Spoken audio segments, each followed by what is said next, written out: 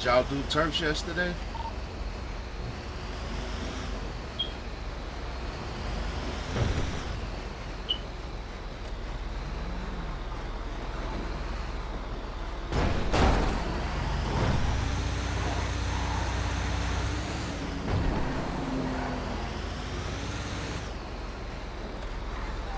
5, my ID is 512.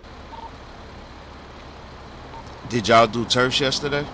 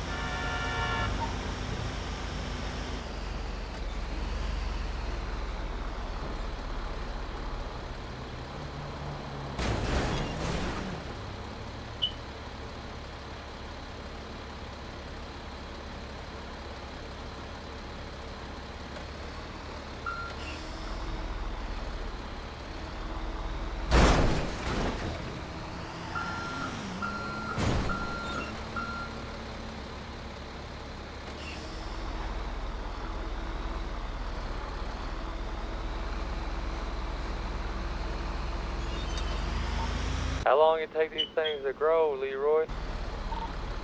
What you talking about? Oh, they take an hour, bro.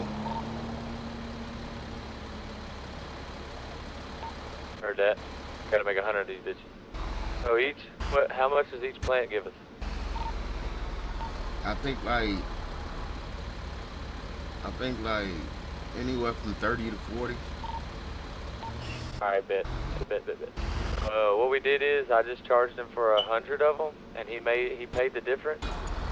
And I'm just gonna sell the rest that I paid out of my pocket on the street, bro.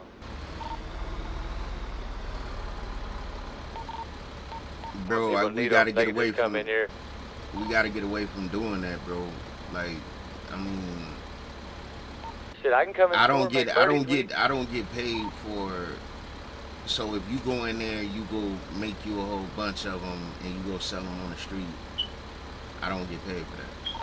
I'll pay you shit. I don't care. I'll pay you half of whatever I make off of them. Yeah, just put the money in the Just put the money in the Oh, you can't do it like that. Yeah, just make an invoice. So I just make an invoice and I pay it myself? If you can do it. If you can't do that, then shit, when I see you, just hit me. Yeah, I got you. Yeah, well, whatever I make off these, I'll divide it by half, and bro, I'll give you whatever. Bet 'em up.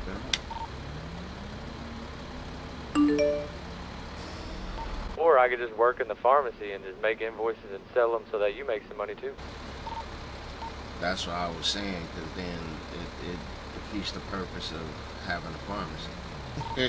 Shit, yeah, I'll post up with them already made, bro, and I'll make a birdie tweet and say if you need some pharmaceuticals. Yeah, I mean, you could go, bro. You could go anywhere. All you gotta do is create an invoice. Dad, I just learned how to do the invoice the right way this time. So in the total up top, I just put the total of their order, right? Yep. And you take back. I got it down now. You take back what you spent. You know what I'm saying? You already get commission. You take back what you spent. I gotta change that commission too, because I want to give y'all 50. So. Heard that, my boy. But I think I made all y'all managers anyway, so y'all should be able to get 50. It won't let me say on duty on my shit. Is you in another, is you in another job?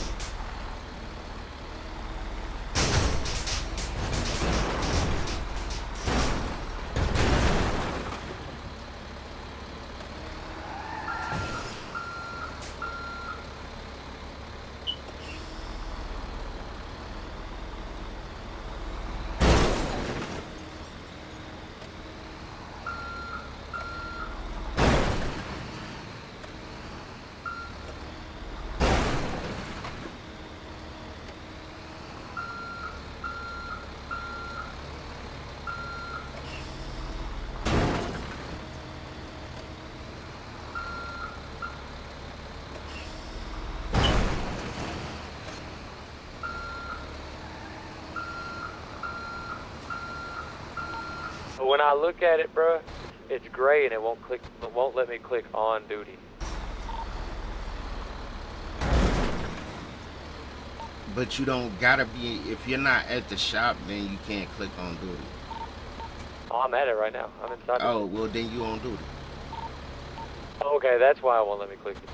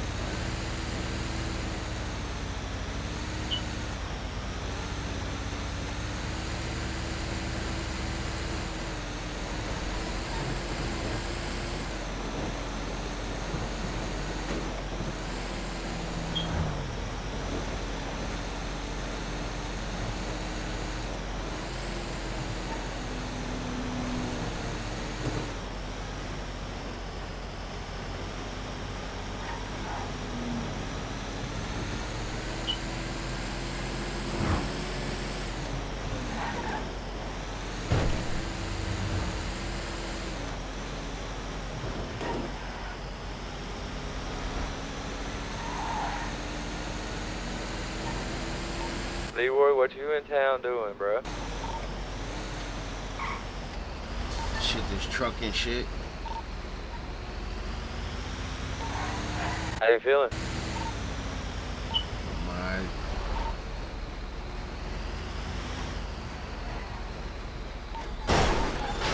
shit just woke up, so shit. I was like, let me jump and shit. Bro, everybody talking about you. They like, hey, tell Leroy we said what's good. Like one of the police officers said, I know Leroy from way back. Just tell him keep his head up. Yeah, I know. They gave me a little intro into the page. I seen that shit.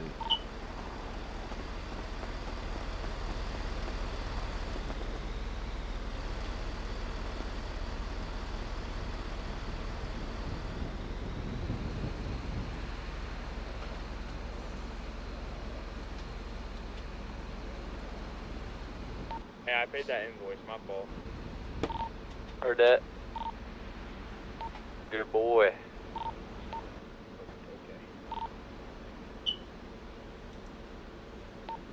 Okay.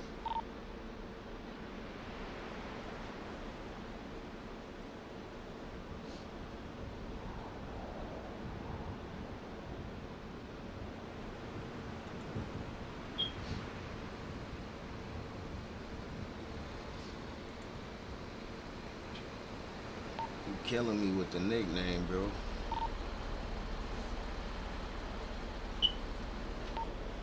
But he is a good boy, Leroy. No, I know he is, man. It's just killing me with it. Every time I see it, I start laughing. We give him an extra pet every time we see him.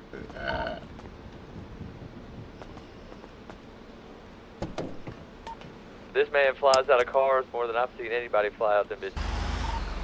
No, he ain't got me.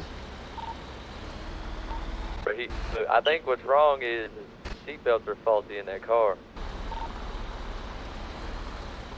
Shit, I forget to put on my seatbelt every time I get in the car. Bro, I don't do it out here. Why would I do it in city? See what I'm saying?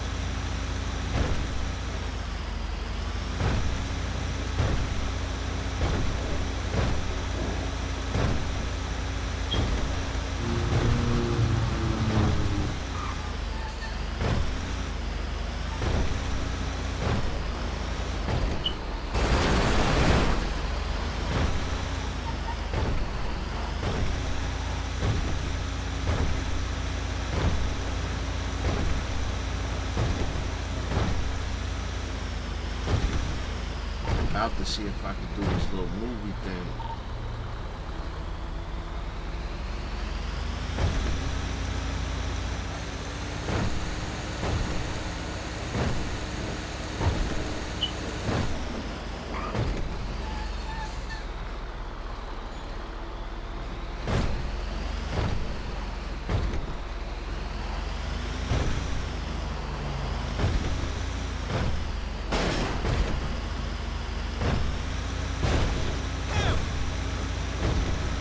What kind of movie you making, Leroy?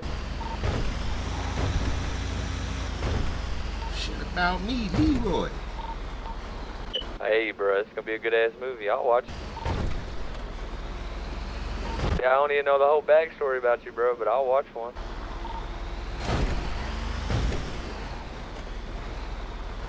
Yeah, like I got all the footage from, you know what I'm saying, way back. So I'm like, shit, I'm gonna put all that shit together. Hey, I've heard you made a big impact on the city, bro. Family, I love this shit.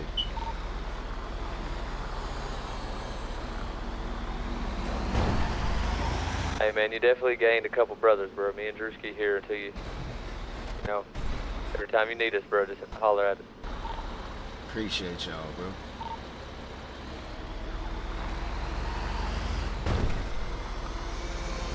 Hey, I will say though, Sosa been keeping it down, locked down out here, bro.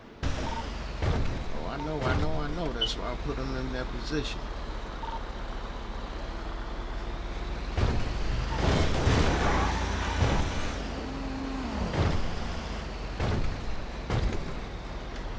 Plus, with brothers like y'all who willing to listen, you know what I'm saying? Shit can be real good. I had somebody tell me like 2 days ago, bro, it sounds like I've been in the city for a long time. I was like, bro, I only been here like 6 days. Yeah, so you see the difference you know what I'm saying? You see the difference of people who come in the city with a good attitude, good mindset. You know what I'm saying? You'll get shit. You come in here with a shitty attitude, you're gonna be left in a shitty situation. For real, for real.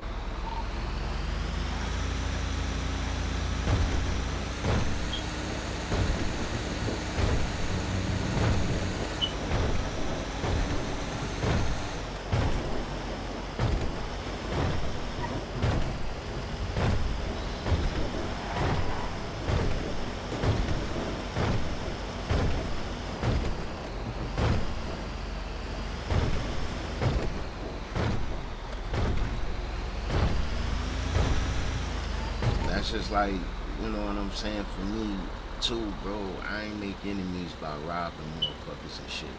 I don't really rob nobody. All I do is, you know what I'm saying, I gun you down and just be like, fuck it. You know what I'm saying? Hey, but Leroy got the money, bro. He don't care about nobody else. Right, that's what I'm saying, bro. If you like, bro, I'm good. I know I'm good. So why would I go out here and take somebody else's shit? It don't make sense. That's bad karma. So, And that's why I try to have my guys with their own mindset of, man, let me get my own bread so you ain't gotta rob a motherfucker. You too busy trying to get your bread. hey, that's what another gang said too, bro. I forgot which one it was, but they're like, oh, it was the cops. The cops were like, yeah, we ain't really got to worry about these city slickers. They just about their business. They don't really fuck with nobody. You see what I'm saying? Bro, we need to smack the fuck out of them most hated, bro. Oh, that's forever, bro. And Sacred, bro. Sacred on some bullshit. Yeah, this is one of them dudes in there, he don't like it. Well, then we don't like him. And Fuck him. we've been placing higher than them in the city and points and shit. Facts.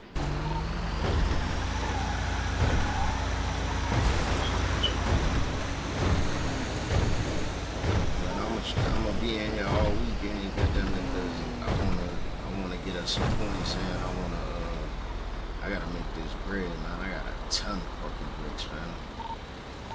Sadly, I'm gonna be out of the city tomorrow and Sunday, but I'll be back Monday. That's cool, that's cool. Been in all week, shit.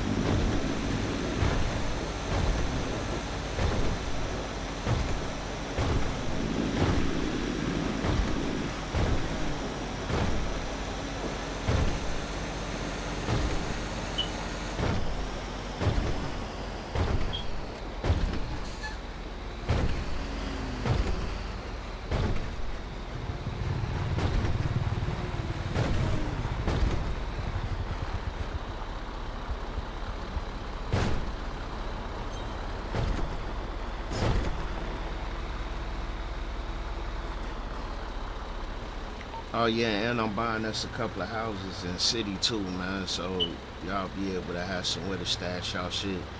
And city ain't even gotta drive all the way to the compound. Hey,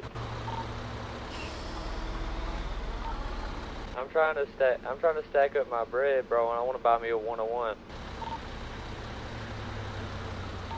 Alright, let me know when you ready. What you selling them for?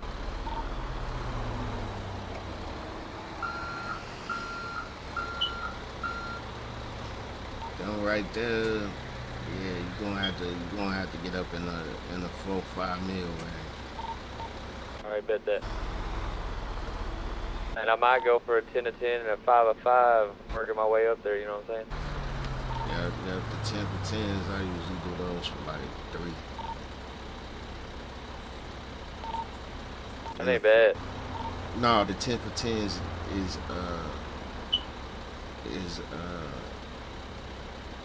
I think they cheap. Hold on, let me see.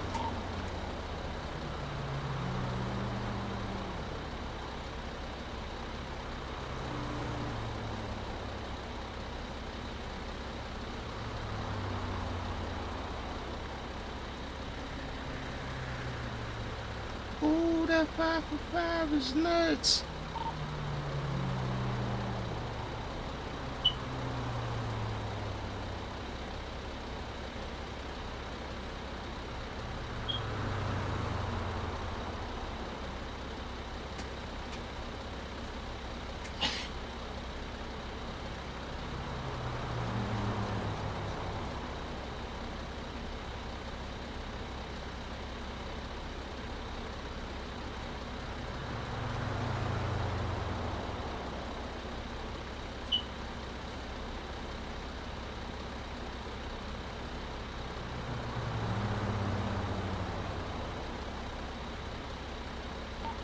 Yeah, with him. Come to the pharmacy at 489.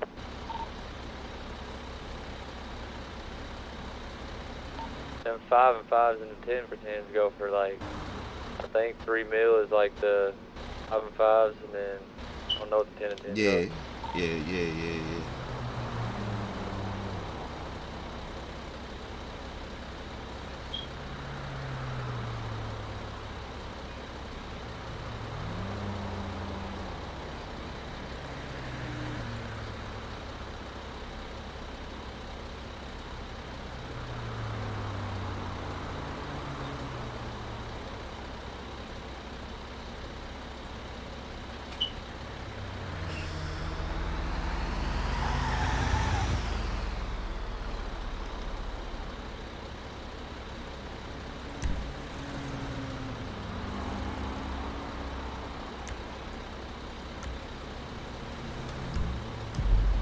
I'm trying to get my truck and shit up so I can make more money, and I gotta stay on top of my Bitcoin line too.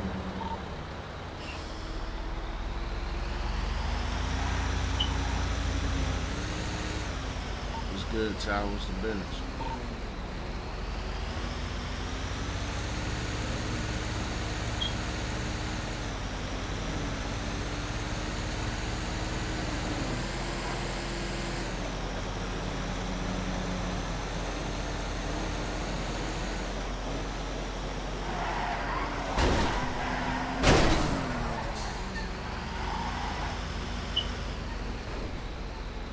Ty Mac, what's the business? I'm looking at the shirt on it.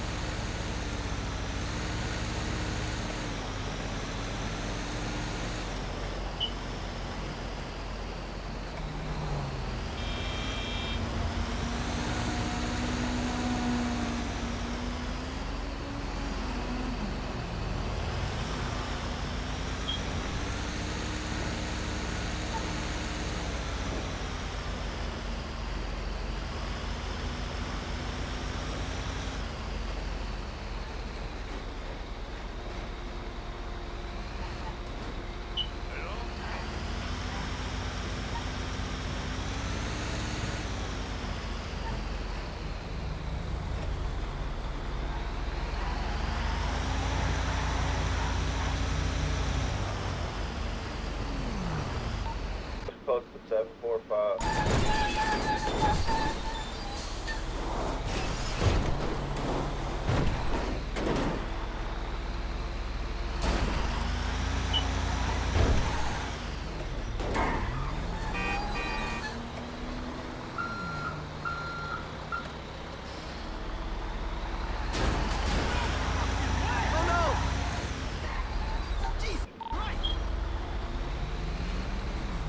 Hey, Big and Drewski, where y'all at, bro? Yo, Drewski, did you ever get my, 489. did you ever get my, shit? I'm still making it. Actually, Yeah. how much you guys have made so far?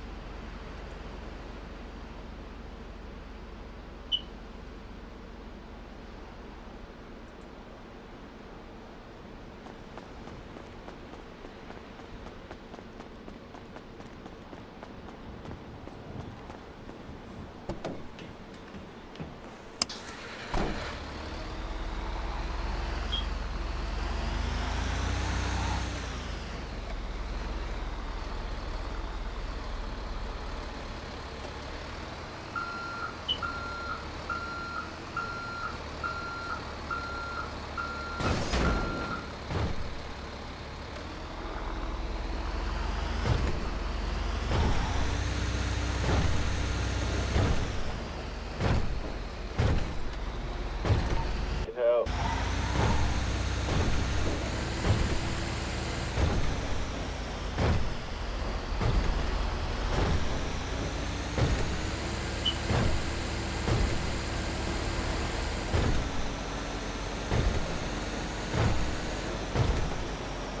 Drewski, where you at? Unlock the door.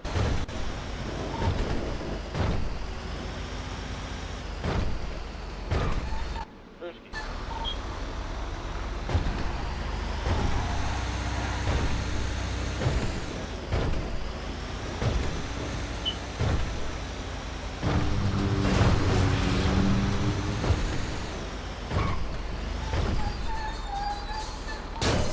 Hey, Mickey and Ty Mac, man, why don't y'all start looking for some cribs in the city that we could buy so I can tell these realtors.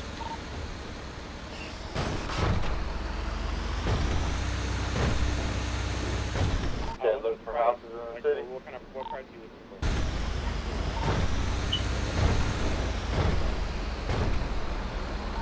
Shit, man, we looking at shit. We ain't looking at nothing special. It's just a trap house, so shit. You know what I'm saying? Around 250, 500,000. I have trap house in Toledo, bro, but I use just for my drugs. I mean, Toledo, goddamn it, man. You know what I'm saying? We already got the mansion out there. I'm talking Yeah. about. I want cribs in the city with storages in them. So goddamn it, man, we can. Y'all can have somewhere to dip to. You know what I'm saying? Or if we need Yeah, I to, just did. you know.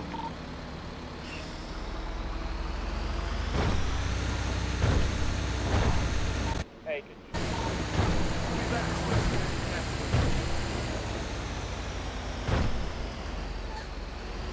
Hey, Leroy, can you give me a job at the pharmacy real fast? Yeah, hold on. Yeah, hold on for 1 second. Hold on. Appreciate you.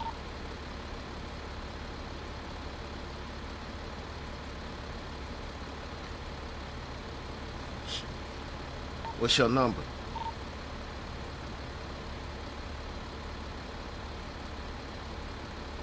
What's your ID, bro? Oh, what'd you say?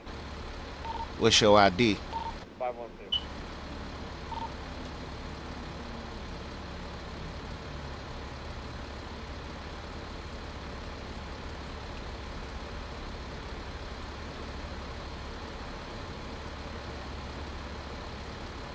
All right, you good? E-man.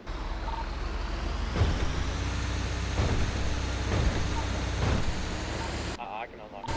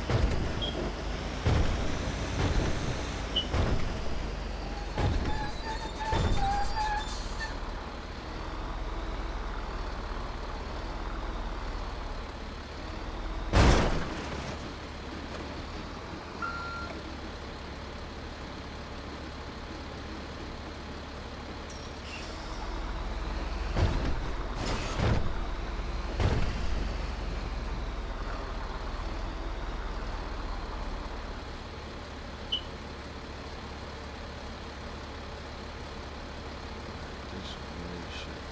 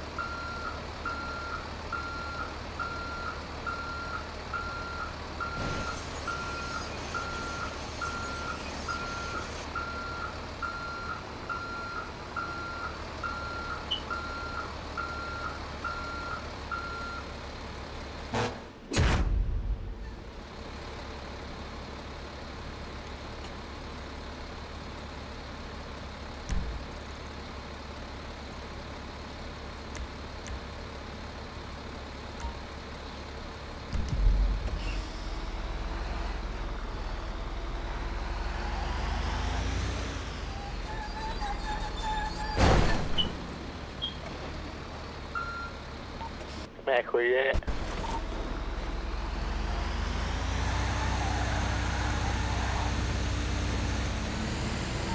Mac.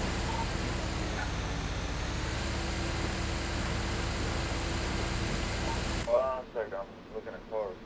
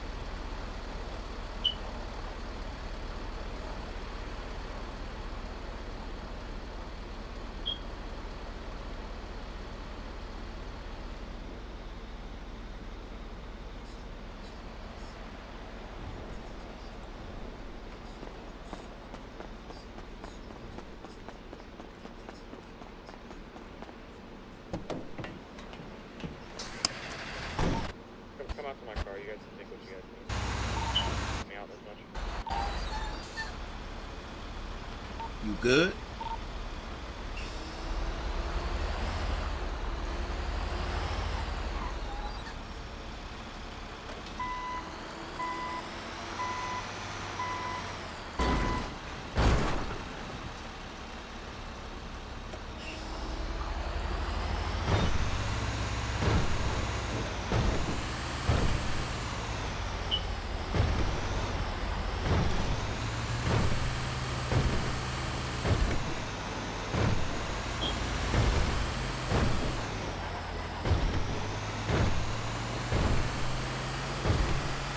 Open in the back. You only open it in the back. I don't know why.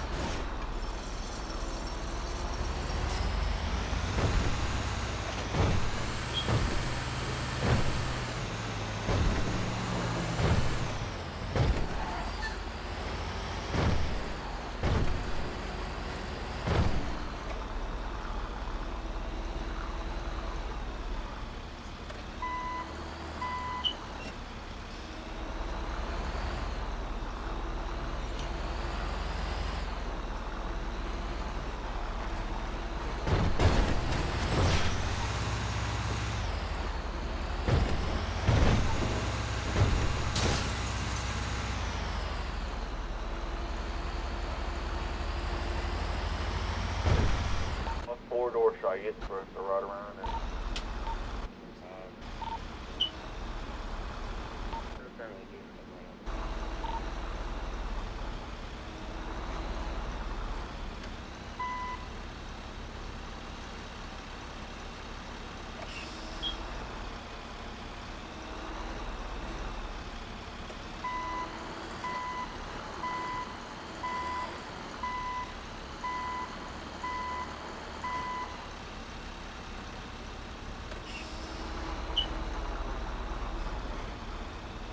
Yo, what if you get a there's one bronze that's, 5, it's a 5-seater, and one of the fastest bronze in the city.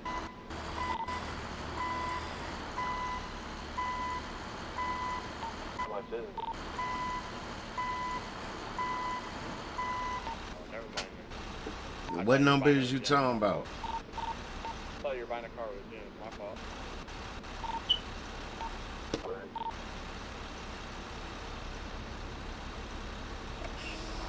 I don't know exactly off the top of my head. I'll look at the S9 menu and find it.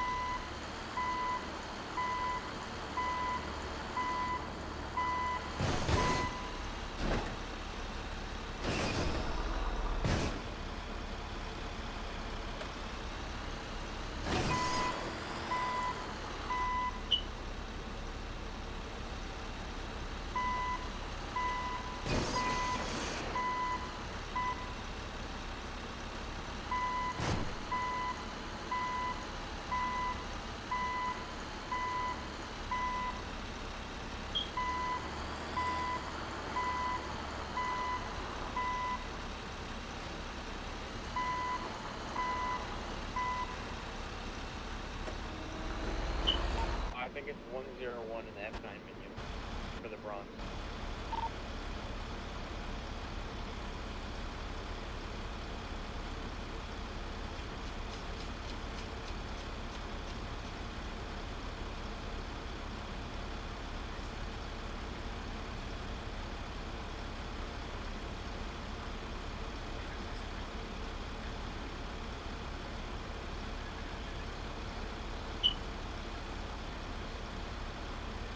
Growth is at 91, by the way, it's almost done.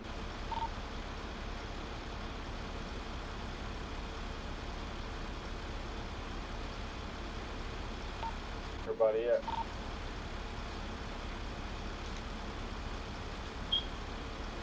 I'm at the I'm doing this truck and shit.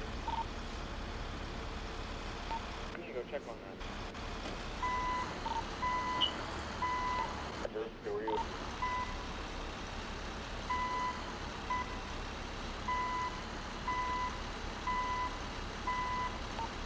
Where you at, bro?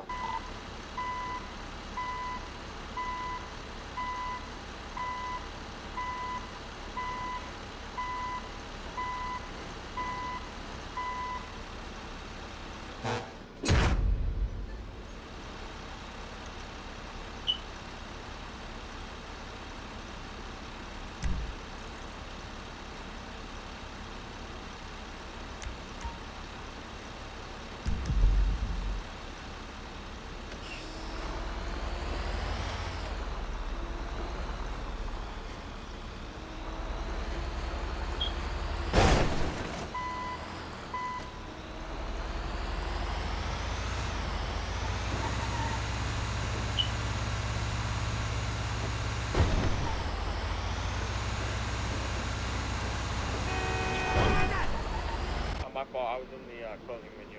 I'm up here at the opium thing.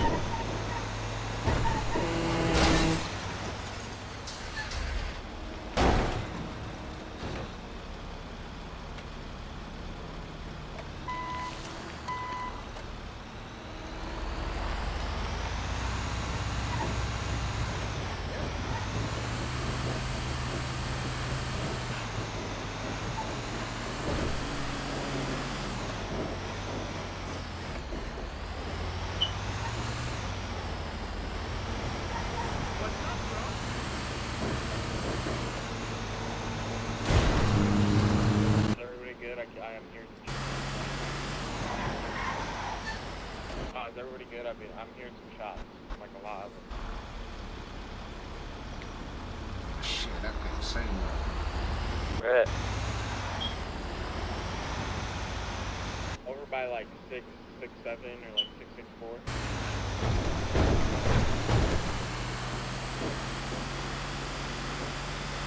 I'm straight. Me and Drewski's straight in here.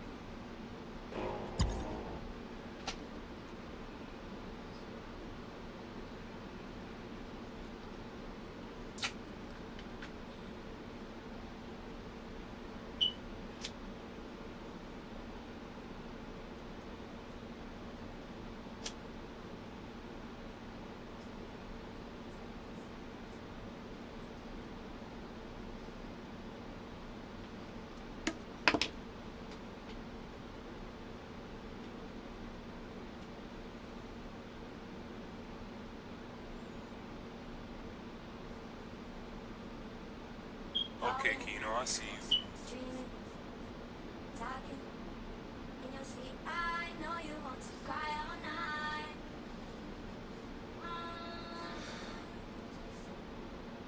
No crying at night, hop in my bed and let's talk about life. Yeah, we talking, yeah, we dreaming. It's a Friday night, so where we leaving?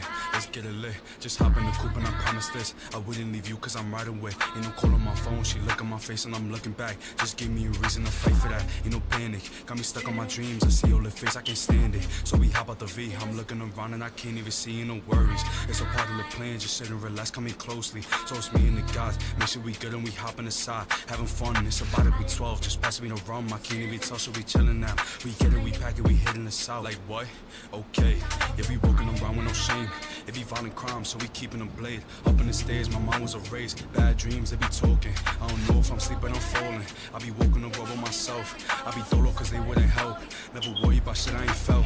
If I say that I love, I was high off the drugs cause the only person I love is myself. Right? Only person I love is myself.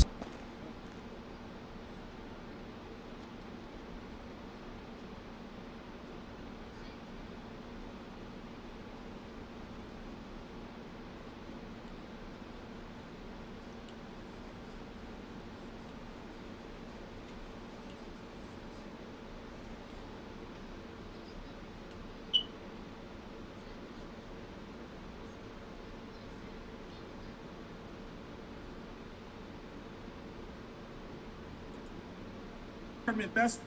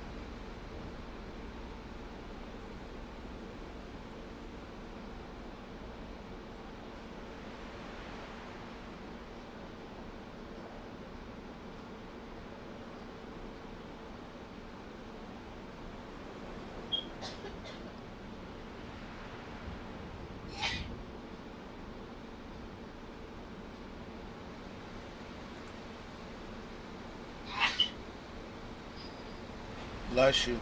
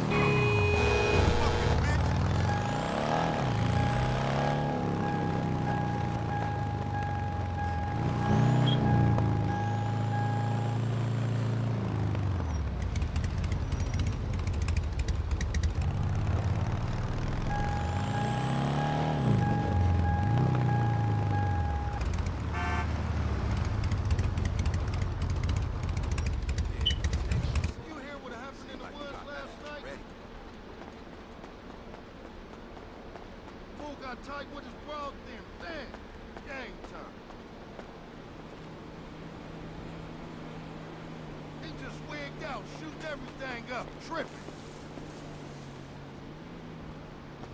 He was on one that night. I wish I could have seen that shit myself.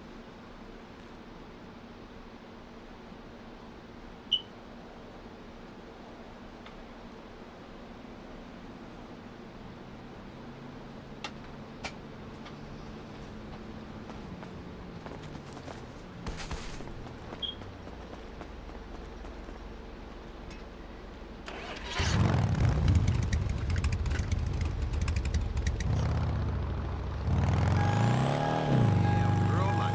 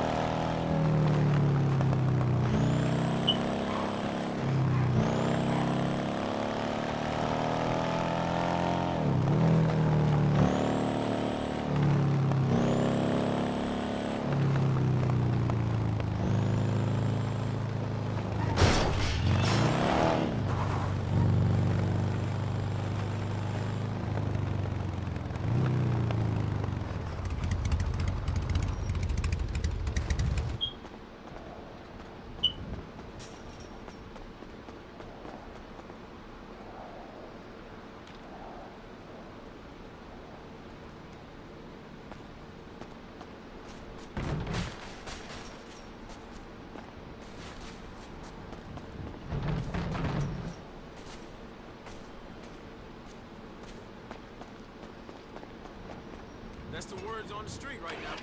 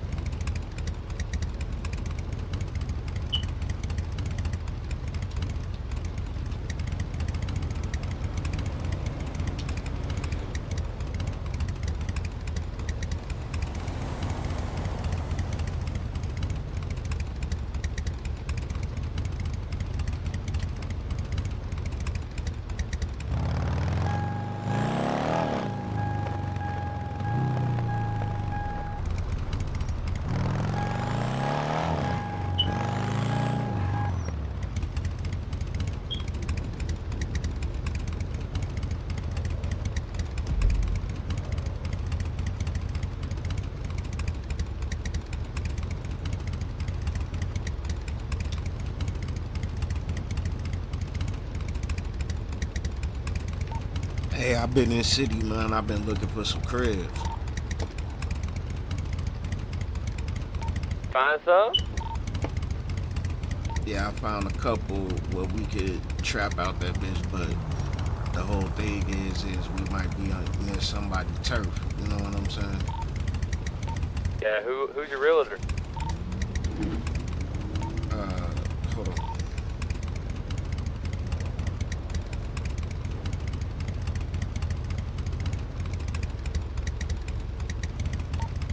Shit, let us know. We'll come look at them.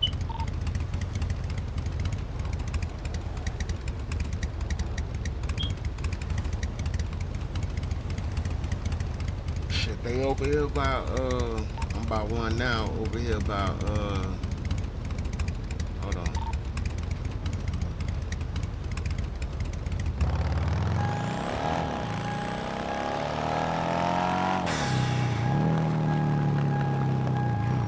Mac, where you at?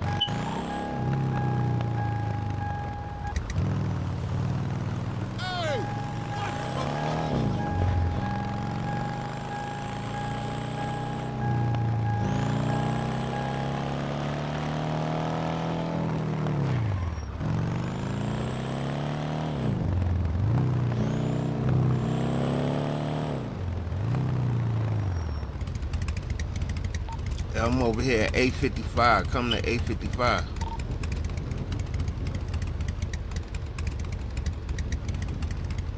We about to head that way.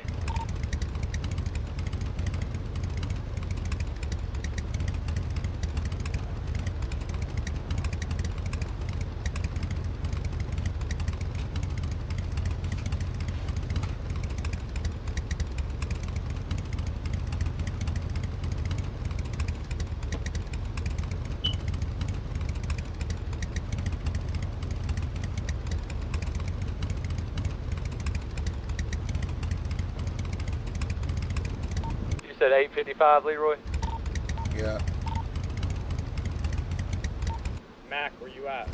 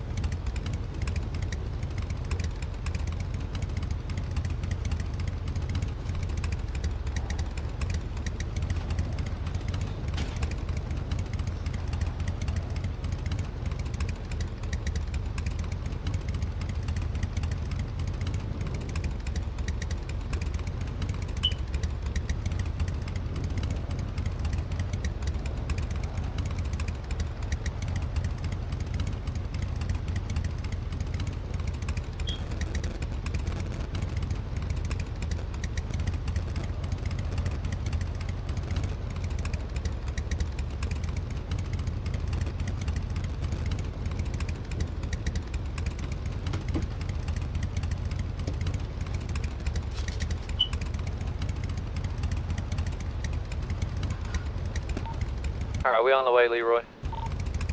I bet.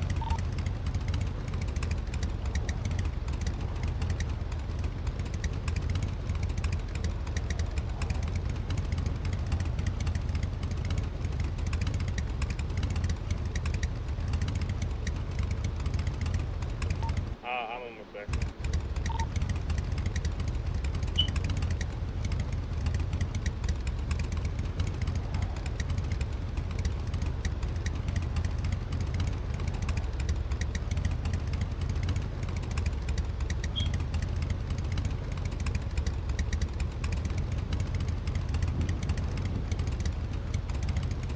Oh, is Leo your realtor or what? No, it's some chick named Kitty or some shit. Oh, Kitty's dope as fuck, bro.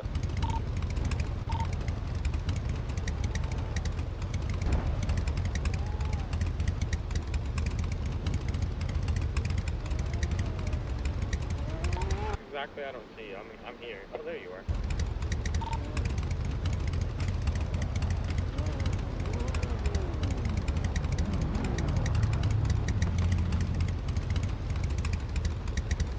Hey, I'm let me talk to you real fast. I know you're like a higher up. But I'm just gonna let you I'm know. the boss, bro. Yeah, I know, I understand that. All right. But next time I see Mac, I'm just gonna let you know I'm folding this shit. Wow, what's up? What happened? So he got upset because I shot on him because he wrecked my car on purpose.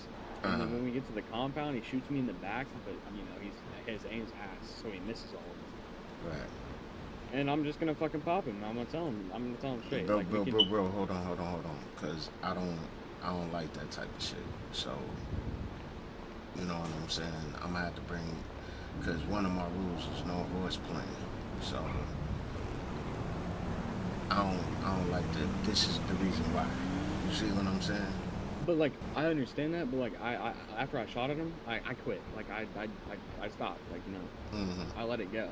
But then he decides to shoot me in the back of the compound. Yeah, now that's an issue we're gonna have to deal with. But let us deal with it. You know what I'm saying? Internally, like, don't get to doing that type of shit. Cause But like, you don't really have to do anything right now. But if you try to just kill me again, I'll let you. no. I'm gonna deal with that. I'm gonna deal with that. Hey, Mac, man, where you at? Yeah, cause you shouldn't have to worry about a motherfucker, one of your own people trying to kill you. Like, but see, that's why I don't like courts playing. You know what I'm saying? Cause Yeah. people get mad and, oh shit, what we got right here? Is that them purple niggas? I hope not. I got shit on me. Alright, go ahead and bounce, bro. I just put it in my car and left my car. Alright.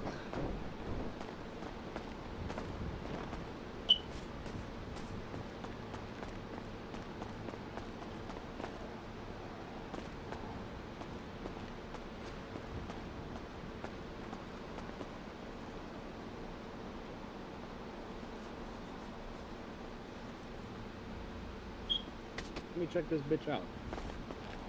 Yeah, come on in.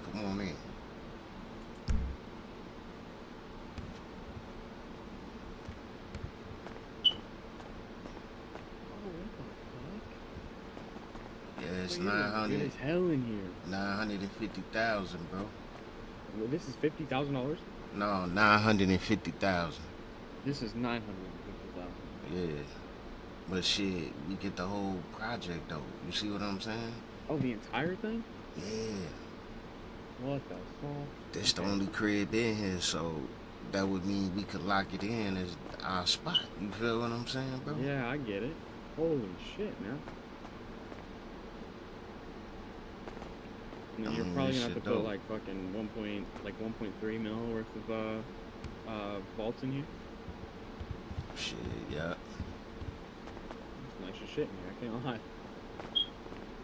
I'm gonna go look downstairs. Oh, it's downstairs? I didn't even know that. Yeah, right here. Oh shit. Oh shit. Oh shit. Oh, we could do some shit in here. Big ass bathroom. Look how big that fucking bathroom is. Hey, look, we got a closet right here. Hell yeah. Yo, this house is actually like fucking sick. Yeah, it is. Oh my god, look downstairs. Come all the way downstairs. Oh, some more stairs? Where we get in at? Shit, come through the thing, bro. Like, come up and then you'll see it. Oh shit, it's some more stairs. Oh shit. Okay.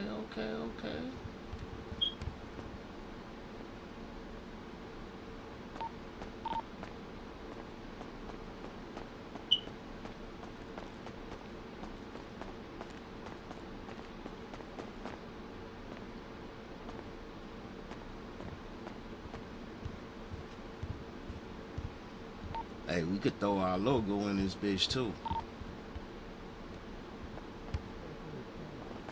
Hey, there he is. Yes, sir. Hey, Yes, this sir. shit clean. Hell yeah. Logo right here. So,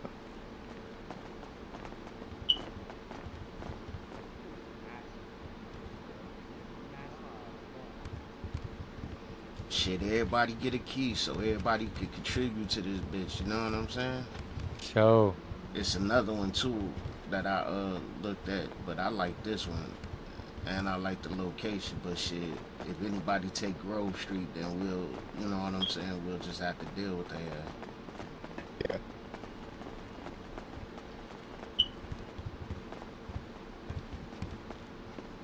The knife. The logo. But you see how we could, you know what I'm saying, lock it up on some drug shit? Ain't no way you Oh, can yeah. make our shit out of me I from walking out the didn't door. mean to. I just said press B. I know the peds be moving and it's a nice little, hold on, let me see how you could dip. I'm gonna see that. Oh shit, okay.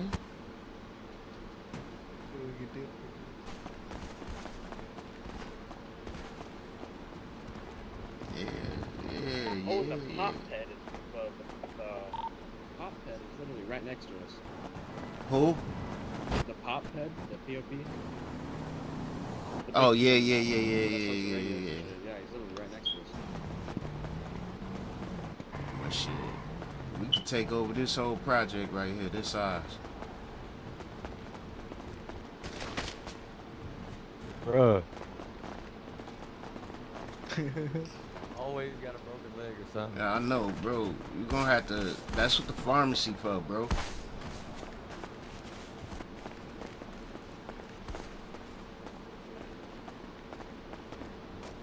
Oh, come look at what I bought, Leroy.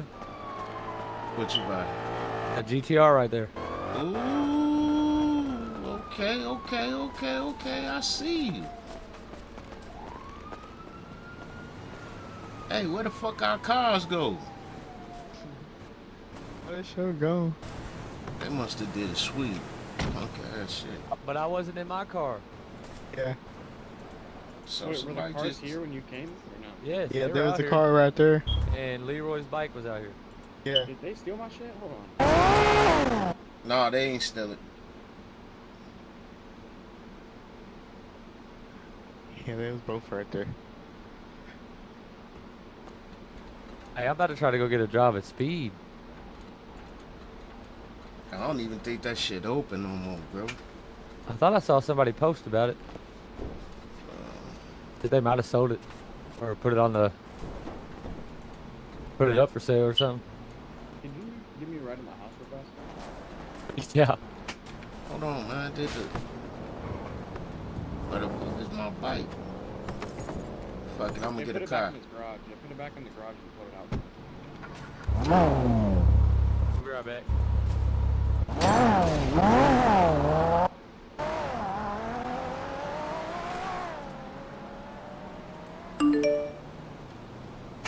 That's alright, bro. I got a whip on the way.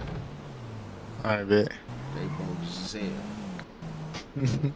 That's alright. I got a trick for niggas like that.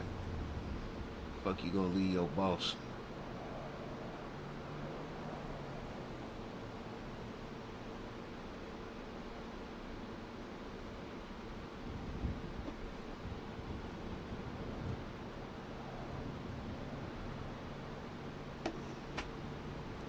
Damn, this car taking long as hell.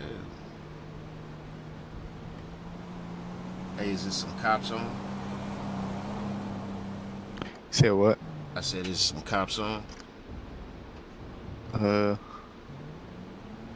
Let's see. Oh yeah, Alright, bet. it's a bunch of them. Hey, Oh, it's a bunch of 'em? I had to grab my It's car a back. bunch of them on 1, 2, 3, 4, 5, 6, 7, 8, 9, Oh, that don't 10, sound 11, good. 12, That don't 13. sound good. 13 of them. That sound like a raid to me. There go my whip. That sound like a raid. Who they finna? Shit.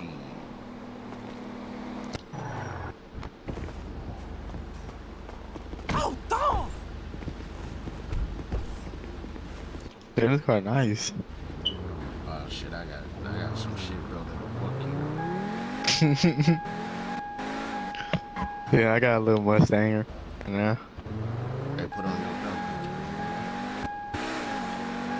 Oh yeah, I got your 200,000 too. If you need that. Shit, go T/get cash and put it in that. You need some motion.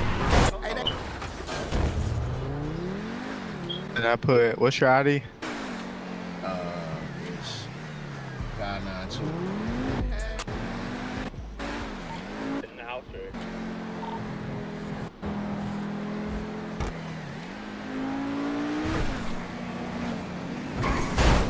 Did you guys go in the house or did you guys leave? We Oh left, shit, I think bro. I did it wrong. My car. I'm back now. Oh. Yeah, I'm trying to, right now I'm finna get some bricks. I'm trying to make some money, bro. Oh, you're not buying the house right now? Oh, no, we ain't getting it right now. I had to Oh, okay. give it to her in the ticket.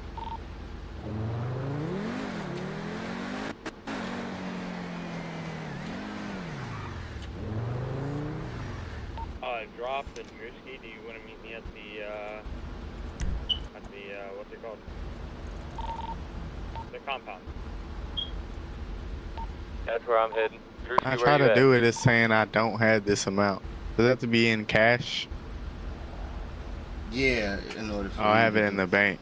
Oh, okay. So we gotta we'll go to the pharmacy. Alright, bet. I went Leroy.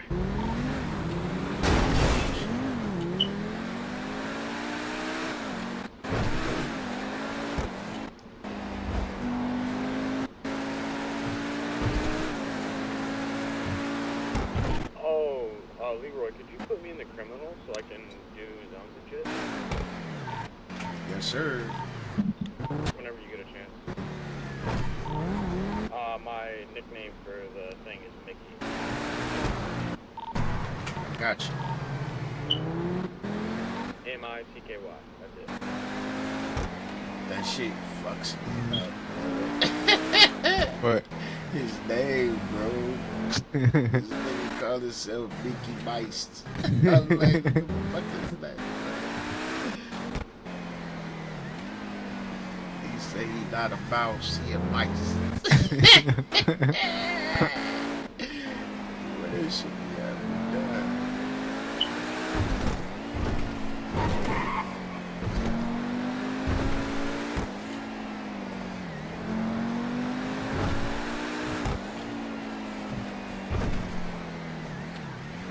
This motherfucker smooth as hell too. Yeah, I like this. But I don't wanna hustle. This what I take. I don't wanna get away from the police and niggas. How fast this thing go? Shit, I didn't hit 180. I didn't hit not 190, 195. Damn. So it probably hit 200.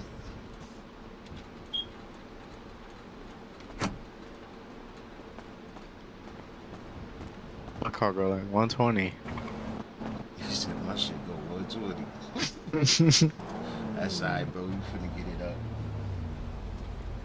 You need some more bricks, bro? I got like 32 meth trays. Oh, okay. Yeah, you know what I'm saying? You doing it right. Don't get greedy. Yeah.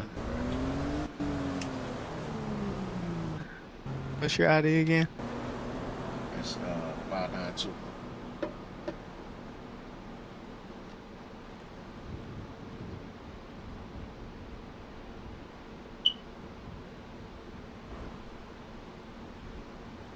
Get it? Yes, sir. Yes, sir. I bet.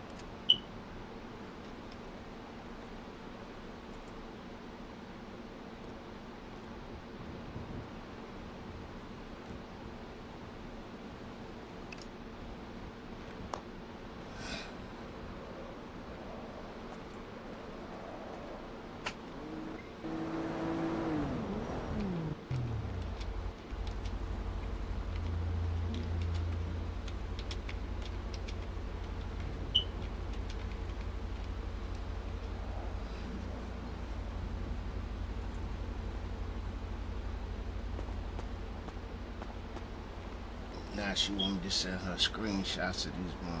Boy, these people get on my nerves, man. Okay, I'm about to go pick Drew up. I'll be right back. Okay, I'll be here. Wait, can you give me pasta plates and shit? Yeah.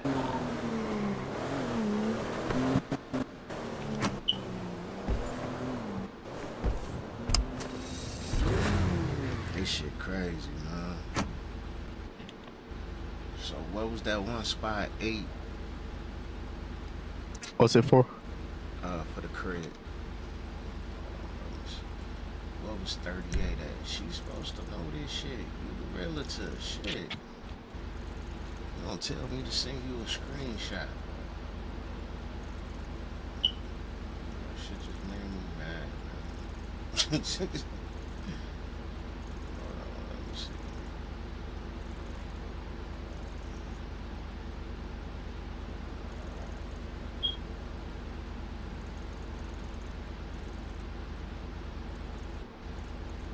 What was we just? Okay, that was in the 8s.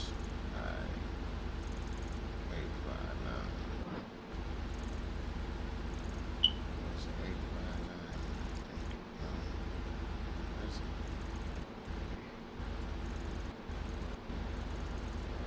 No, 8. Alright, it was on Pearl Street.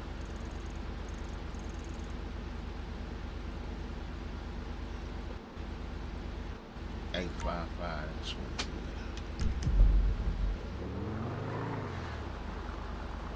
is. Take my car since it's like a lot faster. Yeah, I'll take it.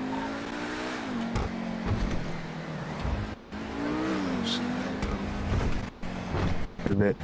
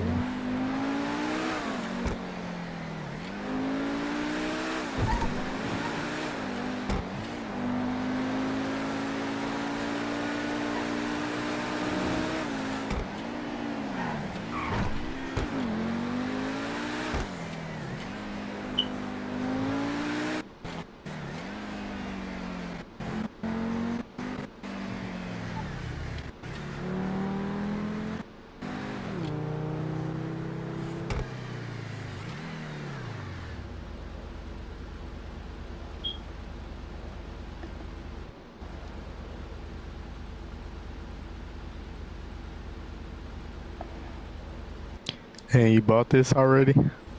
That's what I'm working on right now. Oh. Yeah, it's nice. This one first right here.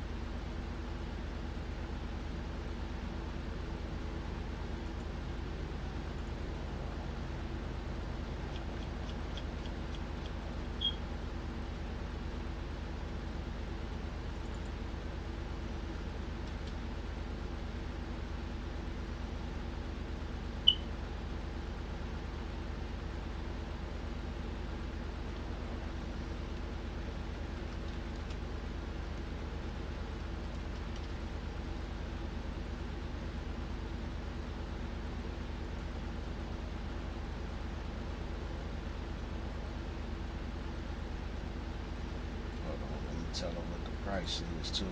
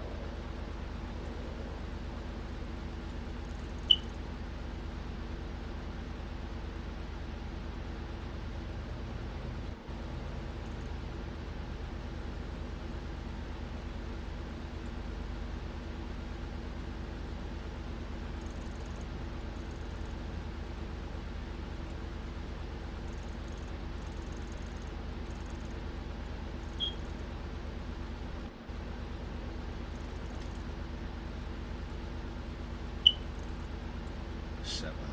That's what I think it was.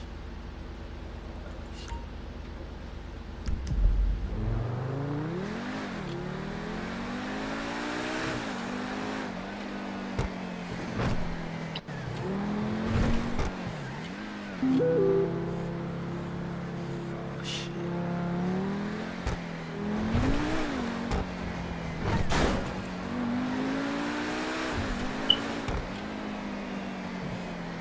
Who's all flying in after restart? I'll be back. I'll be back. Yeah, I'll be back. I'm probably not gonna get off tonight. This bitch all day. Me too. Just be chilling.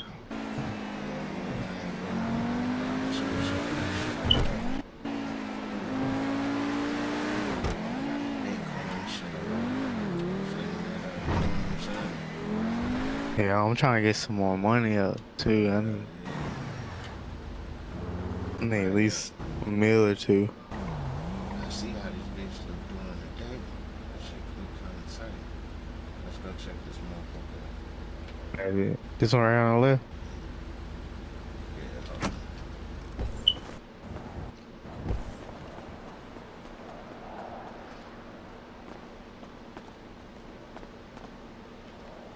Yep, this the one. This for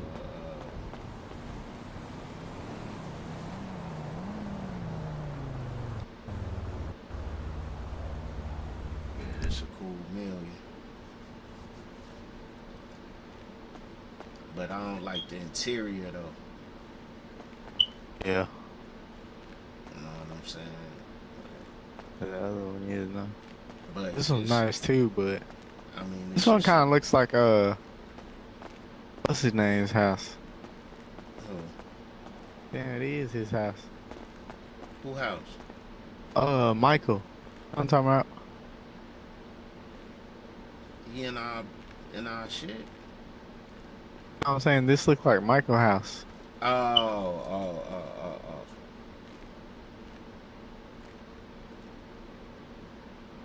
I mean, it's just something that it's just a little trap house. You know what I'm saying? Something Yeah. could dip into. And Just stashed somewhere. yeah, that's what I'm saying.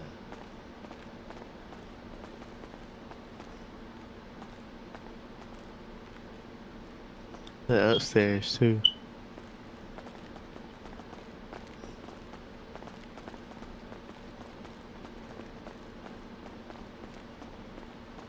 Yeah, it's a couple of rooms in here. I mean, it's just a trap house. That's what it is. You know what Yeah. I'm saying? We could throw some shit in here, liven it up. You know what I'm saying? You can put like furniture in here and shit. Yeah, Yeah.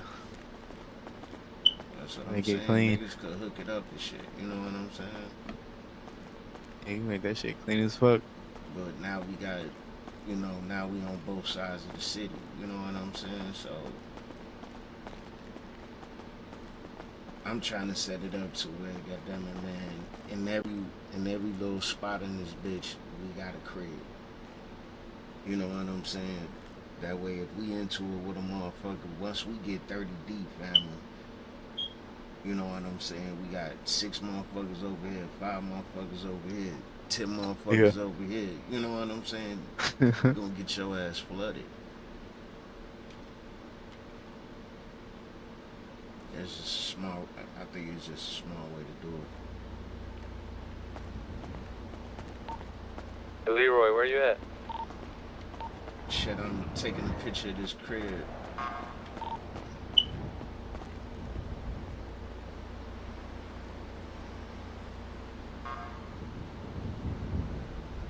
Is that the police? The one at 855? It's police station right there. Straight across the street. And this. Oh, that's a live one then. Goddamn. I'm right across the street from you bitches. Y'all coming back to the compound after you done with that?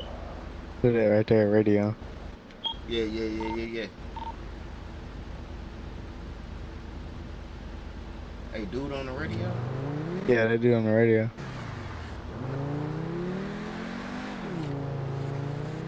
Oh, that's the officer.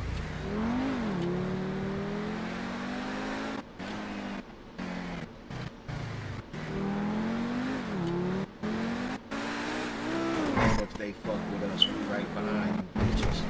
Look, y'all wanna put the station up.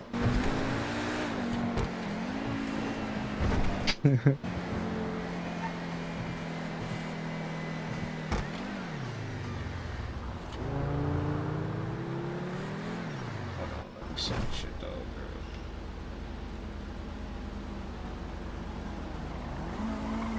Maybe she'll hook the interior wall for us or something.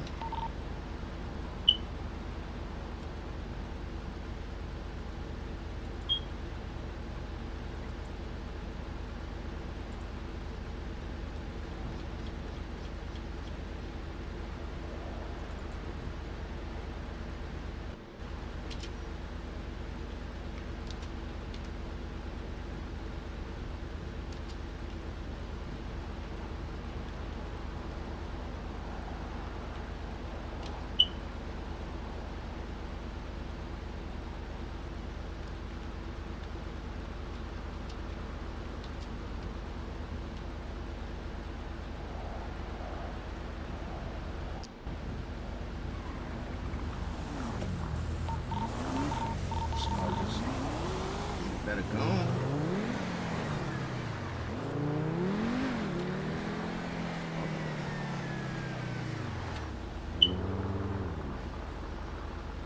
Hold on for a second, bro. All right.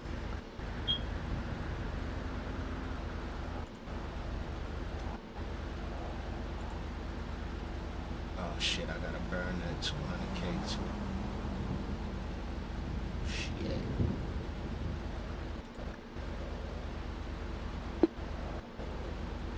My fault, I died.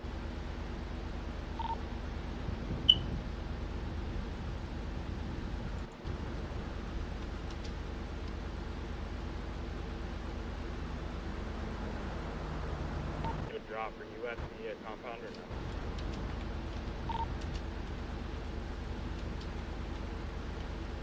Drop. Hold on. Yo, who's in my car?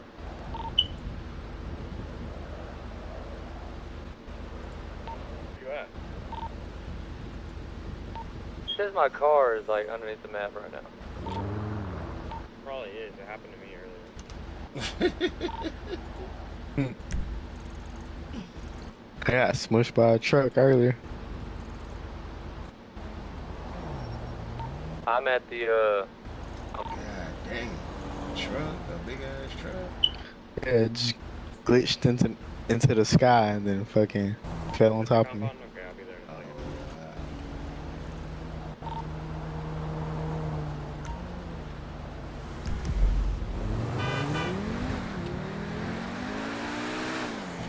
Yo, he dropped my shit into the water or what? Probably under the map. His body right next to my motherfucking car, bro. He blocked the entrance of the compound with a truck, like a big truck. Blocked the entrance to the compound with a semi. why would he do that? Then my car is in the fucking water right next to his dead body. His body? Who Yep, body? his body. Okay, 1 second. Who they talking about?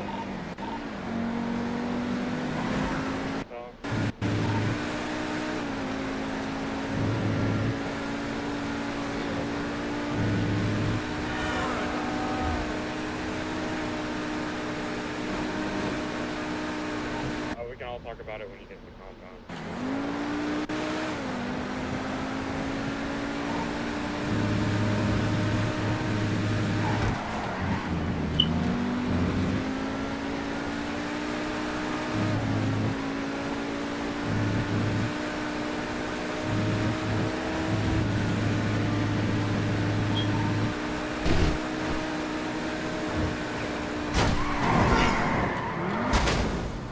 Damn.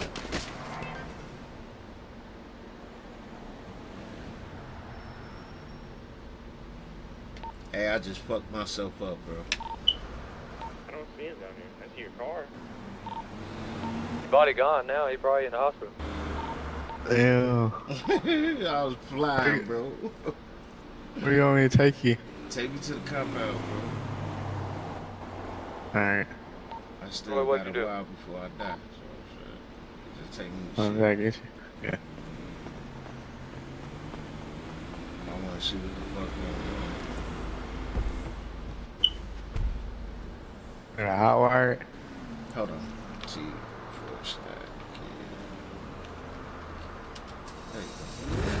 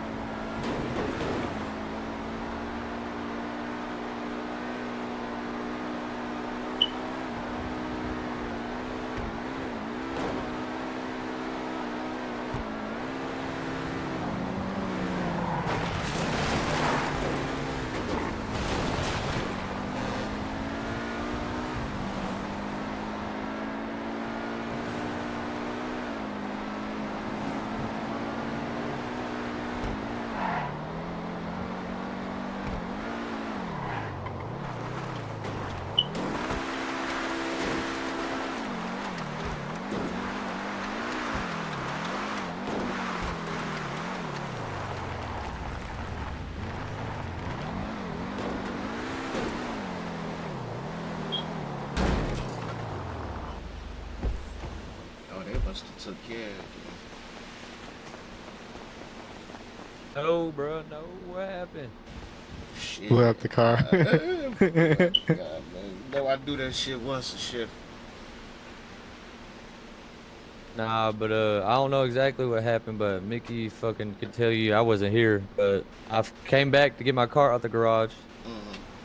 My car wasn't in the fucking garage, and it set a waypoint right next to the compound in the water. So I go down there, and Mac's dead body is next to my car in the water. Max? Yeah. Wow. And then Mickey said something about he blocked the entrance of the compound with a fucking semi truck.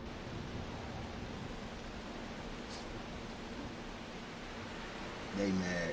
That's MH.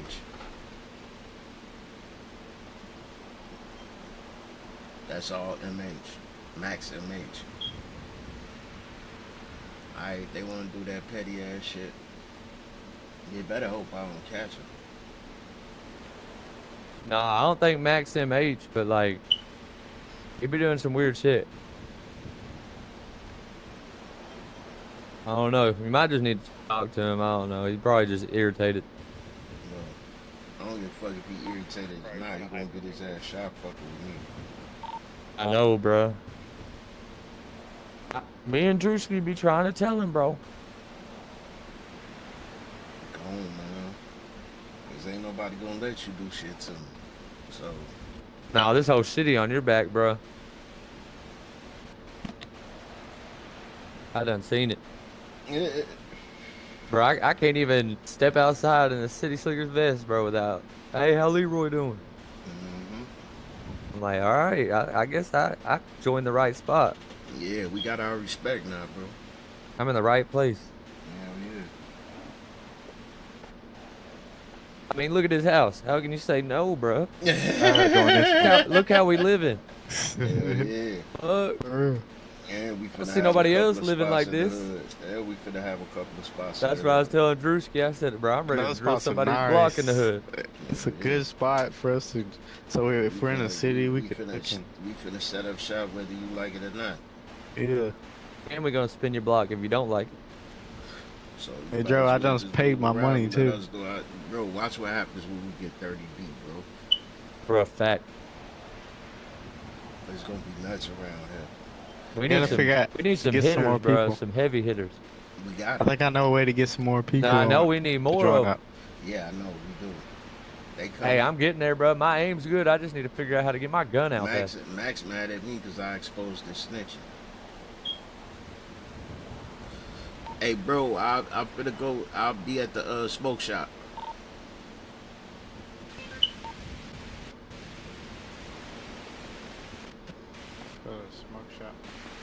So where you at?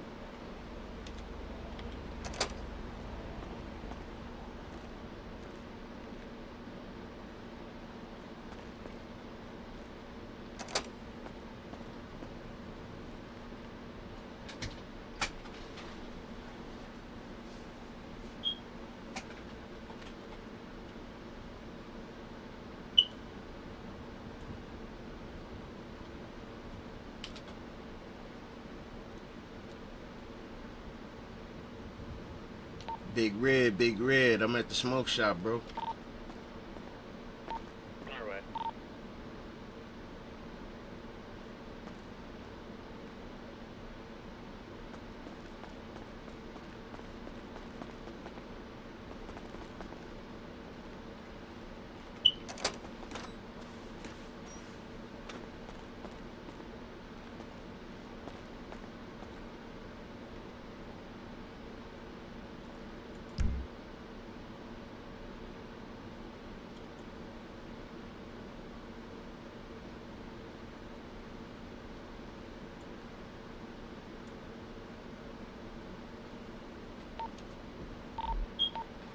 Yo. What's good with your family? I'm at the smoke shop. We're I outside, see right? that, nigga. I'm watching you, niggas. Have your seatbelt on, nigga. God damn. I know you always got eyes on me, bro. Wait, how did he... Nah, bro.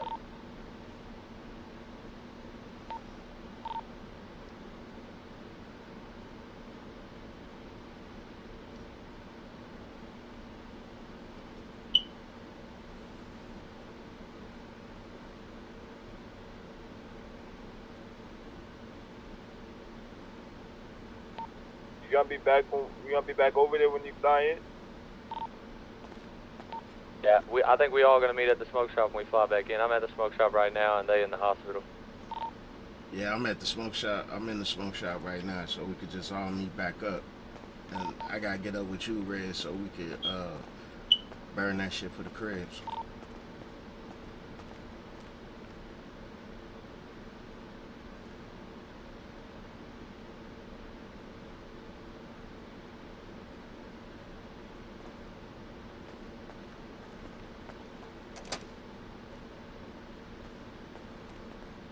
Word.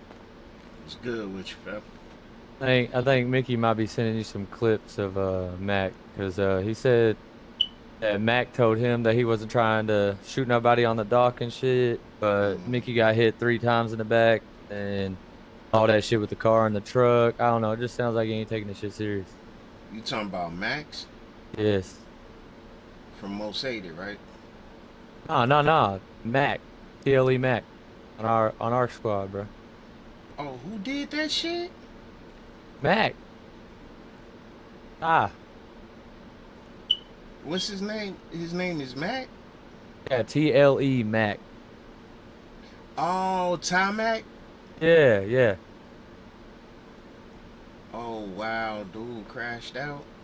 He seems like it, bro. Drewski been trying to tell him to get a grip, but like I don't know, he gets irritated too quick, and then everything's out the window.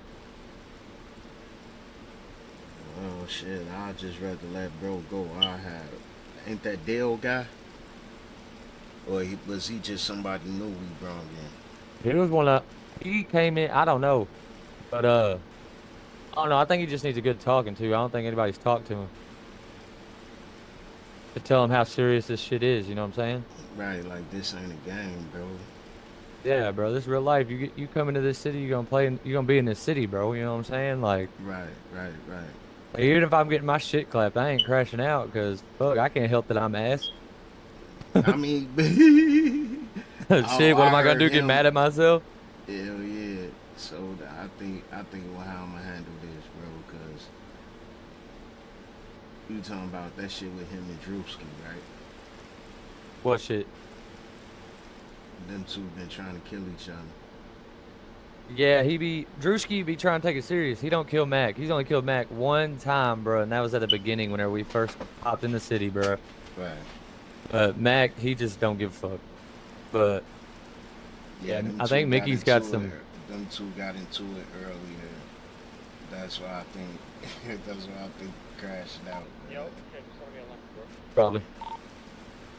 Yeah, no, it's employees only. Make me an employee. That's why I say no horse playing, man. Cause that. Yeah, type of bro, shit, for real. Man, cause motherfuckers get in their feelings and shit. Then we got rogue motherfuckers. And, I can send you the clip of him shooting us in the back.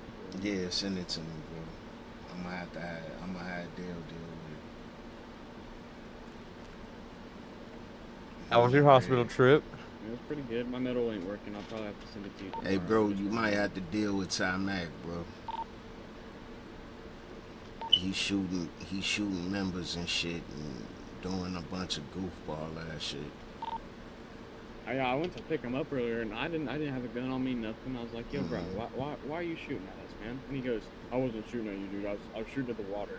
I said, bro, I literally got shot in the back 3 times, consistently. And he goes, I want to see the clip. I want to see body cam.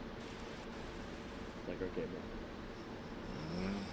This finna fuck him, and he finna get fined, and he gotta take off all colors until he talk to us. So. That's on him, bro. Like, I ain't gonna have that shit. You ain't finna be just shooting members because you just... I don't know why niggas do goofy shit, man. Yeah, it's boring. Like, some days it's boring, man. Some days it's cracking, some days it's boring, man. That's the hustle. You know what I'm saying? Like, find something to do, hustle, nigga, sell bricks. You know what I'm saying? Do something else. Yeah. We gotta get this guy and Drewski in the paintball, bro. They need to get their shoot on. See, look, I got the aim, bro. Just I can't get this goddamn gun out fast enough. Boy, they be pulling on me. As soon as you see them do this, as soon as you just barely see them move, you pull out your gun immediately. Right, but see, I tell y'all, once you start talking, you're gonna have to get you a timer, man. How you? I got one now. I got one now. Yeah. So as soon as you get to talking to a motherfucker, hit it. And as soon as that motherfucker hit, you know what I'm saying, 60 seconds, 30 seconds, whatever. Back up and shoot him in the face. Hell yeah. But nah, for real. Yo. Hey. Come over here, man. Yeah, Get come up.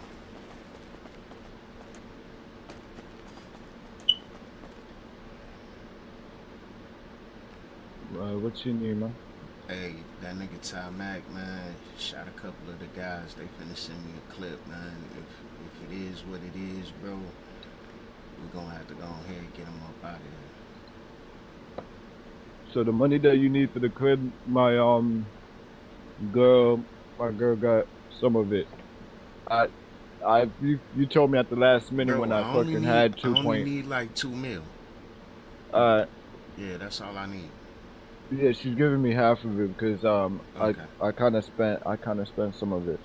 I knew I should have got that shit from you. Nah, because you told me I fucking looked at the messages way before mad late after I spent it, and you said, "Yo, I need something for Yeah. the crib for us," and I was like, "Shit," and I was like, "Fuck me, bro," and I said, "All right, I got you though.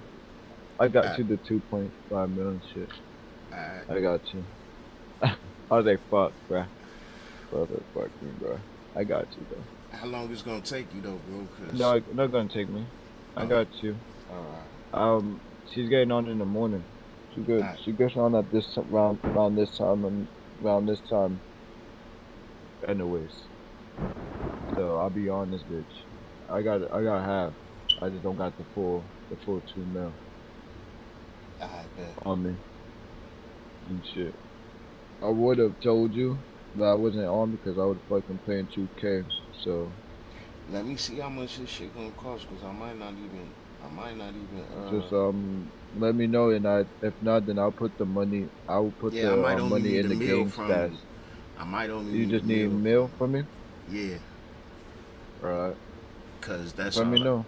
Cause when we get back on, I'm Alright. talking to Just let me him know now. what you need. Yeah, just let me know what you need, and I bet. I'll send you what I got. I bet. Ty Mac, For sure. we gonna have Time to back holler about at him. time back. Hey, holler at him, bro, cause he shot a couple of the guys. They sending me the clip now. Just when? Just when was it? They said early. What though? Like, what did he do it for? There's supposed to be a reason why he shot the guys. What the Well, fuck did Time Mac did? him and the other dude was horse playing, and you already know I don't like horse playing at all. Mhm. So I guess they horse playing, man, and bro got mad at Drewski, and he shot both of them in the back at the compound, and he like, bro, I ain't shoot you, and bro like, you did they shoot got me. So shit, so they got the clip. yeah. But I'm saying if he shot him with that clip, bro, like we can't hide that at all, Yeah, we bro. can have that at all. So Let me bro see. might have to See go. what he's on. Alright.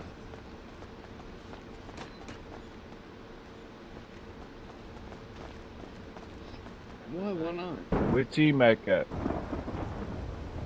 He Inside, I was. think.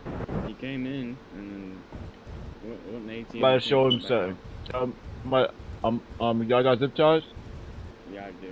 Or no, Give I me don't zip have ties one real on quick. Give Where me a is zip it? tie. I don't have zip ties on me. I'm about to do something real quick. Who did he shoot? Who did he shoot? He shot me in the back. And who else?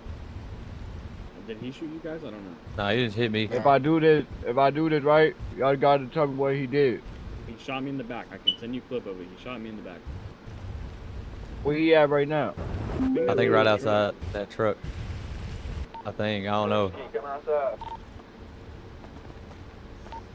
Come inside real quick.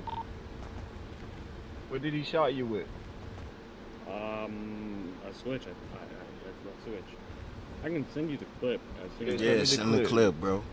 Yeah, I will. I gotta reset my PC because sometimes my metal just like it won't open unless I reset my PC. How many times did he do it to y'all? Like 3. Like how many? Like y'all told him how many times? Y'all told him to do, like you know? He ain't do it to me. He didn't do it to me either. So how He many shoot me. times? So how many times did he do it to you? Like how many times did you tell him to stop? None. You, Like, right? Yeah. None. He just like so. He What just happened shot was- you? What happened was, listen, he Yeah, what's up? ran my car on purpose. So I popped a few shots at him. I wasn't trying to kill him or nothing. Like at his car. And I think he got a little upsetty spaghetti, just a little bit. And we go back to the compound and we're doing some shit. Trying to get, this poppy shit set up. And I just start getting shot in the back. And I turn around and he's getting in his car driving away. Yeah, send me the clip. I gotta reset my PC as soon as Alright. Yeah, I got it. Hey, You don't know, deal, these don't guys- deal. We ain't gonna deal with shit until that Yeah. clip come, bro. Yeah. I got you. Hey Ty, Don't worry about it. what's your side of the story though, bro? All right, so like I said, You gonna bro. be in? You gonna be in after the server reset? I am. Yes, I'm gonna be in. Who's gonna be here in the server All of reset? us. All Yeah, of I'll y'all be in this group right here in the circle? Yeah. Yes, sir. Alright, bet. We gonna finish this conversation when we come back. I bet. I got Alright, bro. I got some shit Let me to start, do bro, with so I that. don't forget. Let me start, so I don't. Alright. Alright, so this is legit what started it, bro. I was literally robbing people in town, and they were taking my shit, and I was shooting them, bro, and he got mad about it. I did. Oh shit.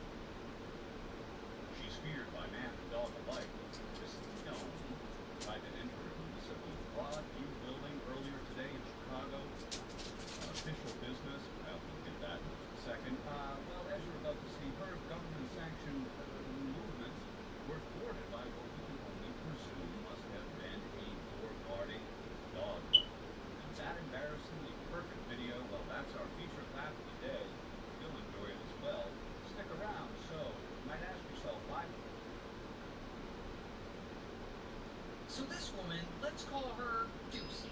And Doocy has a problem. She's a little lonely. I mean, she's single, she's in her 20s, living in Bristol, England, and she wants to date. So one day, she gets on Tinder, and she's swiping around, looking for a potential match, and that is when, boom, she matches with this guy, Leo. and she thinks Liam is fine. So Liam and Ducey, they chat a little, they connect, and soon they make plans to go out on a date. And so they go out on this date, and they end up meeting at this well-known chicken place, and they're having a good time, and at the end of the date, Liam and Ducey, they're really feeling each other. So he invites her back to his place to watch a movie, and maybe, I don't know, maybe smash a little, I don't know. And she's like, alright. And so they go back to Liam's place, and he opens a bottle of wine, and they chill, and they start watching a movie. And so far, everything seems to be going great. But then, about an hour in, Ducey gets an uncomfortable feeling in her stomach. So she's like, yeah, I'm gonna hit up the bathroom real quick. And so Ducey gets up to go to the bathroom, and she goes in there, and she ends up dropping a whole ass deuce in Liam's toilet. But whatever, at least she finally feels better, and she can get back to her date. Until when Ducey's done using the toilet, she goes to flush, and the toilet won't flush. I guess she clogged it. And so she low-key panics. I mean, this date is going well, and she stopped up his toilet? What is he gonna think? This is gonna ruin the whole date. And she doesn't know what to do.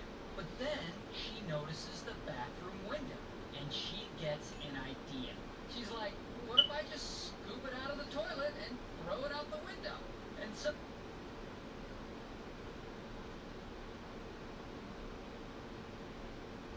Did you know your iPhone is constantly tracking what you do? It's listening to you through. Ladies and gentlemen, what you are seeing here is a tweet from Natasha Cloud. Now, I'm sure most of you guys are wondering, who in the hell is Natasha Cloud? Taj is a full-time political activist.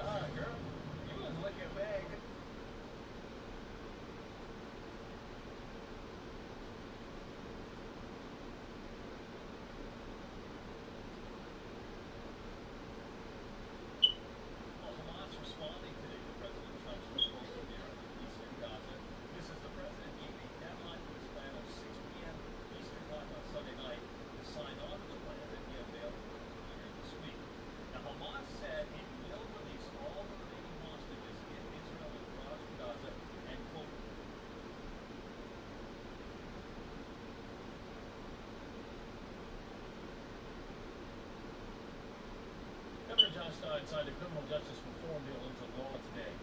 It was named after a Ukrainian refugee who was stabbed to death on a light rail train in Charlotte. But the governor criticized some aspects of it. The Iowa State Governor reporter Paul Spey is here to explain why he signed Arena's law and why he doesn't love it. Paul? Right, Governor Stein waited until the last possible day to take action on this bill, known as Arena's Law, and in a video statement his office released this afternoon, Stein explained that he has some mixed feelings over it. He said there are things he likes about it. For instance, the law instructs judges and magistrates to consider suspects criminal and mental health issues.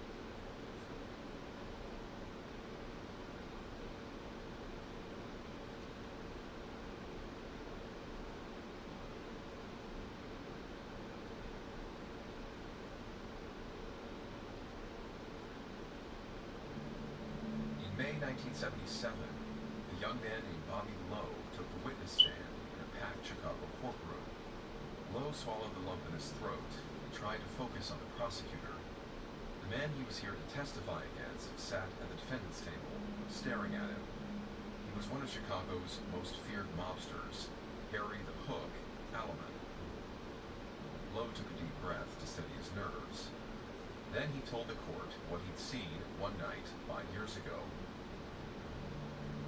Lowe was out walking his German Shepherd and spotted his neighbor.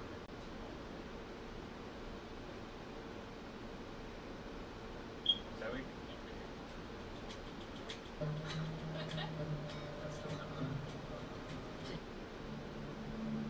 1977, a young man named Bobby Lowe took the witness stand in a packed Chicago courtroom. Lowe swallowed the lump in his throat and tried to focus on the prosecutor. The man he was here to testify against sat at the defendant's table, staring at him. He was one of Chicago's most feared mobsters, Harry the Hook Alleman. Lowe took a deep breath to steady his nerves. Then he told the court what he'd seen one night 5 years ago. Lowe was out walking his German Shepherd and spotted his neighbor heading to his car. The neighbor was a Teamsters Union steward. Out of nowhere, a vehicle pulled up, and gunshots poured out of his open window. The Union man was hit repeatedly, knocked into some nearby bushes. Before Lowe could process what he'd seen, he heard a car door open. Someone got out and headed straight toward him while pointing a gun. Lowe's dog lunged forward to attack. As Lowe tried to hold it back, he locked eyes with the gunman. He was frozen for a second and then ran to escape. The murderer's face was instantly seared in his memory. As Lowe recounted his experience, he thought about everything he'd been through over the last few months. He'd been forced to quit his job. He'd been put in witness protection along with his wife and their 4 children, moved between safe houses under a 24-hour guard. It was pure hell, but everything was building to this moment, a chance to put a murderer behind bars. The prosecutor asked Lowe if the man he'd seen that night was in the courtroom today. Lowe nodded, pointed at the man who haunted his nightmares for so long, Harry Alleman. The mobster sat coolly in his flashy suit and silk tie, his eyes hidden under tinted glasses. The smirk never left his face. Lowe finished his testimony and was escorted out of the courthouse flanked by police.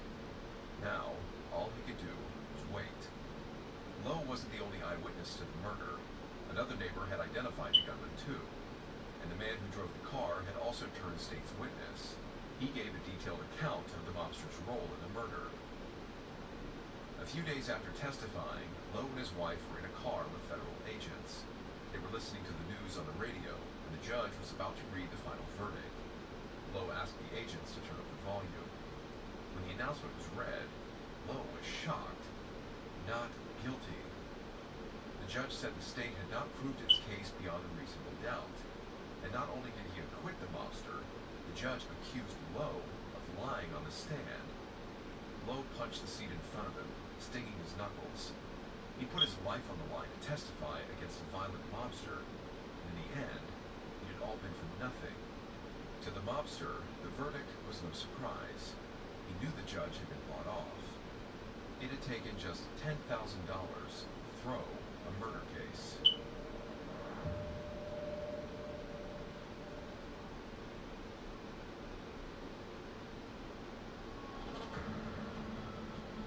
From Ballin Studios in Wondery, I'm Luke Romana, and this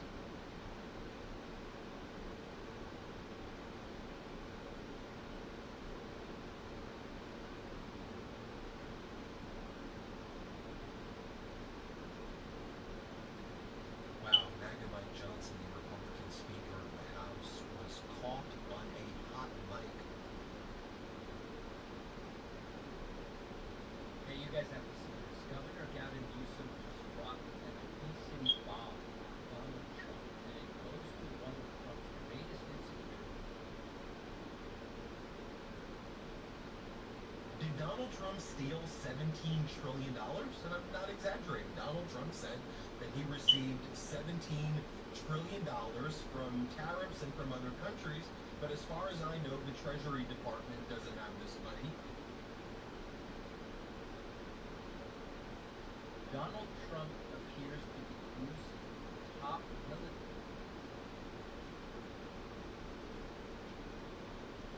Off-duty cop.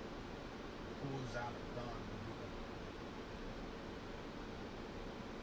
So not only do we think that Donald Trump is making himself a witness in the criminal case against James Comey based on all of his posts, but it seems that Donald Trump is going to be massively contributing to the defense in favor of Comey based on what Donald Trump's posting.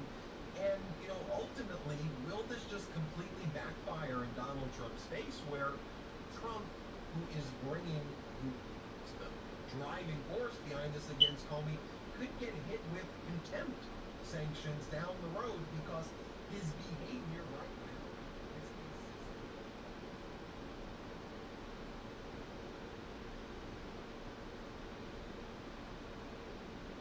The Trump administration has been defying orders from federal judges ever since they basically got their first ruling against them this year. We have watched it happen time after time after time. It doesn't matter. Republican appointed judges, they're going to ignore. Democratic appointed judges, we're going to ignore them. We're just going to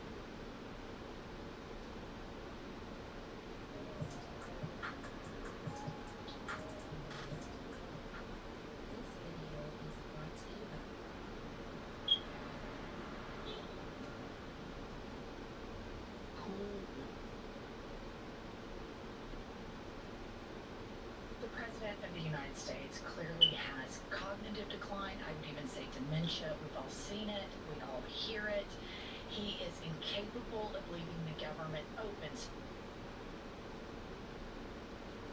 Donald Trump and his entire administration refuse to take accountability, whether it be a government shutdown that they are responsible for and can't negotiate themselves out of, or Donald Trump literally crashing the economy and still blaming Joe Biden somehow. The one issue Donald Trump literally runs from most is his Jeffrey Epstein scandal, and he is doing it again as new evidence is coming forth that shows how terrified Donald Trump is of all that is coming out. We are going to get into it all, but before we do, I can quickly ask you, putting a like on this video, and if you haven't already, where are you?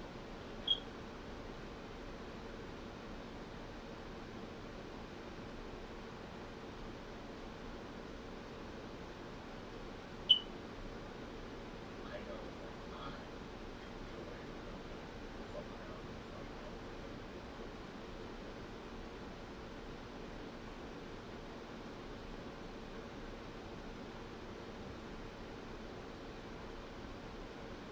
It's not working now.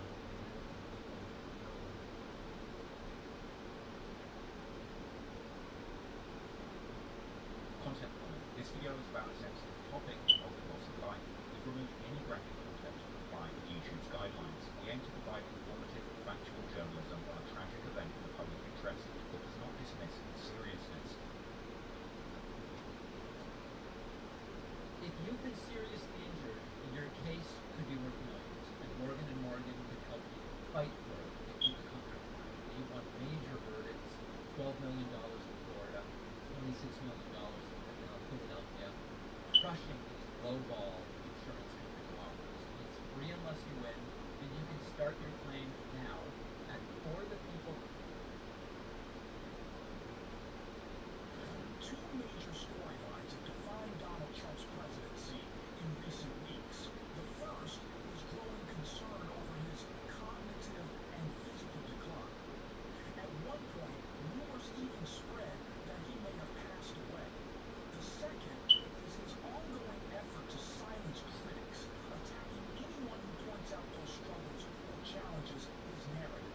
Now, those two issues have collided in a damaging way for Trump.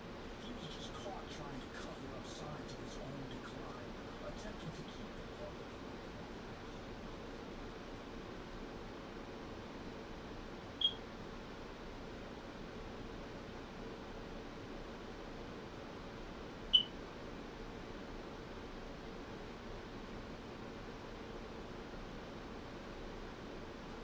June 1999, a warehouse on Chicago's south side. 17 Latino gangs gathered for peace. La Tabla, they called themselves. The Spanish Mafia. Every shot caller, every chief, every crown holder in one room. The Chicago outfit watched from the shadows, their blessing and muscle behind this experiment in organized Latino crime. Then a maniac Latin disciple pulled his piece and shot another MLD. Not a rival, not a winner.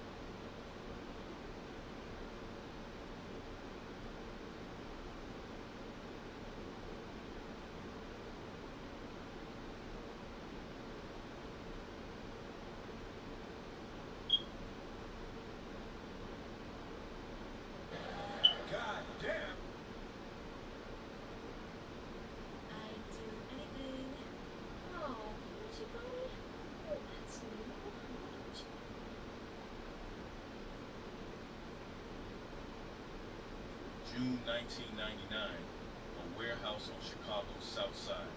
17 Latino gangs gathered for peace. La Tabla, they called themselves. The Spanish Mafia. Every shot caller, every chief, every crown holder in one room. The Chicago outfit watched from the shadows, their blessing and muscle behind this experiment in organized Latino crime. Then a maniac Latin disciple pulled his piece and shot another MLD. Not a rival, not an enemy, his own brother in arms. The violence left its mark as chaos erupted. The outfit's representative didn't say a word. He just walked out. In that moment, the Spanish gangster disciples' dream of unity died. That peace conference collapsed in blood. Sociologist John Hagedorn would later write, the Spanish Mafia experiment was over. This is the story they don't tell you about Chicago streets. Not the Bloods versus Crips narrative everyone knows. Not even the GDs and BDs that dominate today's drill music. This is about the Spanish gangster disciples, SGDs, who had it all and lost everything. They started with noble intentions in 1981. Rudy Rios, a visionary who saw beyond corner drug sales, founded them at 87th in Houston. He got Larry Hoover's blessing, got the Milwaukee Kings' permission, built something that wasn't supposed to exist. Latino folk unity backed by Italian muscle. By 1989, they controlled 17 gangs. Each kicked up $10,000 a month. They had constitutions, bylaws, monthly meetings. The Chicago outfit treated them as equals, not corner boys. They called it Spanish growth and development. Emphasis on growth, not gangbanging. Today, 3 SGD members face the federal death penalty for carjacking murders. No territory, no structure, no respect.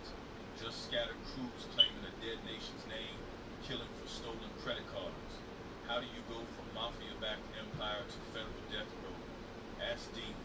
Ask the ghosts of 3 assassinated leaders.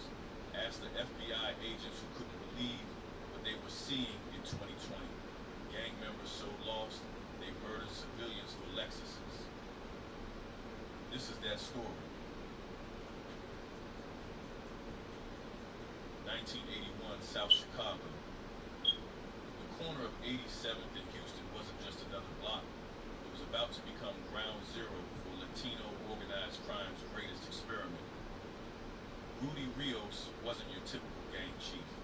While other shot callers fought over corners, Rios studied the black gangster disciple structure. He watched Larry Hoover build an empire from a prison cell. He saw what organization could do. I need to holler at Shaky, Rios told his lieutenant one night. Laureano, Shaky, Ramos ran the Milwaukee Kings. We didn't start a new folk gang without his blessing. The sit-down was brief. You're not stepping on our territory? Shaky asked. We're building something different, Rios responded. Spanish growth and development. Not another street gang, a movement. Next came Larry Hoover himself. The chairman of the Black Gangster Disciples reviewed Rios' proposal from Stateville Correctional Center. His response came back through channels.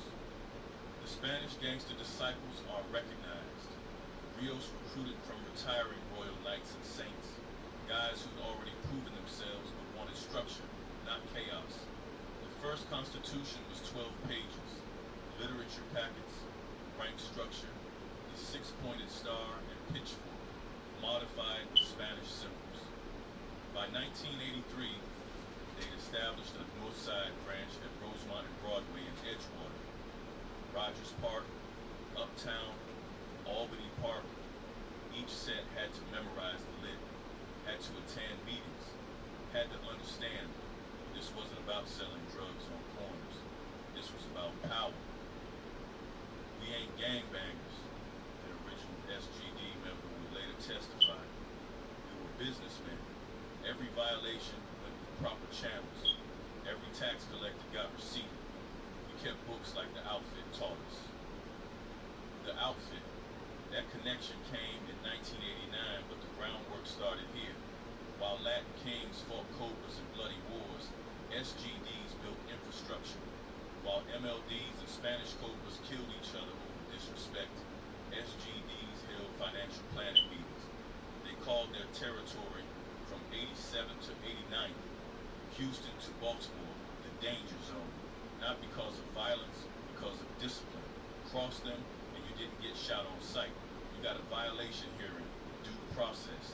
That scared the streets more than random violence ever could. But Illinois prisons were churning out a different breed.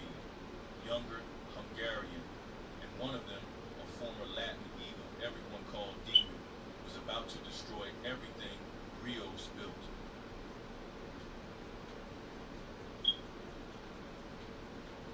The crack epidemic hit Chicago like a tsunami in the late 80s. Every gang had to make a choice: stay noble and starve, or get rich and lose your soul. The Spanish gangster disciples thing, money. Enter Demon. Real name scrubbed from public records, but his reputation survives in federal files and street testimonies. Former Latin Eagle turned SGD enforcer.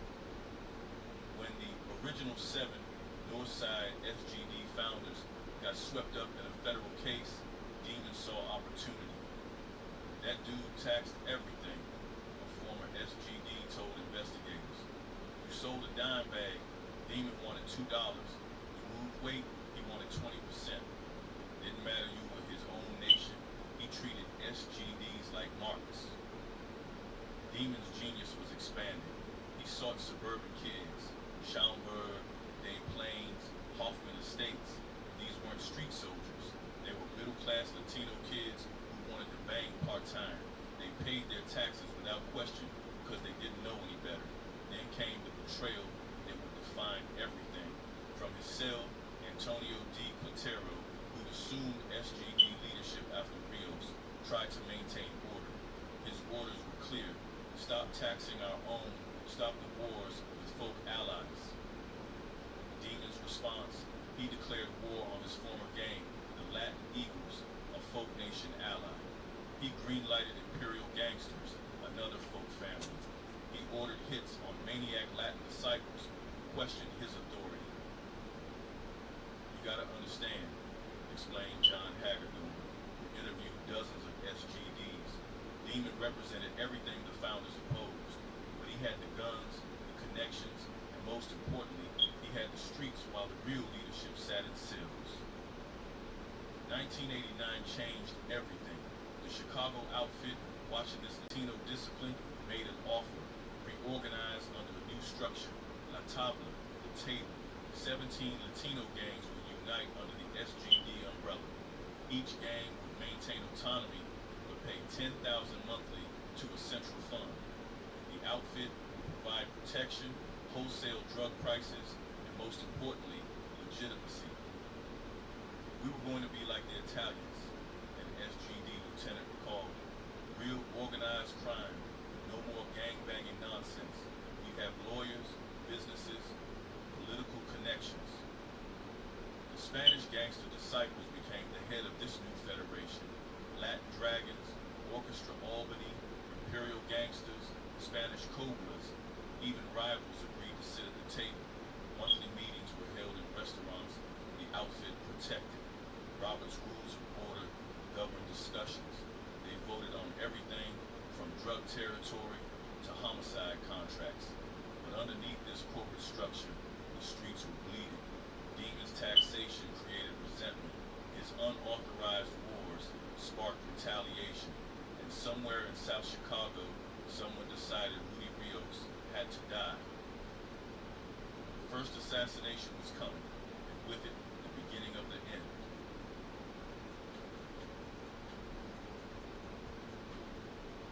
The murder of Rudy Rios remains Chicago's most consequential unsolved gang assassination. Wikipedia claims 1995, but the Chicago Tribune reported him dead by March 1993. Court documents place it between 1991 and early 93. Nobody's talking, even 30 years later. They found him in SGD territory, a CPD detective familiar with the case revealed. Multiple gunshots, close range, execution style. The killer knew him, trusted him enough to get close. No arrests, no No suspects named publicly. The streets knew. This wasn't an enemy hit. This was internal.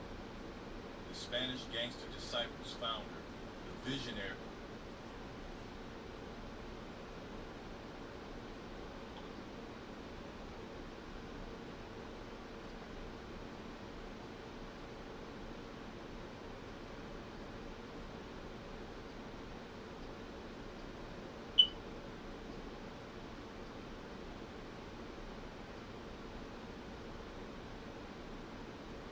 Speaker of the House, Little Pip.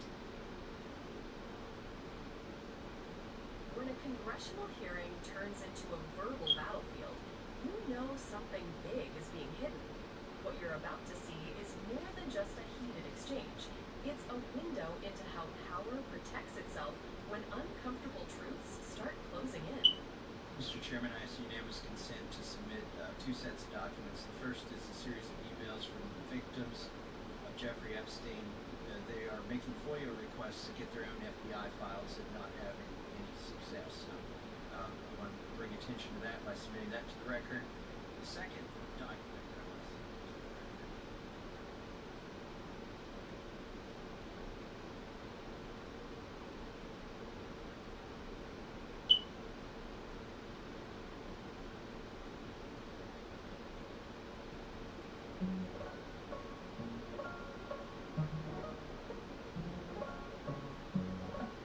When a congressional hearing turns into a verbal battlefield, you know something big is being hidden. What you're about to see is more than just a heated exchange. It's a window into how power protects itself when uncomfortable truths start closing in. Mr. Chairman, I ask unanimous consent to submit two sets of documents. The first is a series of emails from the victims of Jeffrey Epstein. They are making FOIA requests to get their own FBI files and not having any success. So I want to bring attention to that by submitting that to the record. The second document that I want to submit to the record, for the record, I know we don't usually read these. This one's not readable. It's completely redacted. For the most part, the first 50 pages. This is actually the search warrant that was served on James O'Keefe for a diary that he had already given to the government 2 months before. And as it turns out, there were no indictments here, yet he still doesn't know why he was raided. And I think he deserves to know. So, objection. Thank you. Chair now recognizes the gentleman from California. Director, the first time you saw Donald Trump's name was in the Epstein files. Did you close the files or keep reading? I have reviewed not the entirety of the files, so I You haven't reviewed all of the Epstein files? personally no. You're the director of the FBI. This is the largest sex trafficking case the FBI has ever been a part of. Buck stops at the top, and your testimony today is you have not reviewed all the files. What I've been doing is been busy providing the safest country this country has seen in modern U.S. history and historic speed, because the men and women of the FBI are given the resources to reduce the homicide rate, to reduce the drug trafficking rate, to reduce the amount of children that are being trafficked, and the number of Sounds like those children being trafficked appreciate the director reviewing the files. You said you don't know the number of times Trump's name appears in the files, so it could at least be 1,000 times. Is that right? The number is a total misleading factor. We have not released anyone's name in the Epstein files that has not been credible. Director, we have released every piece of legally permissible information. Okay, You characterize the numbers however you want it. Thank you, my time, Director. It sounds like if you don't know the number, it could at least be 1,000 times. It's not. It's not. Is it at least 500 times? No. Is it at least 100 times? No. Then what's the number? No, no, no. It's not that. Do you think it might be your job to know the number? My job is to provide for the safety and security of this country. My job is not to engage in political innuendo so you can go out to the sticks and get your 20-second hit in your fundraising article and keep going, reclaiming your time, because the people of California are being underserved by your representation. Is not implicated. Why not release everything that involves We have released everything the president and anyone else's side that is credible and lawfully be able to be released. Your fixation on this matter and baseless accusations that I'm hiding child pedophiles is disgusting. Anyone that says that needs to look at the stats alone and go back to the state of California, who's receiving the biggest surge in FBI resources through my remembering your oath, tell the truth. Did you ever tell Donald Trump his name is in funds? I have never spoken to President Trump about the Epstein files. Did you ever tell the Attorney General that Donald Trump's name is in the Epstein files? The Attorney General and I have had numerous discussions about the entirety of the Epstein files and the reviews conducted by our Did team. you tell the Attorney General that Donald Trump's name is in the Epstein files? And we have released where President Trump's name is in the It's a simple Epstein question. files. Did you tell the Attorney General that the President's name is in the Epstein files? During many conversations that the Attorney General and I have had on the matter of Epstein, we have reviewed. The question is simple.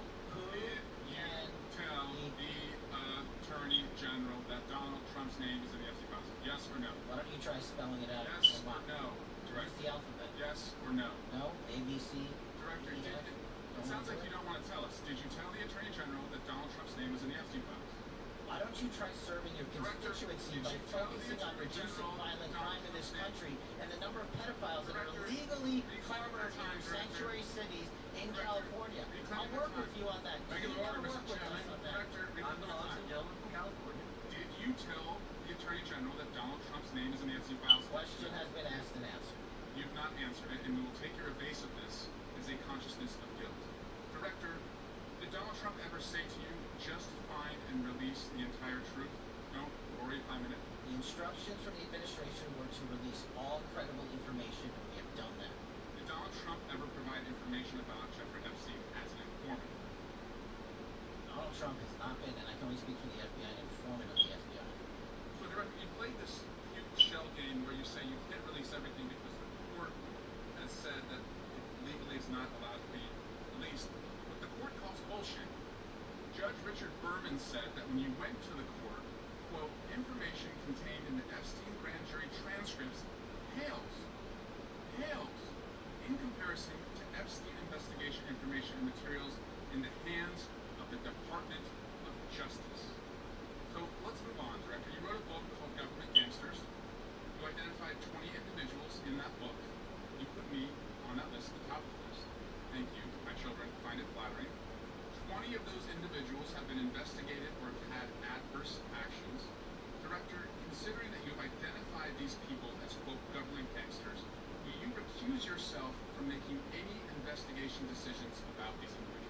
Anyone that has been terminated at the FBI has been done so. No, the question failed to meet the muster of Director, constitutional I will work obligation. on the audio-visual capabilities. I'm going to borrow your terminology and call bullshit on your entire career in Congress. Claiming my time, It's been a Director. disgrace to the American Director, I'm people. claiming my time. You can reclaim your time all you want. Mr. Chairman, you're going to allow a witness to speak this way? Mr. Chairman, would you recuse yourself? Gentleman has no time. Mr. Chairman, would you admonish the witness not to insult members? Gentleman has no time. Mr. Chairman, just City will remember. point of order.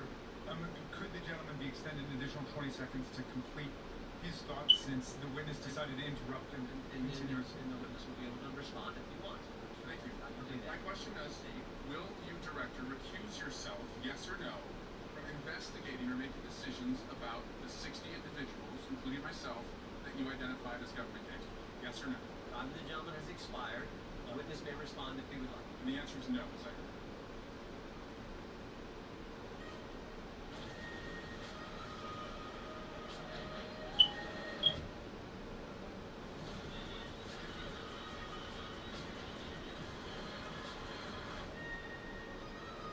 Want to save more at the park? Count on your Rex Fleet Card for big savings. Save an average of $1,500 in annual fuel savings nationwide. That's an average savings of $1,500 a year on fuel. Save more with the Rex Fleet Card. Apply now at rexcard.com.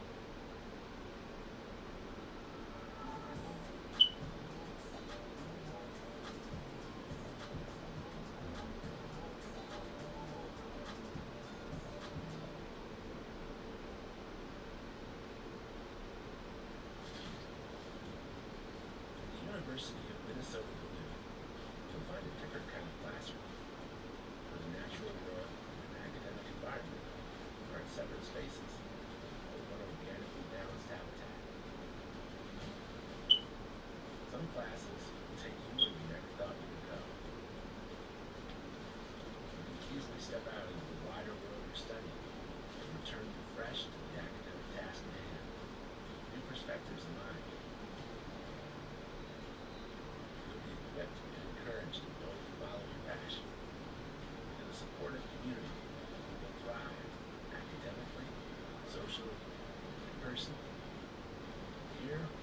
classrooms extend outside the traditional campus, where daily encounters with the environment and community remind us that education is an act of exploration.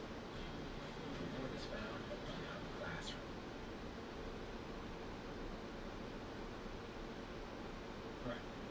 What you just witnessed between Eric Swalwell and Kash Patel wasn't a routine congressional exchange. It was a clash between truth and evasion, a rare moment where the tension between accountability and political protection exploded right in front of the cameras. To really understand what happened, we have to look beyond the shouting and unpack what was actually at stake in this back and forth. When Swalwell pressed Patel about Donald Trump's name appearing in the Epstein files, he wasn't just asking for a number. He was demanding clarity about how much information is being hidden from the public. The question cut straight to the heart of a long-standing issue, the lack of transparency surrounding Jeffrey Epstein's network and the powerful individuals potentially connected to it. Patel's inability, or unwillingness, to provide a direct answer speaks volumes.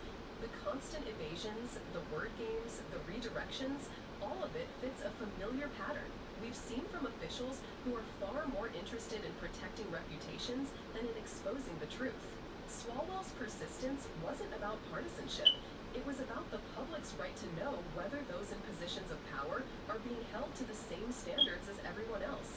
When Patel dodged, saying his job was to protect the safety and security of the country, he framed transparency as a distraction, as though truth itself is somehow a threat to national security. But that's the problem.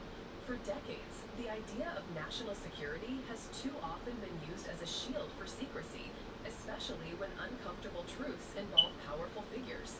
The deeper issue here is the erosion of trust between the government and the people it's supposed to serve.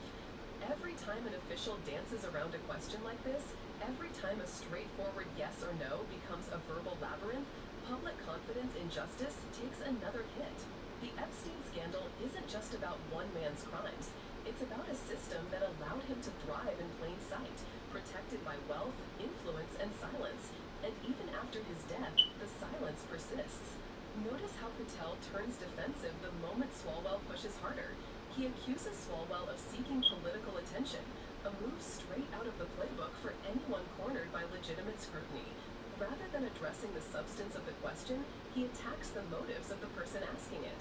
It's a distraction tactic, meant to shift the focus away from the uncomfortable reality that he might be withholding information. And when Patel refuses to commit to recusing himself from investigating individuals he has personally labeled as government gangsters, it crosses into dangerous territory. That's not just bias, that's a conflict of interest that undermines the very idea of impartial justice.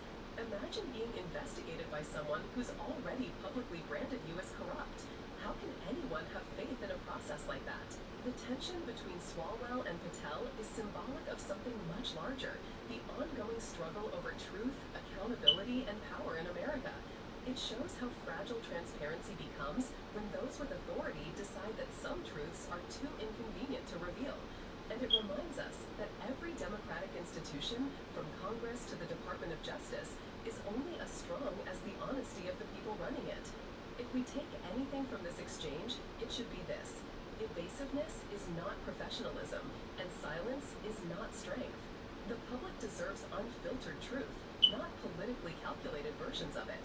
Transparency shouldn't depend on who's in office or whose reputation might suffer. It should be a basic standard of democracy. So here's the takeaway. When you watch hearings like this, don't just listen to the answers. Listen to what's being avoided. Pay attention to the pauses, the vague phrasing, the deflections. That's where the real story often hides. Because in politics, the things people refuse to say usually speak the loudest. If you believe the American people deserve the full truth about Epstein's network and the power structures that enabled it, don't tune out. Speak up. Demand transparency. Demand accountability. And most importantly, demand leaders who aren't afraid to confront the truth, no matter how uncomfortable it gets. Because democracy only works when truth isn't optional, and when those in power remember they serve the people, not the powerful.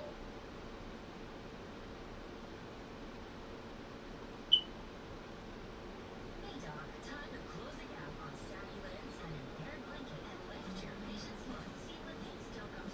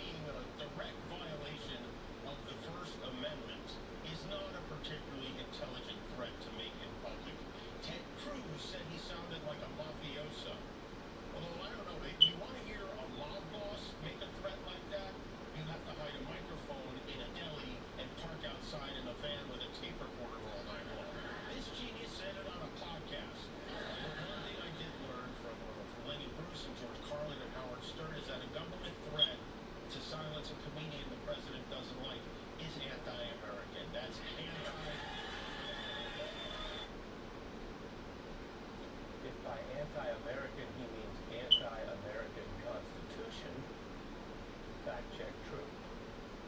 This is fundamental stuff. The Trump White House lost this round. They're backtracking now from the censorship rules they admitted in public. Kimmel pointing out that even nowadays, when MAGA may get away with a lot, that was too much. And then it was, as he put it, less than a genius move. But compare Trump's recent confessions that he will try to punish critical coverage by yanking broadcast licenses with what they're saying today. Having lost this round, well, they can't admit that they lost or that they had a censorship plot going, even though we all lived through Trump talking about last week in his FCC chair. So briefly, I want to show you the misleading statement from the White House today, which is still a sign they know they're losing and need to say other stuff. They claim the whole thing was about ratings and not Trump's attacks on free speech.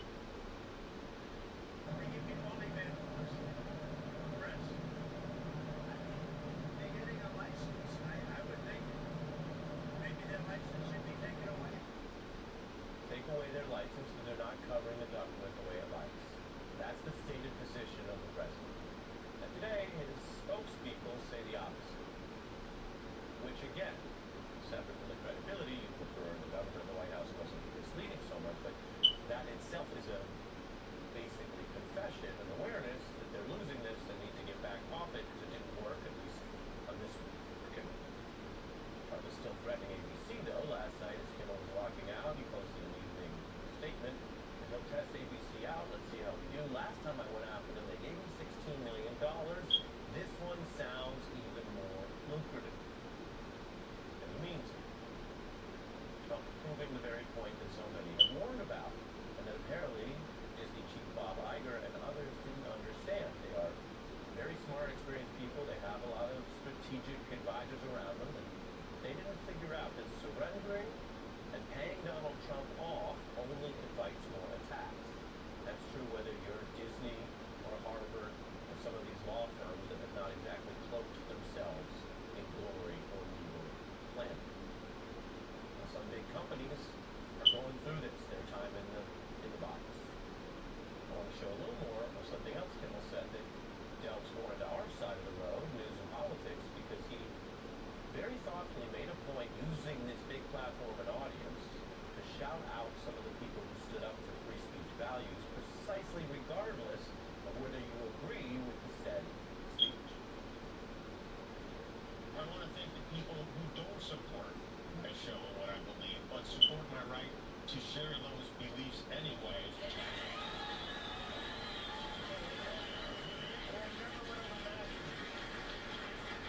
Like Ben Shapiro, Clay Travis, Candace Owens, Mitch McConnell, Rand Paul, even my old pal Ted Cruz. I don't think I've ever said this before, but Ted Cruz is right. He's the President of the United States made it very clear he wants to see me and the hundreds of people who work here fired from our jobs. Our leader celebrates Americans losing their livelihoods because he can't take a joke.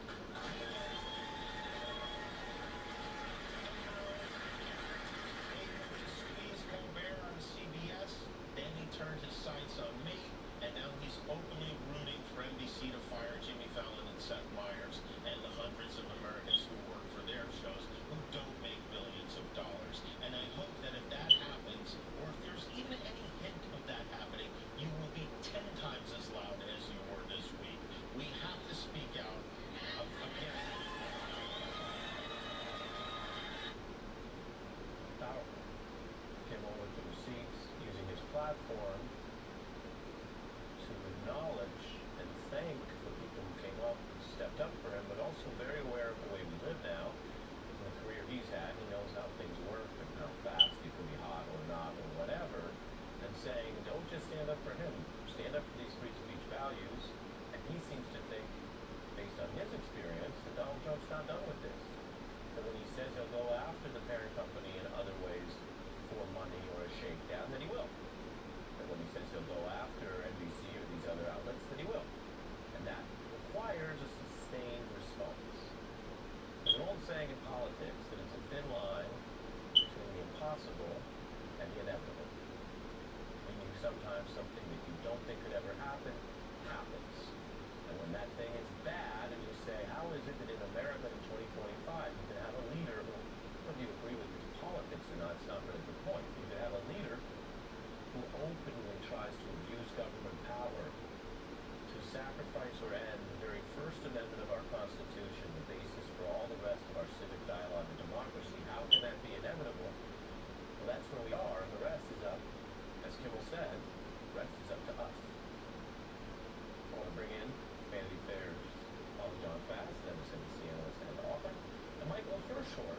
here with his interesting portfolio. He's worked in anti-Trump democracy efforts. He's also a very, I would say, acclaimed, if it's possible, acclaimed reality TV show producer. Some people don't think of that, feel that way. But he created a lot of reality TV and has thought a lot about this culture, politics, blend. Is that fair? Yeah, I mean, I think at this point, culture is politics, and so I think it's right and important that you take this Kimmel story as seriously as, I don't know, Salt Talks might have been taken seriously 40 years ago.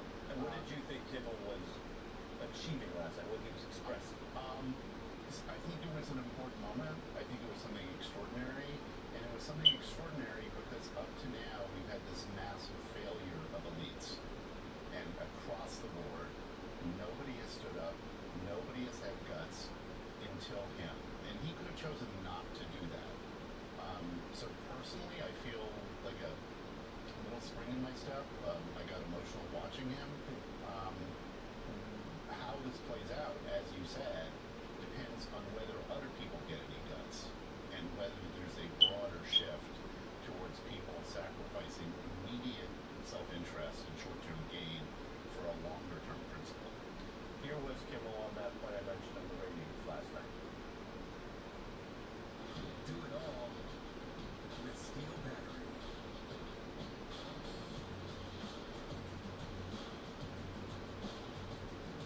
Shop a wide range of steel battery power tools in store or online. Hey there, I'm Gabriel Mines, and today I'm here to tell you about something that's really going to blow your mind. Loyalty. It's the brand new puzzle game that's got everyone playing. And first things first, it's completely free. That's right, $0, 0 cents. There's also no ads. There's no pop-ups right when you're about to make that big winning move. That never happens in the market. And the best part, you don't need Wi-Fi. So you can play anywhere. Got a long flight. Anywhere. Navigating underwater on a submarine. Like you do. These places. Lost in the desert. Oh, I'm thirsty and I'm worried for my life. But I am still playing. So if you're someone like me who loves a good puzzle, or you're just looking for a fun way to pass the time, download Loyalty and join me today.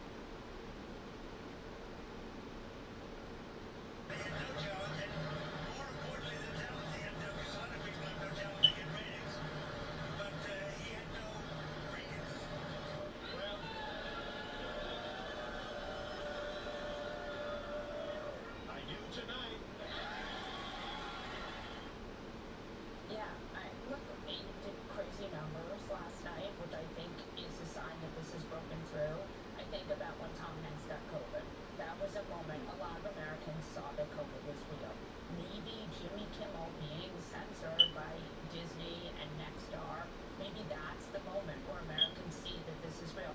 But what I think is the most interesting about this is resistance, and I'm here to tell you, even though people got sick of the catchphrase, it actually works. What we're seeing is working is what worked in 2016, where people got together and they were like, this is not who we are.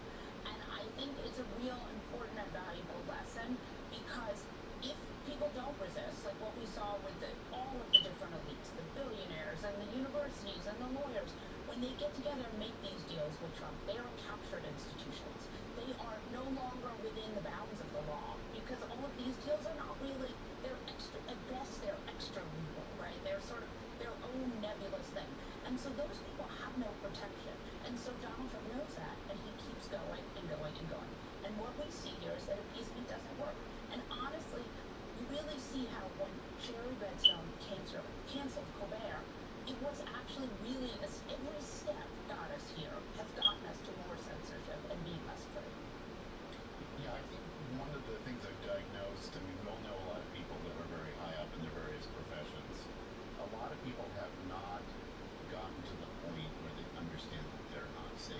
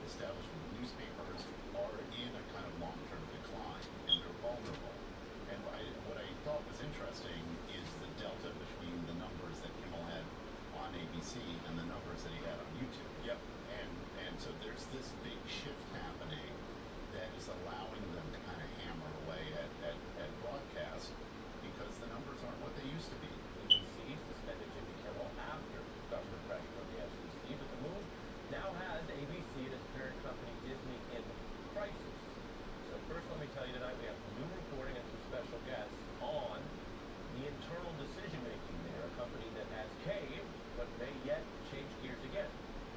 Meanwhile, this Kimmel suspension has galvanized its national debate about Trump's effort to censor and silence critics and the press.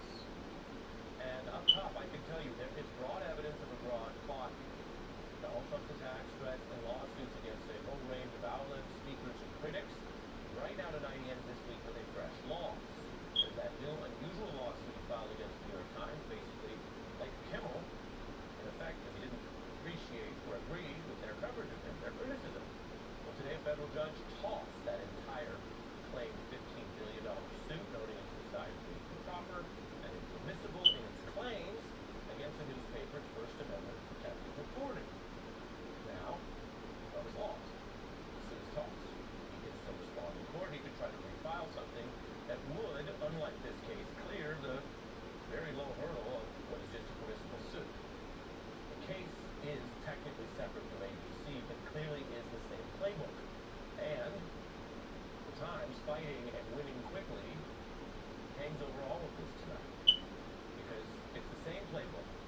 And top Republicans also are not defending everything Trump is doing, as it's all cast in the open this week. A Republican senator warning the censorship effort should make everyone careful about any lines we cross in diminishing free speech, while none other than Ted Cruz rebuking Trump's efforts to try to control or decide your free speech. I think it is unbelievably dangerous for government to put itself in the position of saying, we're going to decide what speech we like and what we don't, if the government gets in the business of saying, we don't like what you, the media, have said, we're going to ban you from the airwaves if you don't say what we like.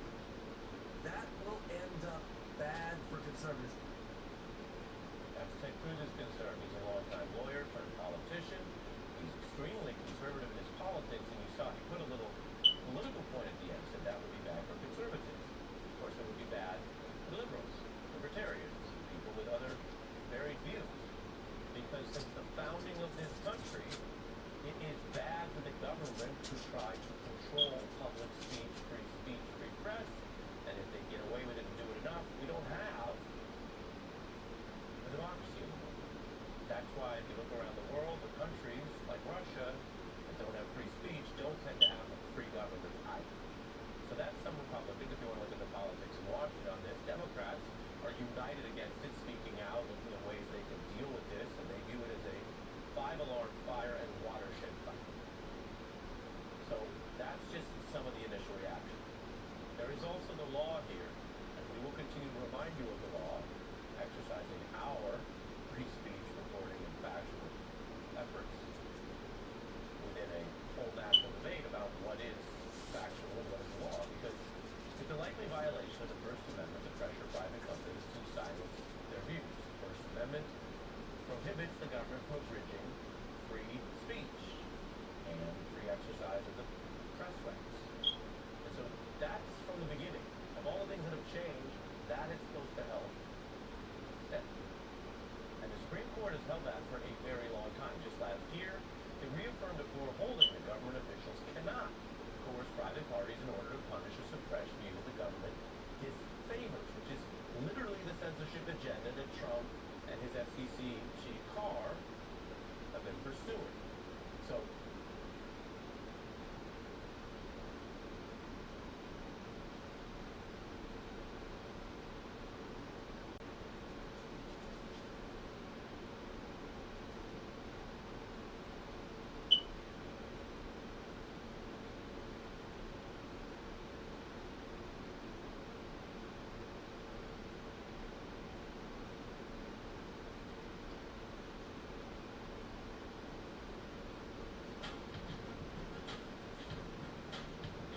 Before Run DMC ruled MTV and Public Enemy brought the noise, the 1980s hip-hop underground was packed with innovative groups that helped build the foundation of rap music.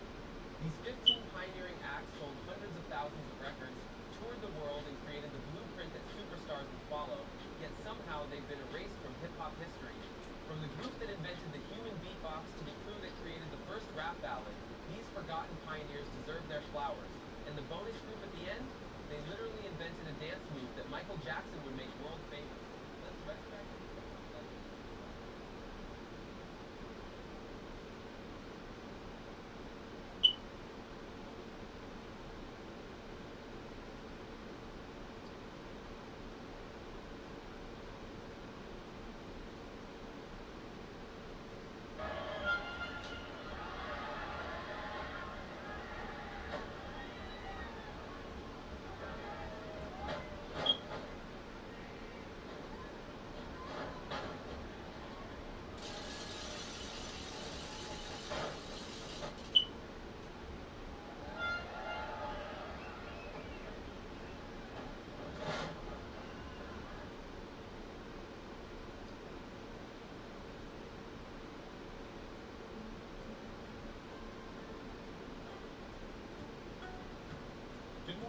Taylor Wilson, and today is Saturday, October 4th, 2021.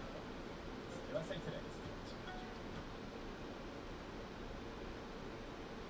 Welcome back to the show. In this video, we're going to analyze the Chicago Mafia. Accused killer Albert turned, even before we aired his profile on our show. But for Sandra and Manuel Lopez, sadly, justice hasn't come that fast. We followed the story of this very brave and determined couple for nearly a year, and just this week, we joined them again.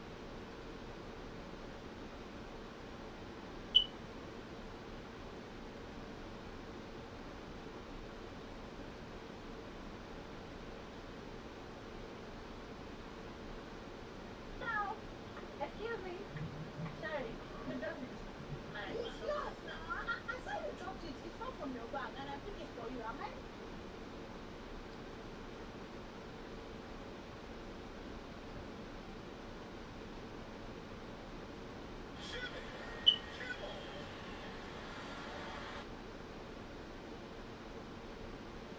What happens when the man running America's most powerful law enforcement agency is caught using taxpayer jets to rub shoulders with celebrities, while decorated FBI agents lose their jobs for doing the right thing?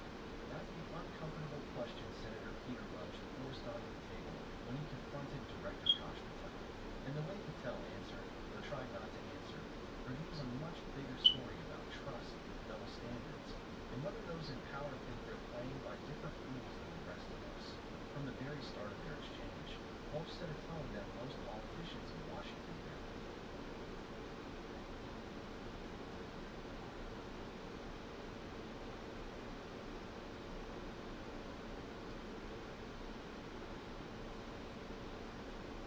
After the failed hit, the bodies of the Edo shooters in Tucson and Easy found in the trunk of a car in suburban Naperville.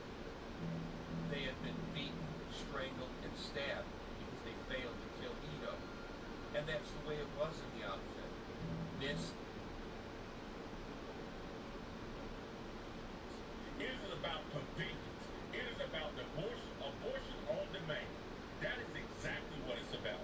It's about killing a child because you weren't responsible enough to keep your skirt down. You know, the kinds of people you'll see asking to speak to the manager at the pearly gates.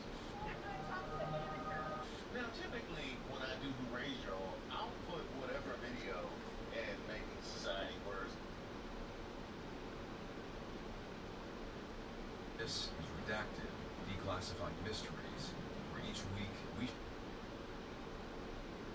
This is Redacted, Declassified Mysteries, where each week we shine a light on the shadowy corners of espionage, covert operations, and misinformation to reveal the dark secrets our governments try to hide.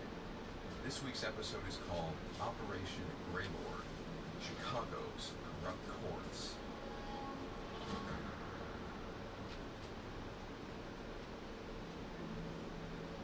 If you spend enough time in the military, you'll realize that just because someone has been in for a long time, or even if he has a lot of rank, that doesn't mean he's a good person.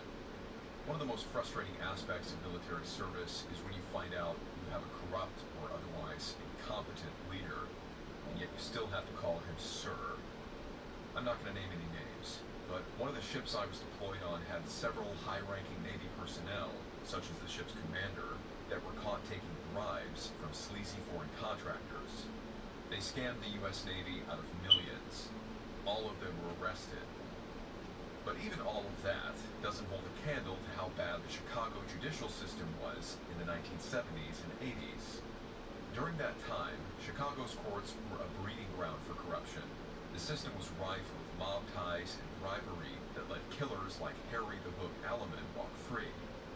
Brave witnesses like Bobby Lowe spoke out in cases with predetermined outcomes. Victims of horrific crimes, including rape, murder, and child molestation, were routinely denied justice. Chicago's courts preferred to keep their dirty secrets hidden, but federal authorities had a plan to blow the lid off the whole corrupt system. They launched Operation Greylord, a covert investigation to expose and dismantle crooked local institutions. It would ultimately lead to the biggest corruption bust in U.S. history. At its center was Terry Hake, a young, idealistic attorney. Without him, Operation Greylord would never have been possible. In the fall of 1979, Terry Hake sat at the prosecutor's table in a downtown Chicago courtroom. He was an assistant prosecutor just 3 years out of law school, and he was about to question the victim and key witness in a rape trial. Hake watched as the teenage girl took the stand. Her voice was shaky as she began to recount her horrific ordeal. The teenager had been raped by her boss at the grocery store where they both worked. Her boss had chased her around the store, bitten her neck, brandished a gun, and threatened to kill her if she went to the police. The courtroom fell silent, absorbing the weight and horror of her testimony. Hake sat down and waited for the defense attorney to rise for his cross-examination. But the attorney chose not to question the victim at all. That was highly unusual. But a little while later, it all made sense to Hake. The judge dismissed the charges without any hesitation, letting the alleged rapist go free. After the trial, Hake pulled the girl's parents aside to talk. They were devastated, and he felt awful for making their daughter publicly relive her experience for nothing. He did his best to console the girl's parents. He told the couple that the judge must have killed the case because there were no witnesses. He didn't have the nerve to tell the girl's family what he strongly suspected. He believed the defense lawyer had paid off the judge. As the girl's parents turned to leave, Hake heard footsteps approaching him. He turned to see the courtroom sheriff's deputy walking toward him, her face contorted with anger. She demanded to know how he could have lost the case. She told him to think about what his failure did to that poor girl and her family. Her words rang in Hake's ears as he drove home to his parents' house, where he still lived. Hake had become a lawyer because he wanted to put bad guys behind bars. Now he felt disgusted with the profession and utterly helpless. He was starting to reach his breaking point. It had been 2 years since a judge found Harry the Hook Alleman not guilty of murder. At the time, Hake was shocked, but he didn't immediately conclude the system was corrupt. He later noticed it was part of an alarming pattern. Some judges seemed to be playing by an entirely different rule book when it came to the law. The latest rape case proved it once again, and for Hake, it was the last straw. Many judges were just as bad as the criminals in the courtrooms. Some were even worse. Someone had to do something about this rampant corruption. Hake decided it might as well be him. Shortly following the court system's most recent failure in the rape case, Hake filed a complaint about the judge with the state's attorney and the Special Prosecutions Unit. But his fight for justice would have some unexpected turns. A few months later, Terry Hake walked into a Chicago FBI office. He'd gotten a call to go there in the middle of the workday. Hake wasn't sure what to expect, but he figured it had to be connected to his complaint. He made his way past the entrance, where photographs of former special agents hung on the wall. A receptionist ushered him into a room with a long oval table, where 3 Justice Department officials were waiting. The man in charge was an assistant U.S. attorney with dark brown hair and a reddish mustache. His name was Dan Reedy. Reedy asked Hake point blank if he'd ever taken a bribe. Hake shook his head and said no. Reedy leaned over and pressed Hake. He demanded to know what Hake would do if he was offered money to throw a case. Hake said he would report it to his division. Reedy kept pushing. He asked if Hake knew anyone who took bribes. Hake said no, but he didn't need a personal connection to know what was going on. He said it was no secret that people were taking bribes, but he didn't know who exactly.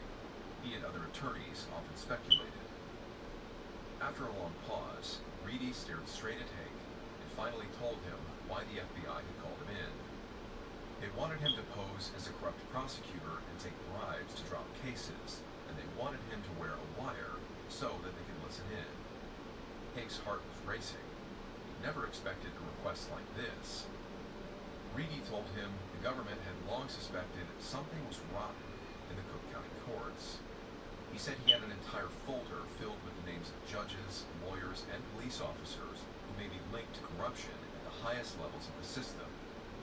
But to root out the bad actors, he needed someone honest on the inside. Hake had been the only lawyer to make an official complaint about the corruption. Hake shifted nervously in his chair. He worried about what would happen to him if he took the job. He remembered the advice he'd gotten one day outside the Special Prosecution's office. Don't ever rat on your colleagues. Besides, any corrupt lawyers surely had mob ties. What if the mafia found out and showed up at his house? Hake also knew he wouldn't be the only one in danger. He still lived with his parents, and he had recently started dating someone that he was getting serious about. They could be in danger too. Reedy promised Hake that the FBI would protect him, and they would keep the investigation tightly under wraps until it was time for him to testify. They were calling it Operation Greylord, after a racehorse one of the FBI agents had gambled on and won. But Reedy did have a warning. If Hake agreed to go undercover, it would probably be the end of his career as a lawyer in Cook County. The corruption went so deep that no matter who they put away, there would still be people who would see him as a rat. Hake understood the risks of taking on this assignment, but at the same time, a jolt of adrenaline ran through him. He'd always dreamed of working for the FBI. He'd even applied for a position there while he was in law school. His mind was made up. He wanted to make a difference. But there was one person he needed to talk to first. That night, after work, Hake drove back to his parents' house in the suburbs. Reedy had agreed that since Hake was still living there, he could tell them about going undercover. Hake didn't want to reveal anything to his father, since he could never keep a secret, but he knew his mother could, so he told her what he was going to do. Her face fell. She was scared. Hake tried to reassure her. He said he had dreamed of this moment ever since he was a kid, watching shows about the FBI on TV. Hake could see his mother understood. Reluctantly, she gave him her blessing. At his next meeting with the FBI, Hake gave Reedy his answer. He was in.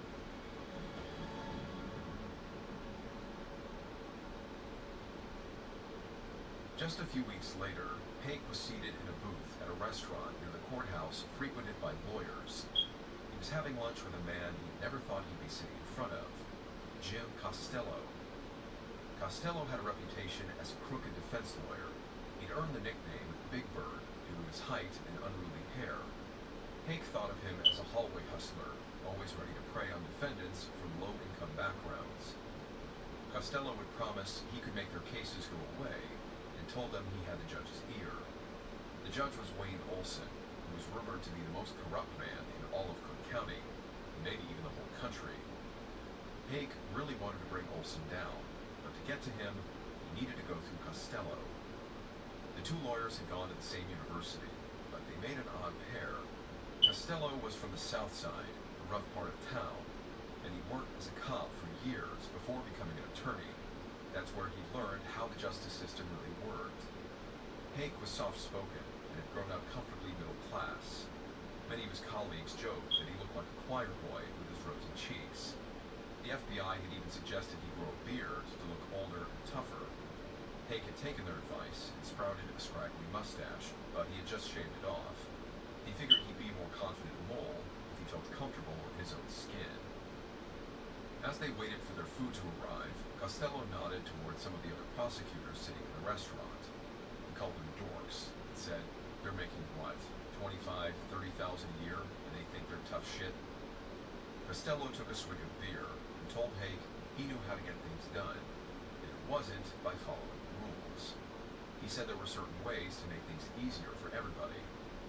Hake was surprised at how openly Costello was talking about corruption. Even without Hake admitting to any illegal activity of his own, Costello had alluded to his connections with fixers who collected bribes. He seemed to be inviting Hake into his shady world. It worked. Later that summer, Costello stopped by Hake's office and handed him two $50 bills. He said it was for all the favors Hake had done for him. Hake hadn't done him any favors, so it was clear Costello was trying to buy his help in the future. Hake reminded himself this was the whole point of the operation. He put the bills in his pocket. He was officially a crooked prosecutor for Chicago.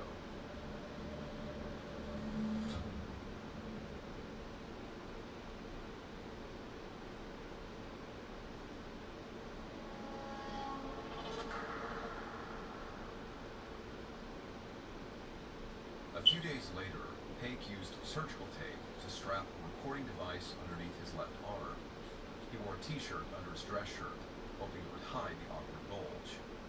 By the time he got to the courthouse, he was sweating and hoped it wouldn't drench the recorder. Hake tried to act casual as he approached Costello in the hall. He asked him to have lunch again, this time in the courthouse cafeteria. They loaded their trays with cheeseburgers and fries.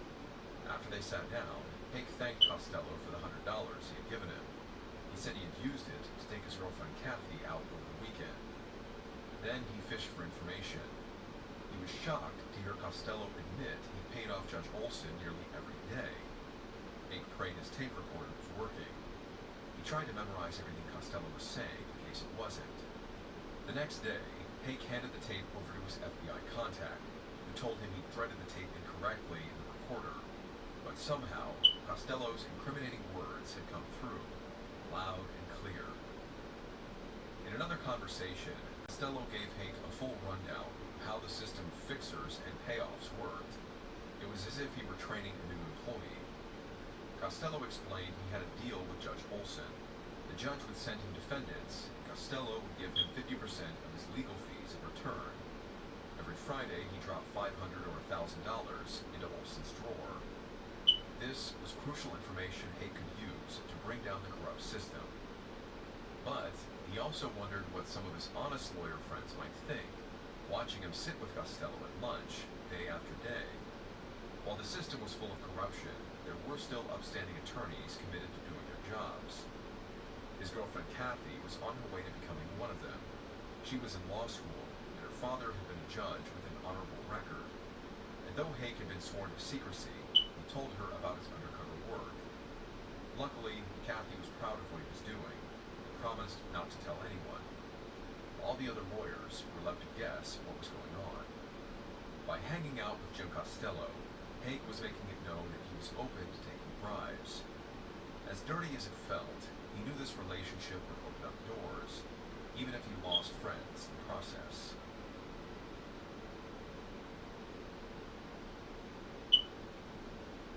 In October 1980, about 5 months after starting his undercover assignment, Hake walked up to a swanky apartment building on Chicago's near North Side.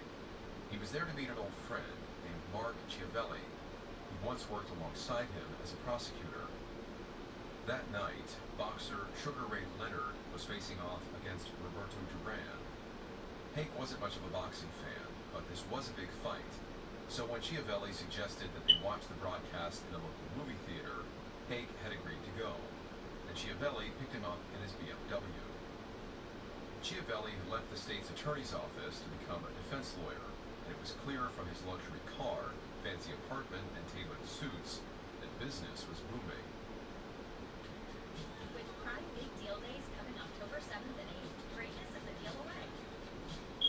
Thanks to this waterfront hotel on Booking.com, even Yankees fans are loving Boston. Oh, no. We're keeping tabs on our rivals. So many choices, you can be a fan of any U.S. city. Booking.com, Booking.yeah. Let's take it late. I'll try. Friday night, just a few more hours.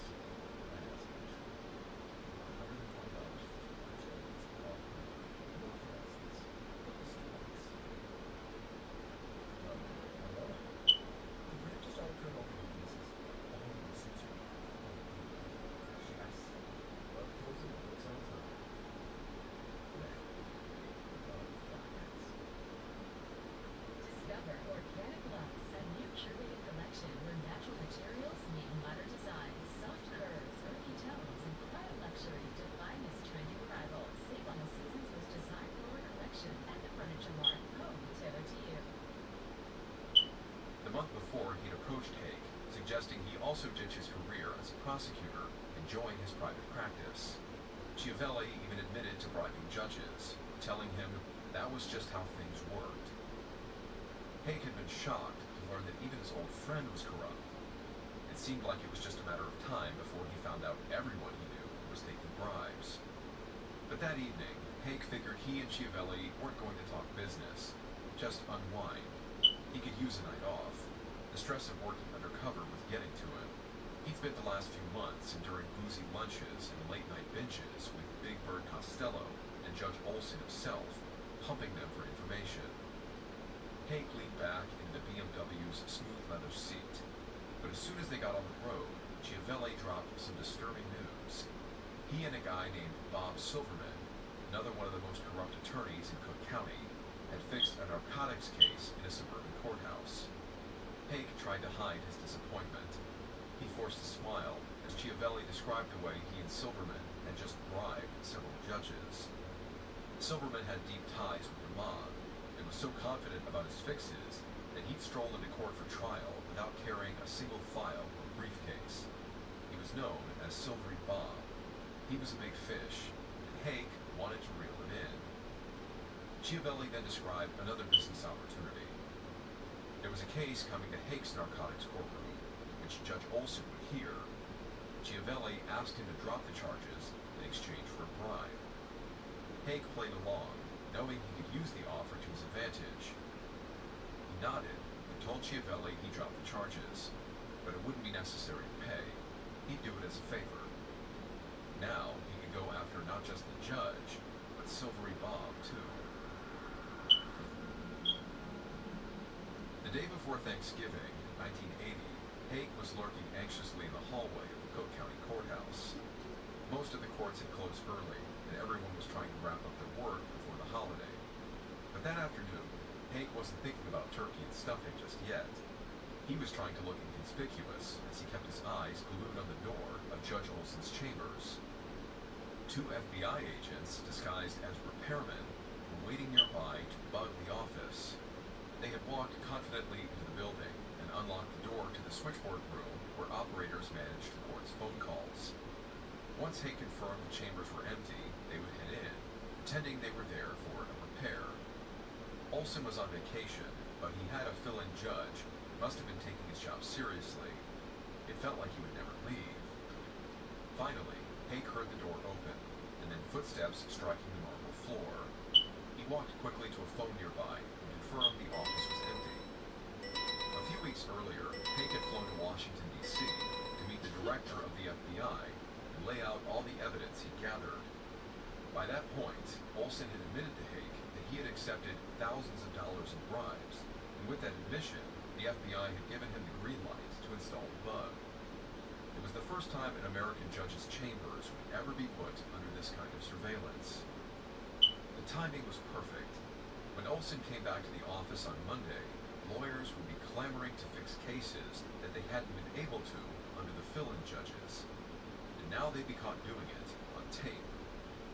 While the FBI agents went into Olson's office to install the bug, Hake left and drove to a nearby supermarket. He met a female agent who accompanied him back to the courthouse in an unmarked car, ready to pose as his girlfriend. If the two FBI agents inside Olson's office ran into trouble, Hake and his fake girlfriend would run back into the building, claiming he'd forgotten his briefcase. The ruse would hopefully cause enough of a distraction so the agents could slip away. As they waited for updates on a walkie-talkie, Hake's mind raced through the worst-case scenario. What if someone came back unexpectedly? A janitor, or worse, one of Olson's fixers. If anyone showed up in the chambers, it could blow the entire operation. But as luck would have it, the agents placed the bug without a hitch. By early December 1980, the FBI had been listening in on Judge Olson's chambers for more than a week. So far, the bug had recorded enough evidence to prosecute Jim Costello, the fixer attorney, but they still hadn't gotten Judge Olson clearly admitting he was in on the scam. The judge had told Hake about plenty of his illegal dealings over drinks at their usual bar, but it had always been too noisy to mug. The FBI needed Olson to confirm on tape that he took bribes. That would be enough to charge him with federal crimes under the Racketeer-Influenced and Corrupt Organizations Act, otherwise known as RICO. Eventually, they got him, and the agents in the FBI listening room picked up a heated argument between Judge Olson and Costello. Olson wanted to know why there wasn't more cash in his drawer. He'd written down he should have $2,300, but when Costello counted, he told the judge that there was only $800. The two men went back and forth about the number. Then, loud and clear, Olson told Costello that yesterday they'd fixed 8 or 9 cases, so where was the rest of the money? The bug caught every moment of the fight. Haig was out in the hallway while it was happening, unaware of what was going on inside. He saw Costello storm out, looking like he was ready to punch someone. This disagreement over a few $100s would not only reveal their level of greed, it would cement the federal conspiracy case against Olson. Just a few days later, Haig got another big breakthrough. Bob Silverman, the mob-connected fixer his friend had been working with, passed him a bribe. Haig had been wearing a wire and caught Silverman discussing the payoff on tape. But Haig's elation was short-lived. He soon got some troubling news from his FBI contact. The bug in Olson's office had picked up someone telling the judge that Haig had once applied for a job at the FBI. Haig felt his stomach drop. He understood immediately what it meant. Maybe his cover had finally been blown.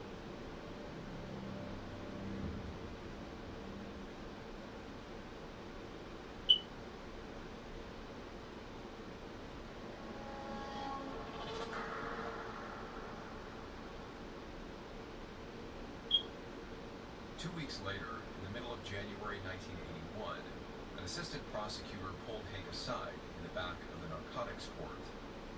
He spoke quietly, telling Haig there was something he needed to know. Haig braced himself for the bad news that Olson had figured out his connection to the FBI. But instead, the prosecutor had a very different kind of warning. He told Haig that court insiders were calling him Terry Take behind his back.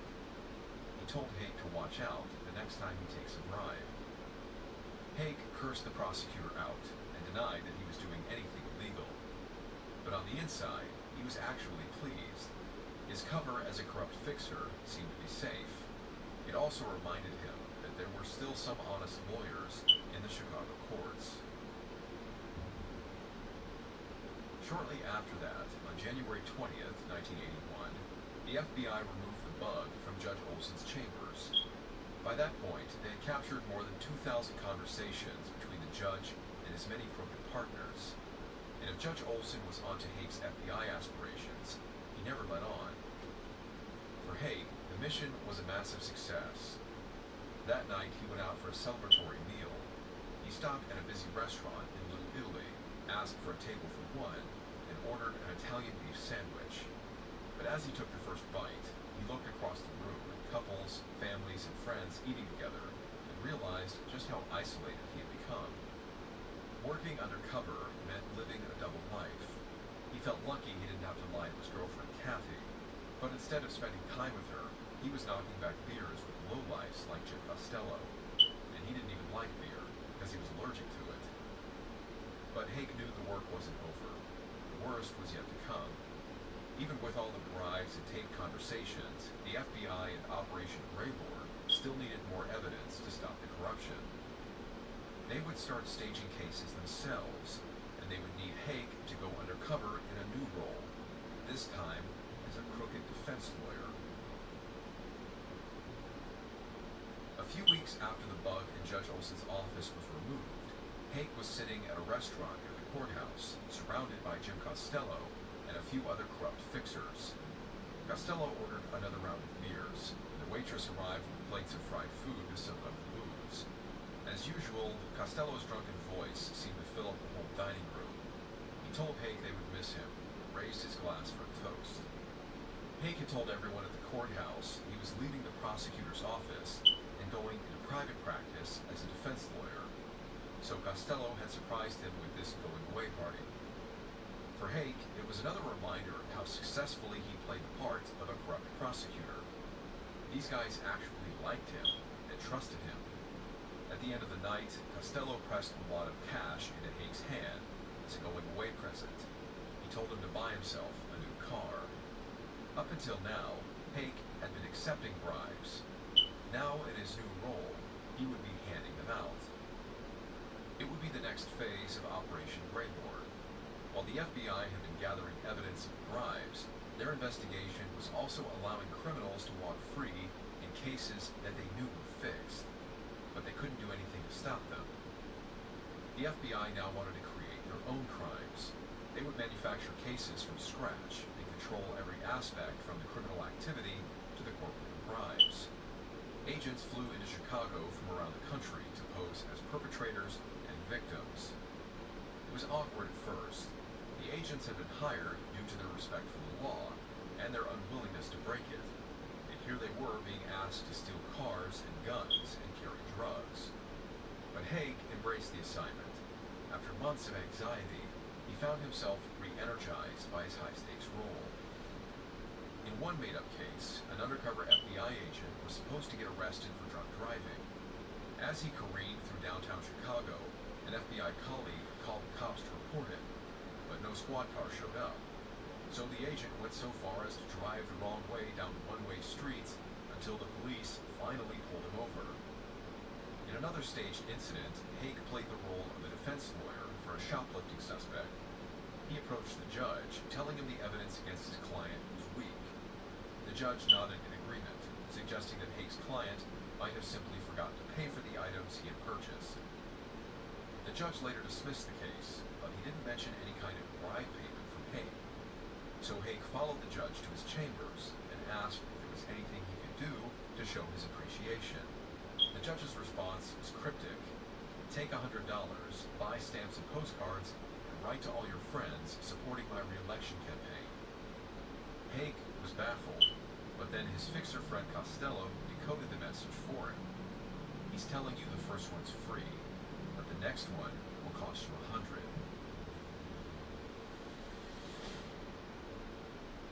A few years later, on August 5th, 1983, Haig got a call from one of his handlers at the FBI.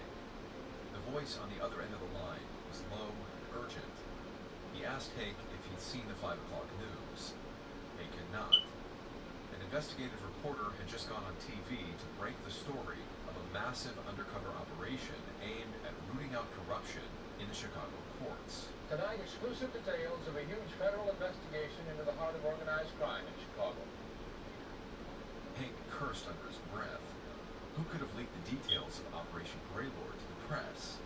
What the hell was this reporter doing? Now that the investigation was public, anyone who was dirty would immediately clean up their act. In the days and weeks that followed, Haig was proven correct. One older judge, accused of accepting bribes, abruptly announced his retirement.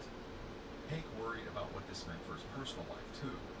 He and Kathy had recently gotten married and bought a house in the suburbs. Now, he wondered if they would have to move to an entirely new state for protection. But while the existence of Operation Greylord was no longer a secret, the reporter had no idea that Haig was the mole. As a result, Haig's own cover still hadn't been blown. So he told his handler that he wasn't ready to quit, and the FBI agreed to let him keep wearing a wire to record every dirty deal he could. His status as a mole wouldn't last much longer, though. 4 months later, Haig was waiting for a flight to Washington, D.C. at O'Hare International Airport. He was carrying a briefcase full of incriminating tapes. And as he passed a newsstand, he spotted a headline about a former assistant state's attorney who had been working as a government mole. He grabbed the paper and read the article. Haig's name wasn't in the story, but he knew it was all about him. And he knew Costello and all the other fixers would recognize it was him, too. Then, within days, someone did leak his name to the press. When Haig got back to Chicago, the FBI brought him and Kathy to a hotel to hide out. After 3.5 long years, his time as an undercover agent had finally come to an end. In March 1984, Haig took the stand to testify in a federal corruption case for the first time. He looked out at the courtroom from behind the witness stand, trying to spot Kathy's face in the massive crowd. He felt sweat seeping under his armpits. He wasn't used to being on this side of the courtroom. The trial was for a traffic court bagman named Harold Kahn.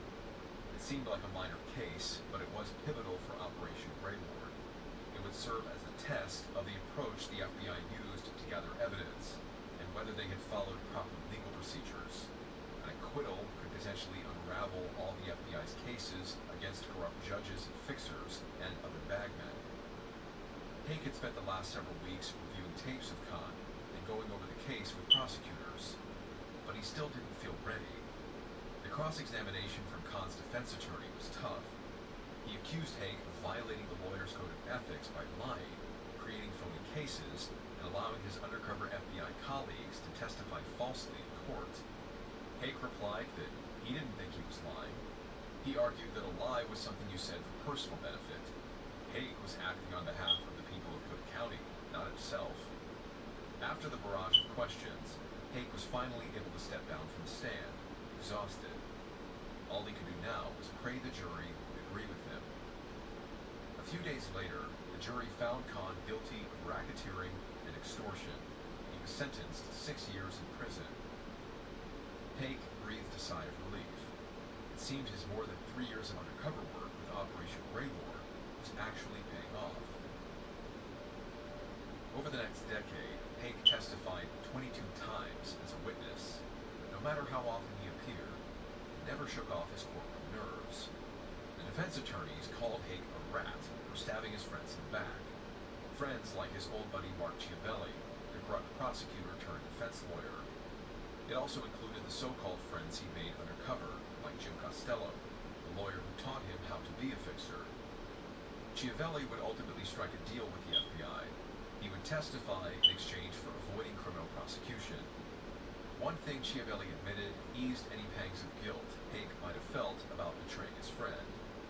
According to Chiavelli, Bob Silverman, the corrupt attorney with mob ties, had threatened to kill Haig because he thought he worked for the FBI.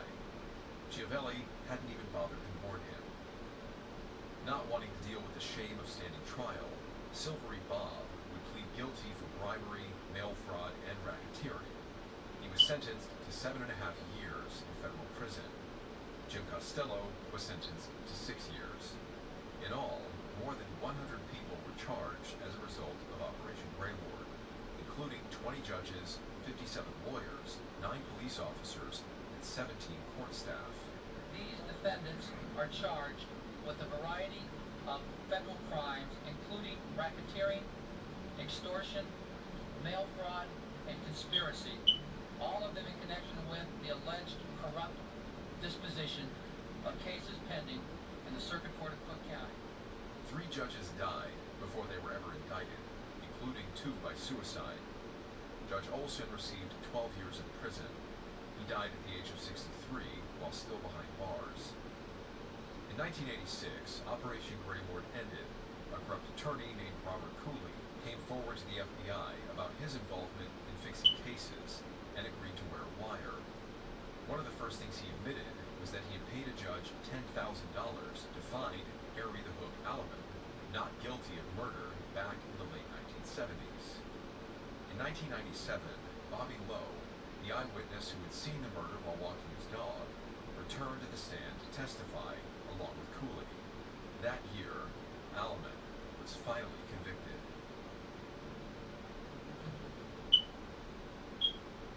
Terry Haig's undercover work paved the way for a distinguished career with the FBI. He became a full agent within the Department of Justice. Despite the FBI's warning that he would never work as a lawyer in Cook County again, he eventually did make it back to the Chicago courts. After retiring from the FBI, he went to work for the Cook County Sheriff's Office and eventually the state's attorney's office, the same place he had started his legal career. Operation Greylord exposed how corrupt Chicago's judicial system had become, where justice was offered to the highest bidder. Terry Haig was a young lawyer thrust into this murky underworld. He discovered that sometimes the most dangerous conspiracies unfold not in far-off lands, but in local courtrooms and city halls, the very institutions meant to serve and protect us.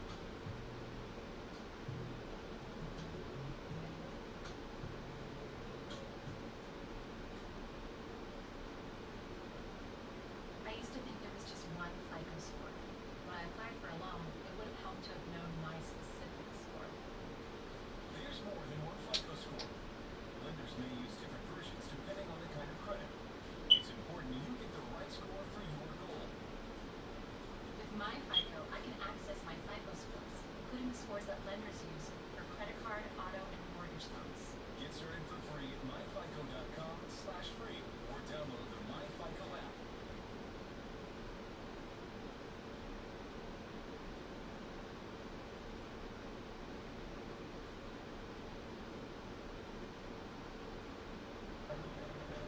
An hour north of New York City, a band of deadly men descended on a peaceful suburban community. They struck quickly and savagely. Agents learned that the gang's leader had been living underground for more than 2 decades. The FBI's New York Anti-Terrorist Task Force hoped they could find this much wanted fugitive before they killed him again.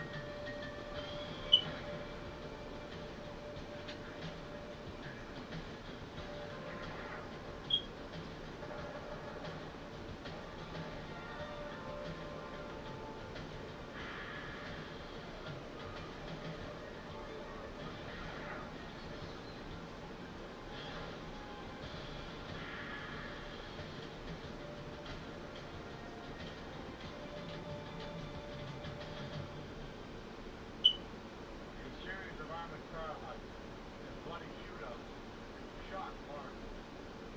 The brutal violence of the crime suggested a motive more complex than greed.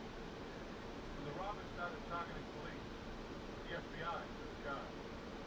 I'm Jeff Kelsey, former head of the FBI's New York office. Agents would have spent thousands of man-hours to stop an armed gang terrorizing New York.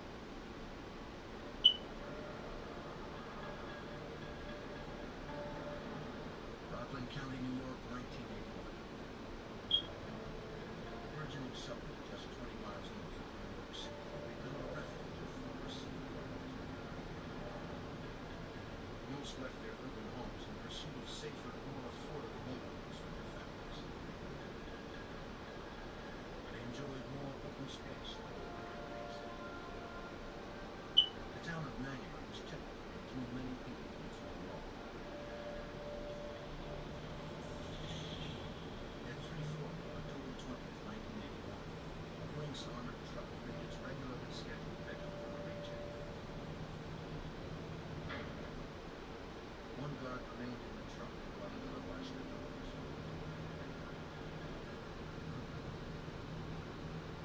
The third returned with cash and receipts.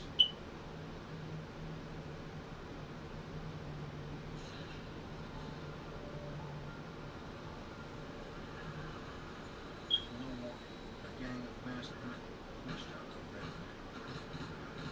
One guard was hit in the throat, another was hit in the arm. The other men traded rounds in the driveway. They shot back, but the assailants' gunfire was unready. One guard managed to climb into the back of the truck for protection.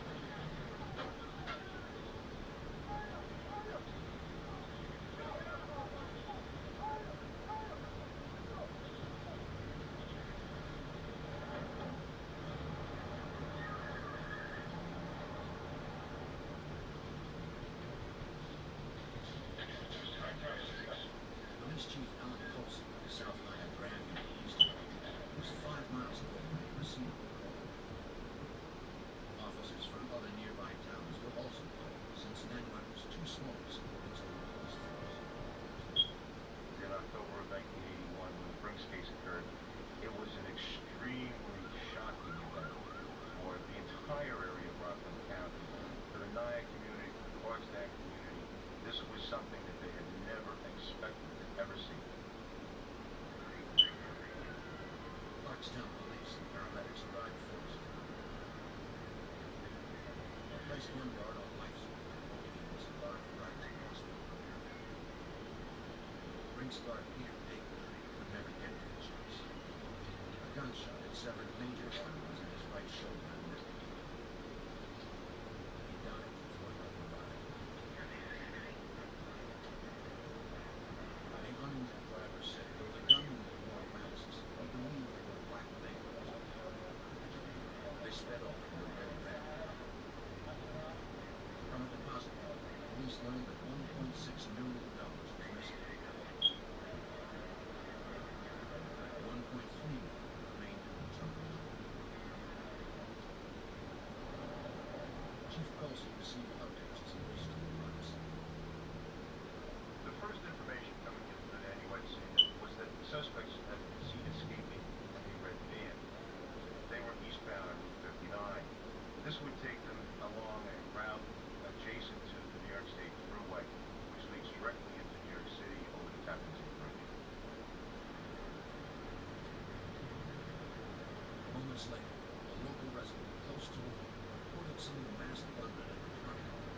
transferring sacks and weapons into a small moving truck. The witness told Clarkstown police that the vehicles exited eastbound. Detective Arthur Keenan and two other police officers were on Route 59, close to the thruway entrance when they received the update.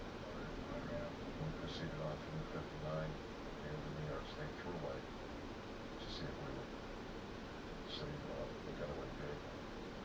We went to that area thinking that would be a getaway route. When the officers arrived at the intersection of Mountain View Road and Interstate 87, they noticed a moving truck waiting to turn left onto the freeway. Keenan ordered one patrol car to block the on-ramp. Then, Detective Keenan received a call about a second moving truck. At that time, there was a radio transmission from the Archtown police that they had a U-Haul truck heading southbound on Route 304 near the New Jersey line, which was approximately the same distance from the Nanuet Mall as we were.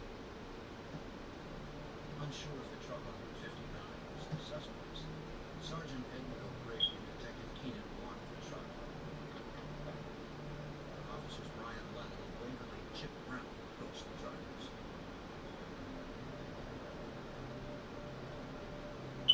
Suspects were described to be black males. At the intersection, we observed the driver and passenger as being white individuals.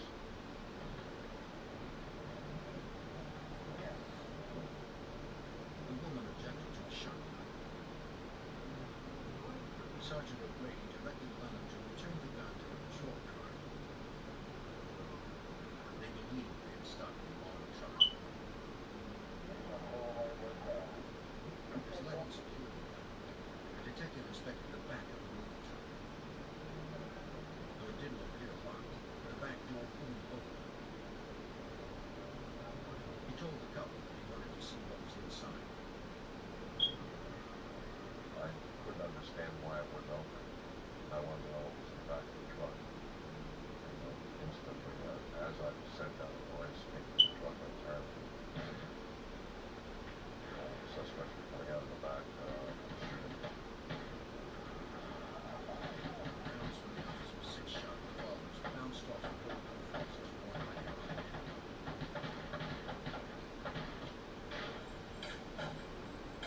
Officer Lennon rushed back to his patrol car for his shotgun. Officer Brown was shot in the neck and shoulder and fell to the ground. Even if the officer wouldn't have heard the voices, We were at a disadvantage. In addition to which, the ammunition that was being used in the M16 was capable of going through vests. as the masked gunman approached, one executed Officer Brown. Detective Keenan was hit in the leg and ran for cover. I was still being fired at even after I took cover. I got the shots go between the legs, the tree that I was behind, the shot chest high. Officer handled an unlocked shotgun and was taking heavy fire. The gunman ran to the police car, trying to clear it for escape. It didn't work. Now, two cars arrived at the scene. The suspects gathered the money bags and piled into the cars. One suspect never made it to the deck. The passing boys grabbed the woman who had been a passenger in the truck and prevented her escape. Watch the white Oldsmobile with tan cars. Officers Keenan and Lennon rushed to help their injured colleagues. As the suspects made their getaway, I went to both Waverly Brown and Video Brady to see if there was anything I could do for them. Waverly Brown and Eddie were both beyond any medical attention that I could administer. Still on route, Chief Alan Gross's main focus now was to find the fleeing vehicles. Reports were scattered and hard to decipher. It was very, very difficult at this particular time to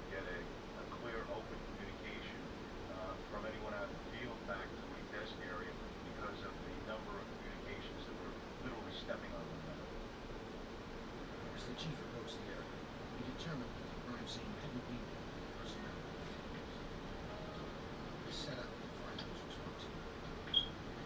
I didn't want to interfere with the emergency response in that area. The road was completely blocked. So, knowing that this particular escape route would lead them in a particular direction, I made a U-turn at Mountain View 59 and traced my steps back. He figured the suspects would travel towards New York City, where there was potential for a greater loss of life. He believed their movement would take them along Mountain View Avenue to a T intersection. I figured there was a 50-50 shot that they were either going to go east or west, and that I could cover at least one of those avenues of escape, and went immediately to that area as quickly as I could. In fact, en route to that particular intersection, I observed the suspect vehicles, two of them, at a high rate of speed heading east on Christian Harold Road. The chief followed the colors, immediately to his position and asked for backup. It was clear to me, based upon events that had transpired up until that point, that these were extremely dangerous individuals who had no compulsion, no regard for human life, and no hesitancy to take the utmost of violent action against anybody who would stand in their way. 10 minutes ago, it would be up to him to stop two vehicles that held 6 heavily armed populations. After following for a few minutes, the chief noticed that 2 passengers in the Honda had knocked out of sight, perhaps to local guns. As we get to the corner of 6th and Broadway, the Oldsmobile makes a right-hand turn onto Broadway going south into the middle of the town, and the tan Honda attempts to do the same, but slides, skids across the road. The chief positioned his car between himself and the fugitives. He drew his gun and continued to call for backup, hoping his voice would be heard in the cloud of simultaneous calls. I continually order the suspects out of the vehicle. There's a period of a few seconds where nothing in fact happens. And then the door opens up, and I see the female put her feet out onto the roadway and remain seated in the front seat of the car. The chief repeated his commands to exit the vehicle with their hands in the air. The woman then began to reach behind the seat, perhaps for a gun. Then, the second occupant walked towards the officer, wearing a bulletproof vest. Despite my repeated orders to the contrary, one of the suspects came walking up towards me. The female was attempting to reach around and get something which I immediately assumed to be a weapon. The chief was outnumbered, and neither of the suspects obeyed his orders. He made one more desperate call for backup. On October 20th, 1981, the Nyack, New York police chief had stopped one of 2 getaway cars filled with suspects from an armored car company that had left 3 dead and 2 wounded. As he continued to call for backup, one suspect reached behind his seat, another approached the chief wearing a bulletproof vest. He was outnumbered, and neither of the suspects obeyed his orders. As the chief made one last desperate raid, backup arrived.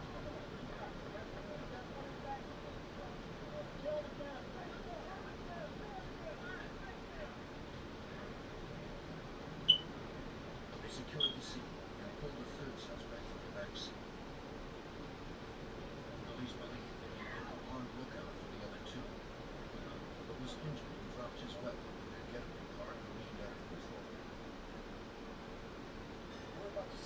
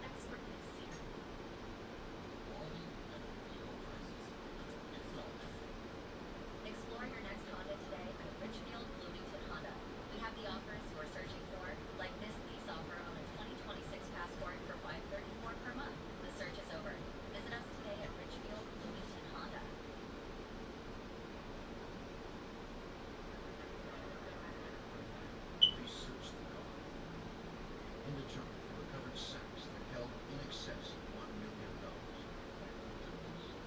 Under the front seat, they found a loaded 9mm pistol, the weapon the woman had likely been reaching for.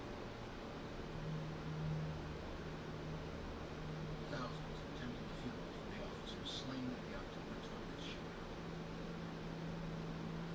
The entire community shared the grief felt by Detective Arthur King for most of his colleagues. The death of my two friends, Chipper Brown and Theo Brady, definitely affected my life from that point forward. When you're in a small community like that, a small police department like that, you go to each other's weddings, christenings, barbecues, and things of that nature, and it becomes like a secondary family sort of thing. So very devastating.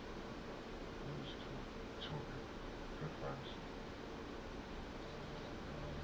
The four murder suspects, including the woman captured, maintained their silence by praying at Nyack Village. Police had no way to know how many more were still alive. The law enforcement community in Rockland County was taken greatly by surprise by the sequence and magnitude of the events. This was really a small assault team that came to Rockland County to rob this Brinks truck, and it was a magnitude and a seriousness and a firepower that had never been seen anywhere in the law enforcement community here. If Nyack police were not used to such findings, 30 miles south of New York City, the FBI and New York City police circled the border. The New York Joint Terrorism Task Force had already been investigating a series of armored car heists throughout the region that had been executed in a similar fashion. Now retired Special Agent Ruth Beeson was a member of that team. He believed the Nyack robbery was connected to the others. The people who had done Nyack had to have some involvement with all these other crimes. I mean, because the MO was absolutely identical. The whites were driving the vehicle, the blacks had done the robberies, the weapons that were used were identical to the weapons that had been used in the other robberies we were looking at. So there was no doubt in anybody's mind that this was at least some of the same group. The suspects were processed at the Rockland County Jail. When asked for their names, all gave aliases, except one. Judy Clark, arrested in the getaway, was no stranger to the FBI. To agents, she was known as a member of the Weather Underground, a radical group involved in many violent robberies and bombings in the 1960s and 70s. For the Brinks robbery, she would be sentenced to 75 years in prison. Special Agent Ruth Beeson was an expert on weather robbery. One female I recognized immediately as Judy Clark, who had been someone under investigation previously by us as a possible terrorist. There was another female there who I thought looked very familiar. Agent Beeson suspected the woman arrested at the roadblock was Kathy Woodine, another member of the Weather Underground. A fingerprint check confirmed it. Woodine pled guilty and was sentenced to 20 years in prison for acting as a decoy passenger in a moving truck. They discovered one of the men to be David Gilbert, Woodine's common-law husband, who was also a member of the Weather Underground. He received 75 years for his work. Sam Brown, who had been injured in the getaway car, was an associate of the Black Liberation Army, another militant group. Like Gilbert and Clark, Brown was sentenced to 75 years in prison. 4 members of the gang were behind bars. From survivors' statements, agents estimated at least 7 more were out on the streets. Special Agent Ken Maxwell joined the investigation to help determine who and where the remaining fugitives might be. One new lead called Thomas. The second getaway car had been found a few miles away.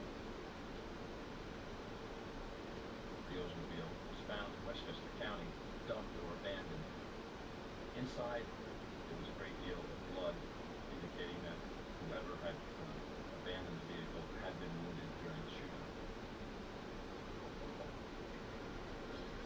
Agents checked local hospitals for gunshot victims. They found no patients whose whereabouts were not accounted for at the day of the shooting. The Oldsmobile was registered to a woman at an apartment on Prospect Street in East Orange, New Jersey.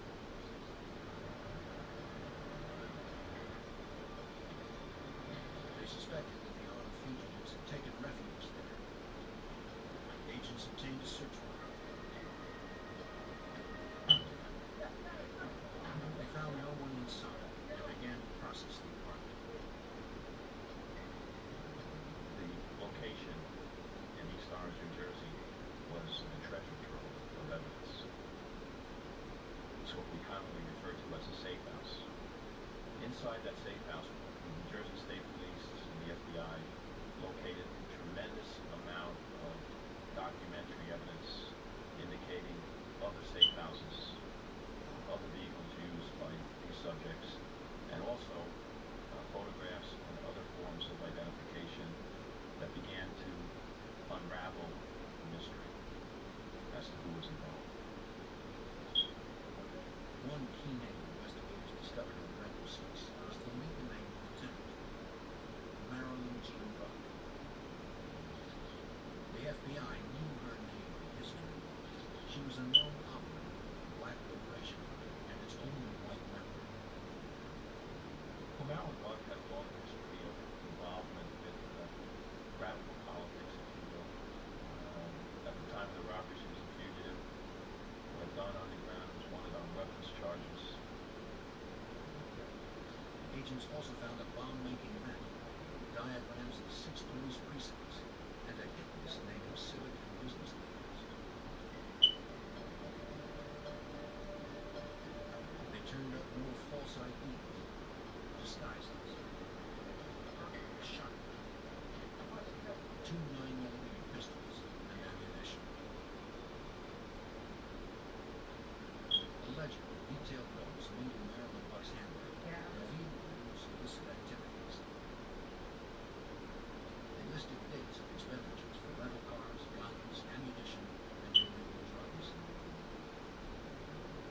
As investigators sifted through the evidence, they began to encounter a problem that would plague them throughout this complex case, according to each police. I think the real difficulty is just the sheer bulk of information and evidence. Numerous pieces of evidence, numerous crime scenes, individuals constantly used aliases, false identification, had safe houses. You had to figure out who was who. Was that person identical to a person with a different name, but the same physical description in another safe house? It was a gigantic jigsaw puzzle, and sometimes you didn't think you had all the pieces. Agents still didn't know who was involved, where they were, and why they did it. To get answers, the FBI needed to develop a corroborating witness. They turned to Sam Brown in Ellisville prison, the gunman arrested after the car chase. He was a low-level associate of the Black Liberation Army. Brown cooperated in the hopes that his sentence would be lighter.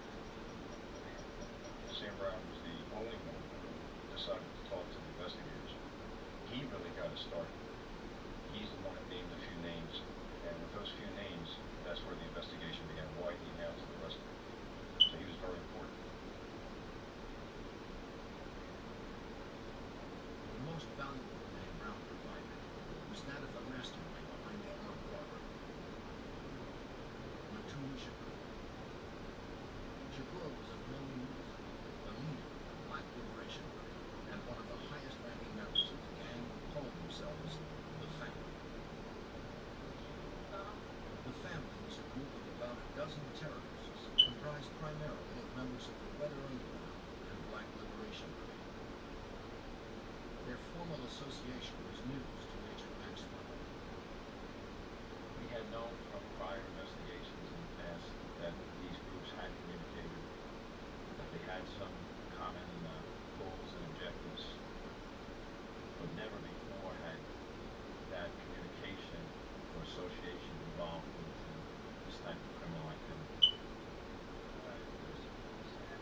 told agents that the family met on many occasions to plan the Nyack buck. Platoon Shakur assigned jobs to each member.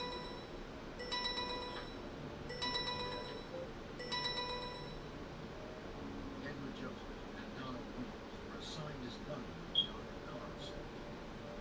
The FBI knew Williams was a member of the Black Panthers and the Black Liberation Army. He had escaped from prison in 1978. Investigators knew little about Joseph. Another man named Chewy Ferguson would handle the M16 assault rifle. Samuel Lee Smith would be on the shotgun.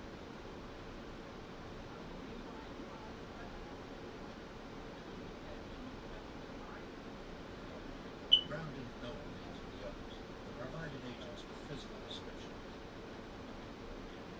Agents put out APBs for the 5 names given, which included Samuel Lee Smith.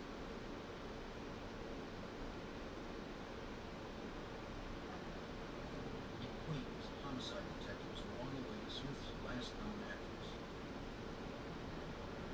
A license plate registered to him had been found in the safe house. As one detective drove down Smith Street, he passed a driver who fit the suspect's description. The detective called for a marked unit to stop. And the man saw the lights and took off.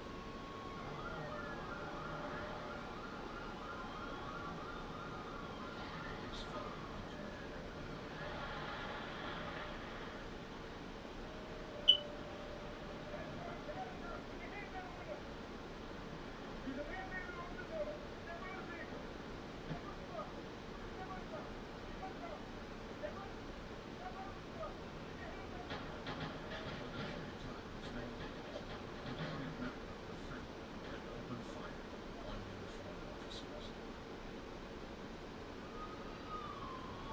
Samuel Lee Smith, the fugitive, known for his role in the shooting deaths of 2 police officers in the London car robbery, had opened fire on New York City police. But his attack did not last long. He was killed by the officers returning fire.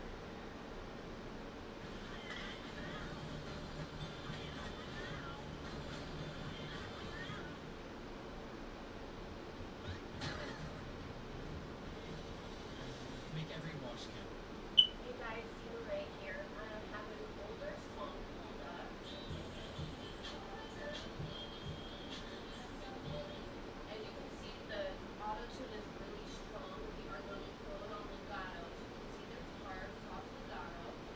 And we are going to turn down the auto tune for all 4 of the hooks stacked.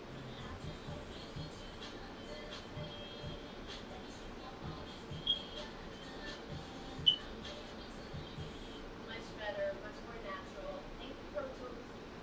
With my FICO, I get easy access to credit reports, 20% long-term, and alerts from my FICO spreadsheet. Other credit scores can vary as much as 100 points from your FICO score, so why not go directly to the source that 90% of top lenders use? Want to understand and track your credit health? Start monitoring your FICO score today at myfico.com.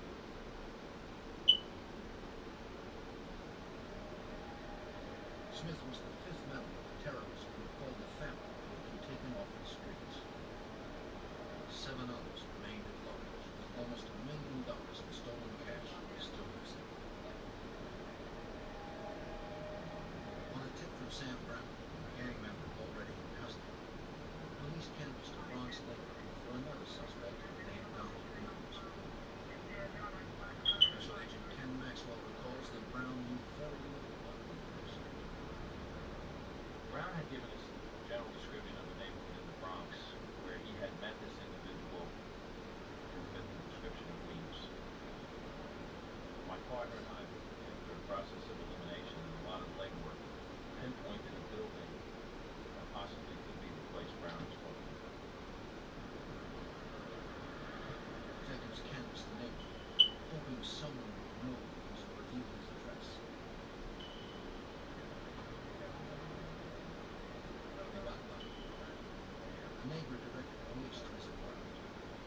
told them Weems was upstairs right now. Detectives called for backup. Since every other encounter with these terrorists had resulted in gunfire, they prepared for the worst. In a short time, they entered the building with Warrant and the SWAT team. They had no idea if Weems was alone or if he was armed. There were some anxious moments in terms of waiting. Then he ultimately came out and surrendered in the hallway. In his apartment, however, he found several firearms, a gas mask, bulletproof vest, and enough ammunition to do battle with the small army. Weems was the only member of the family inside. He was tried on federal charges and found guilty of robbery and second-degree murder. He was sentenced to 75 years in prison. Those 6 members of the family are now in custody. Group leader Leroy remained on the streets. Once again, cooperating informant Sam Brown provided agents with a lead. He believed Leroy could most likely be found in Harlem at the acupuncture clinic Shakur had founded. The FBI set up 24-hour surveillance on him. We utilized agents and detectives of diverse ethnic backgrounds to do our best to blend into certain neighborhoods. We knew from both experience and also recognizing the intelligence and versatility of this group that we had to be particularly discreet in surveilling these individuals. Agents watched and listened for minutes. Though Shakur didn't show, they noted several others who came and went quite often. Agents hoped they would eventually lead them to Shakur.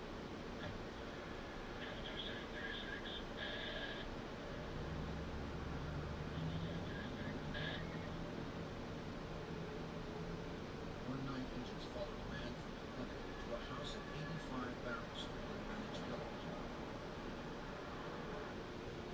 They learned the house was rented to Edwin Joseph, one of the suspects named by informant Sam Brown prior to the shootout.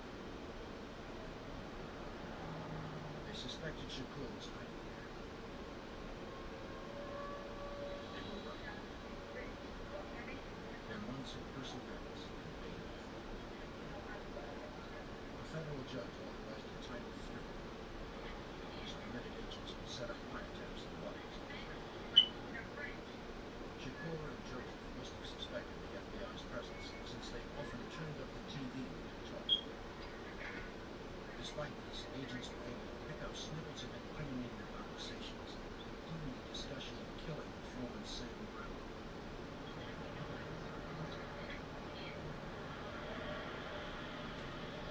After several weeks, agents had enough evidence for a warrant to raid the Greenwich Village hideout.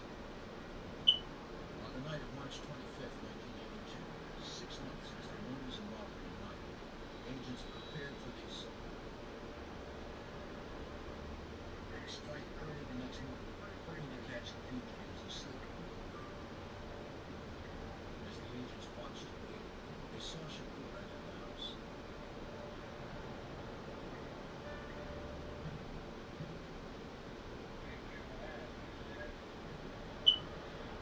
At dawn, 2 SWAT teams arrived.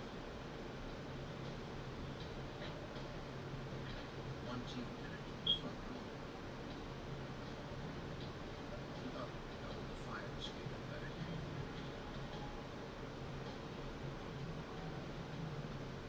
They arrested 2 men, June Ferguson and Edward Joseph, both named as participants in the night attacks. Their leader, Leroy Shakur, was nowhere to be found. Somehow, he'd escaped during the night, slipping past their surveillance.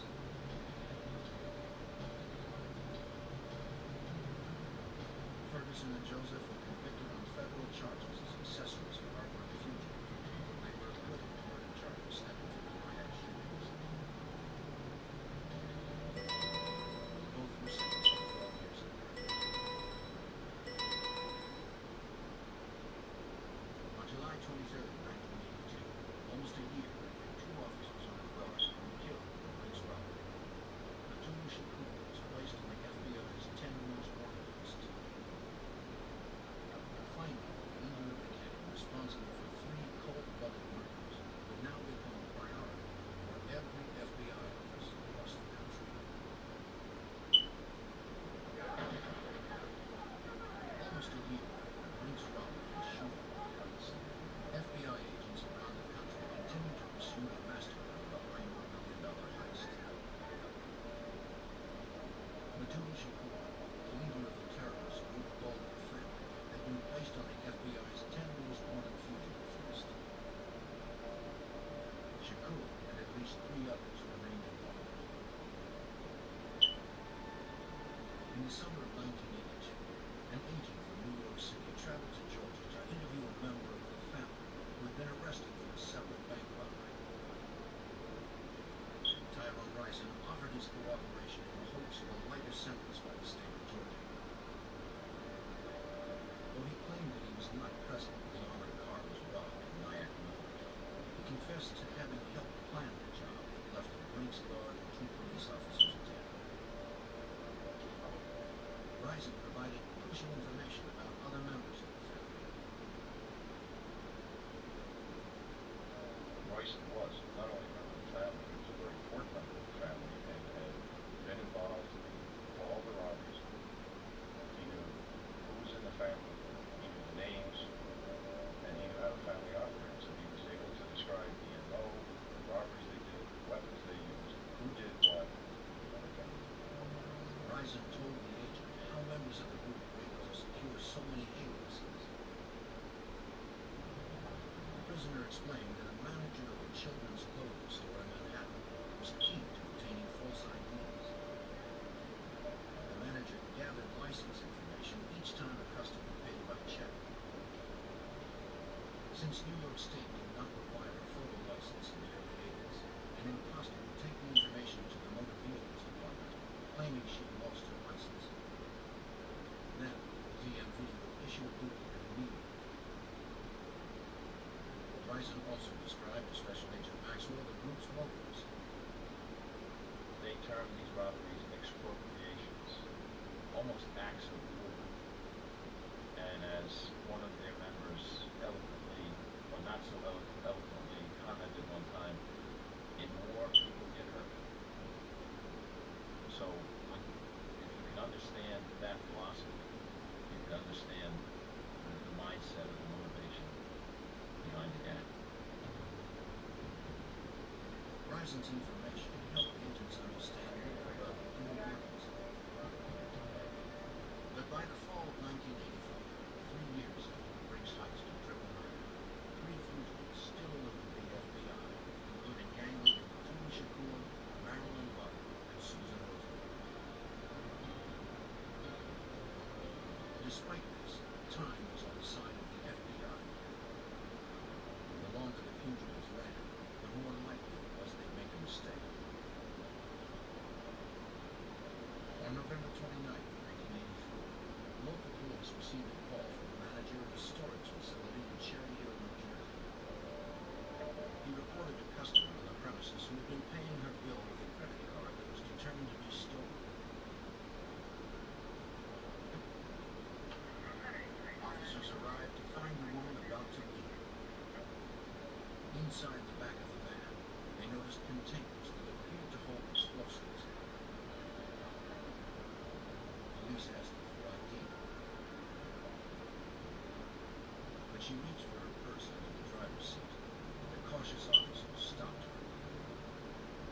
They wanted her hands to stay in plain sight.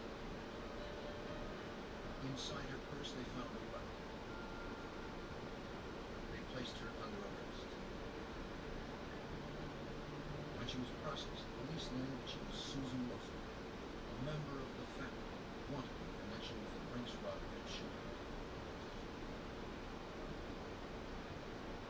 investigators secured a search warrant for the van.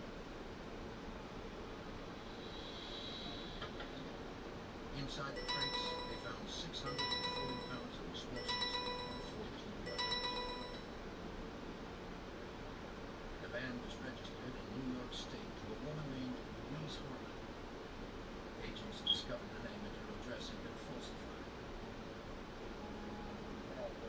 As forensic technicians processed Rosenberg's vehicle, they noticed a sticker on the door from a repair shop in Connecticut.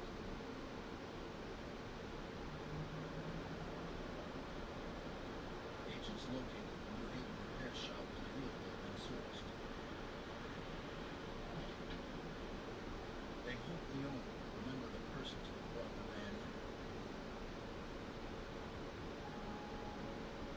They showed the owner several photographs of women who were known associates of the family.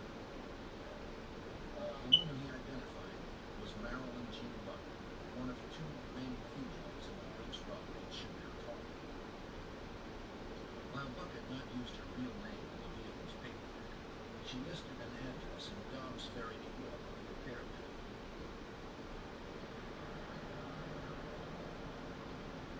Agents followed up on it. They determined that Buck was in Dobbs Ferry and set up surveillance, but she eluded them for months. Then on May 11th, 1985, they finally cornered her outside of Downey and arrested her.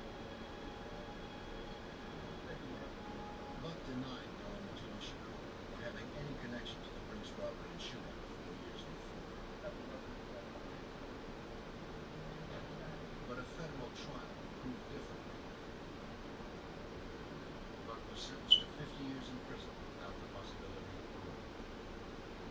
She was extremely important in the planning of the robberies and in the procurement of the weapons, as it turns out. A lot of the weapons that the family had, she obtained in gun shows in Texas, flying under phony names. Now, only one known suspect in the Nyack robbery and shootout remained. Terrorist leader Tony Shakur. It's more than a movie. It's a new job for her. A new baseball team for him. And for Badger, it's a new yard with more room to run. It's more than a move, and we're more than a truck. Hey, sweaty. Sweetie. You good? Someone stole my Old Spice antiperspirant. Now I'm smelling like perspirant. I did. Where's 24/7 sun protection? You did this to my pets.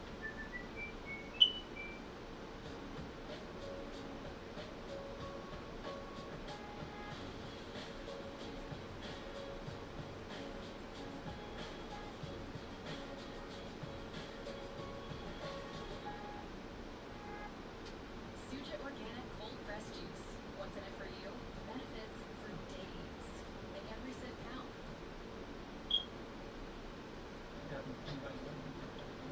Agents searched the Baltimore apartment rented by Buck, hoping for a lead to show his whereabouts.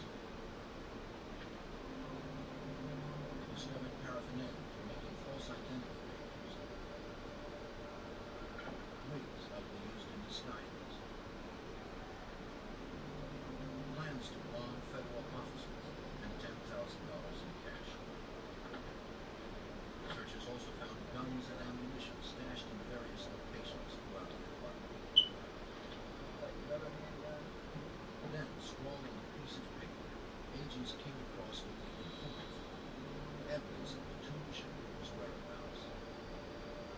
It listed a phone number in Los Angeles. Special Agent David Mitchell spearheaded the search for Shakur. He contacted the FBI Los Angeles field office to have agents follow up with him.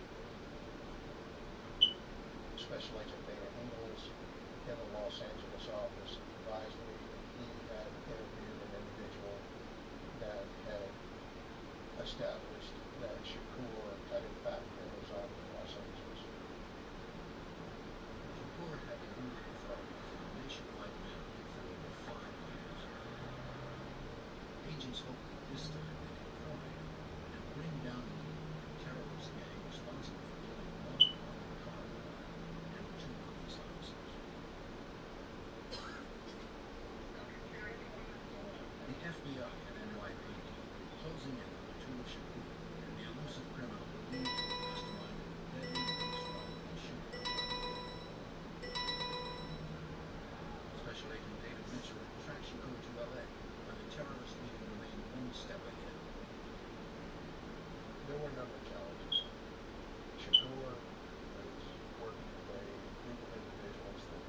closely aligned with each other. They had a support network. The investigators, all assigned to this investigation, were having a difficult time getting individuals to cooperate. After many weeks, investigators were finally able to convince an informant to tell what he knew about the fugitive's whereabouts. He said he didn't know where Shakur was hiding, but he identified a man by the name of Chapman, known to be close to Shakur.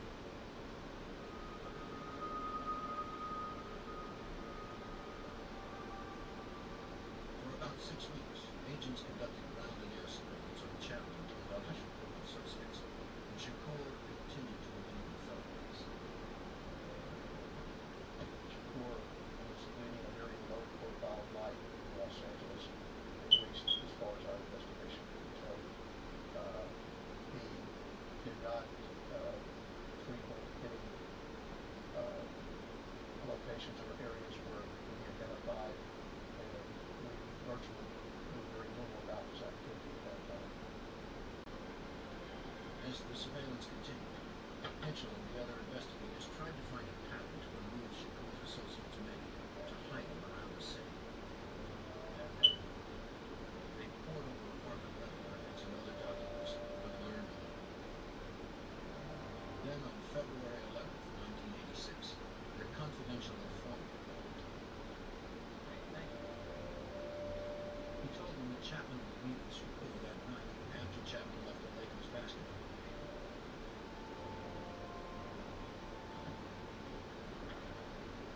Investigators located his car and waited for him to leave the phone.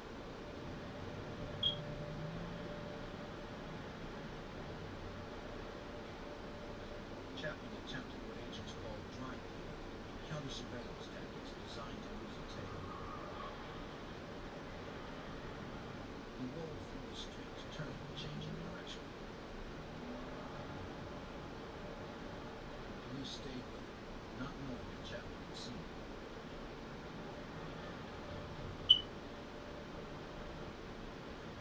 When Chapman reached his destination, Mitchell's team pulled in nearby.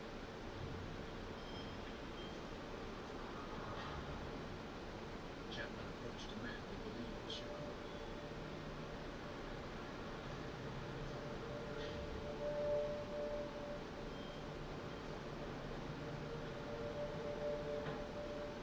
Two officers headed to where the men were talking, careful not to attract attention.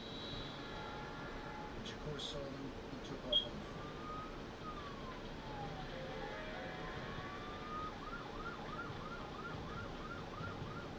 They caught up with him. The arrest of this violent revolutionary closed a 5-year nationwide record. When Shakur was arrested, it was apparent to those officers and agents involved in the arrest that he was tired, and it was late in the evening. He was transported to the Los Angeles FBI office, where Agent Ingles and I attended the interview. Shakur declined to furnish any statement to us during this interview, and was subsequently moved back to New York City to face the charges. In the spring of 1986, Shakur was tried for federal charges related to the Brinks robbery and shooting.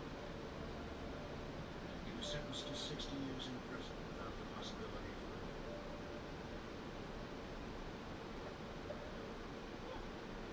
The police officers who survived the terrifying day in Nyack, New York, were relieved that Shakur had been brought to justice.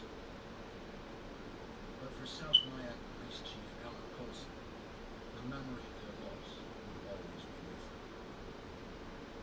Video Brady and Officer Brown, Chip Brown, as we call them. We're local Nyack community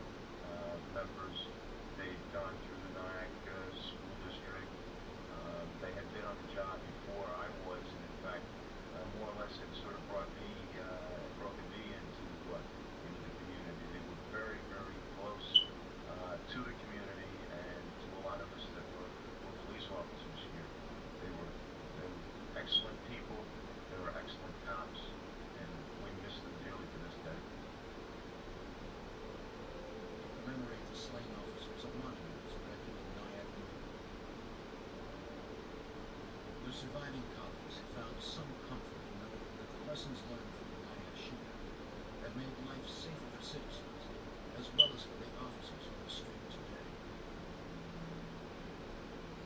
Would it not be said that they died in vain, but rather that their ultimate sacrifice led to the identification of a national trauma?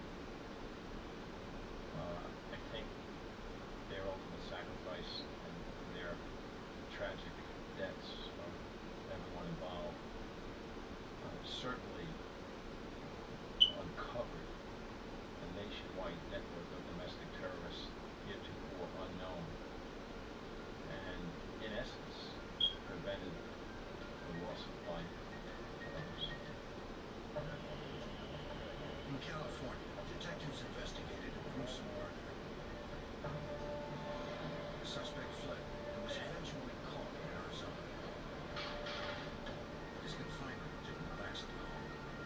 He escaped and disappeared into the Grand Canyon, robbing and kidnapping tourists as he went. To stop the elusive killer, FBI agents and local officers joined forces on a dangerous manhunt.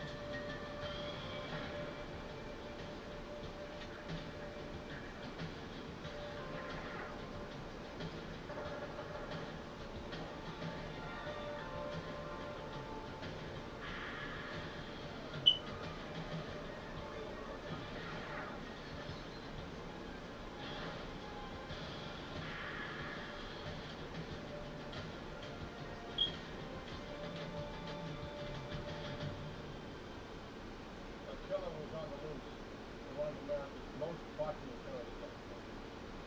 Armed and desperate, he evaded law enforcement at every turn. And before the July weekend quickly approached, thousands of people became potential targets.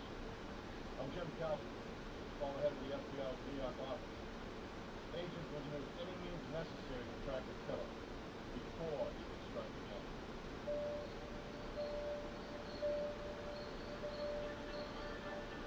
In the early morning hours of September 20th, 1990, a fisherman cast a line into the Burns Cut River near Stockton, California.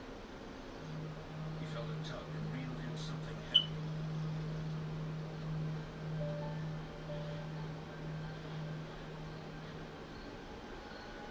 It was a large plastic bag.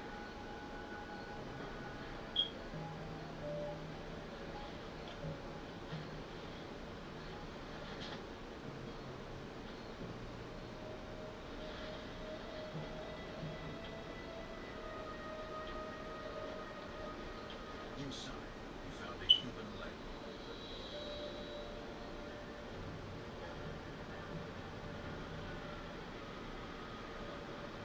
The fisherman called the San Joaquin County Sheriff's Office.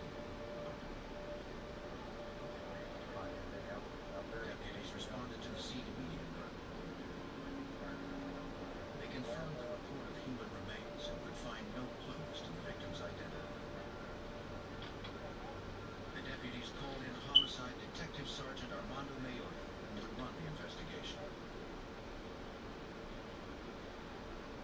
The search of the river for any other items of evidence and body parts continued through the night and then into the next morning.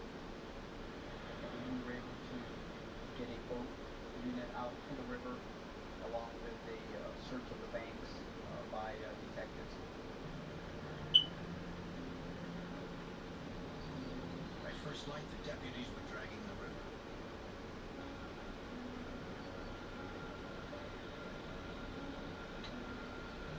While they checked the deep water, detectives walked the riverbank.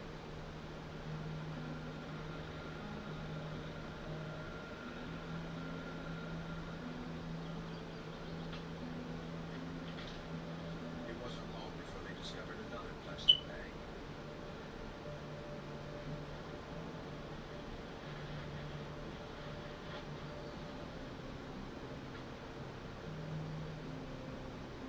Inside were two arms.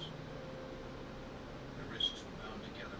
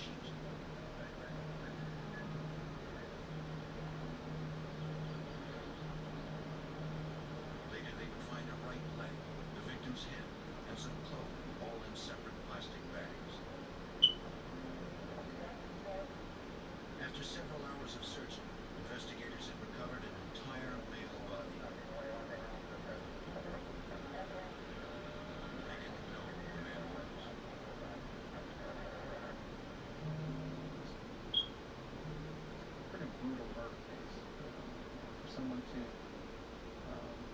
take the time to dismember a person and to transport that person in different bags and dispose of the body without caring. It's very callous and cold. At the morgue, the coroner examined the remains. He determined that the victim had been dismembered with a serrated knife. It would take more time to determine the actual cause of death, or if the man was alive when he was dismembered.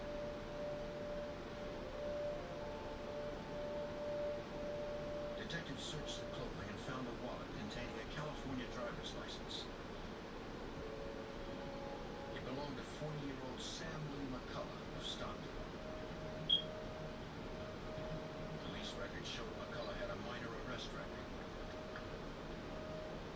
A fingerprint check confirmed his identity. After informing McCullough's family of his death, detectives got permission to check his house for evidence. Once the victim was identified and we had a name and a location where he lived, we responded to the victim's address. He lived in the 5200 block of Eastern Closer Road in South Stockton.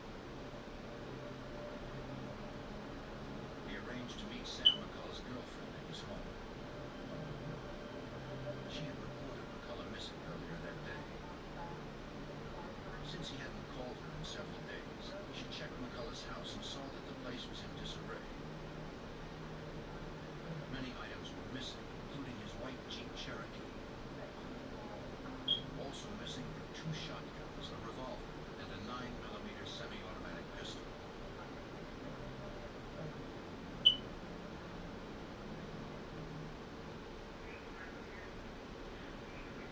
Detectives and deputies examined McCullough's house. Noting footprints on the floor, they conducted an electrostatic search to reveal details of the prints, which appeared to be made by boots. Investigators also recovered latent fingerprints, but none were foreign to the house.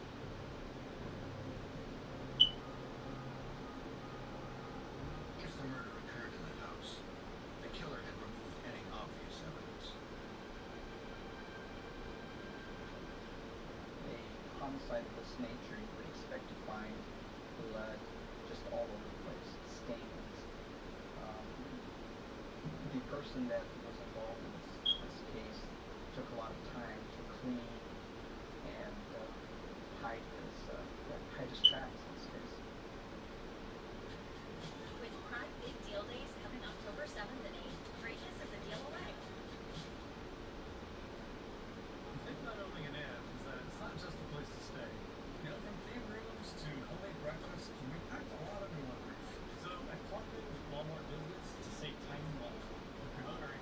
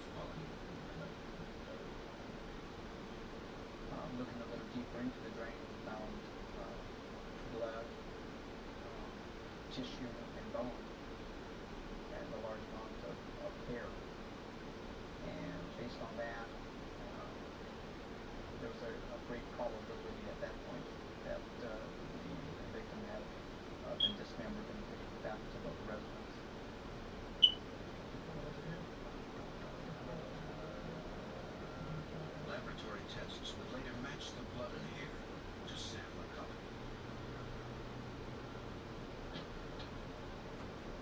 Eventually, the coroner determined McCullough had been dead before he was dismembered.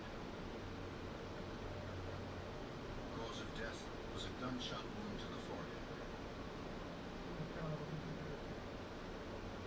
Powder burns indicated he had been shot at point-blank range. The coroner removed the bullet fragments and sent them to the state ballistics lab.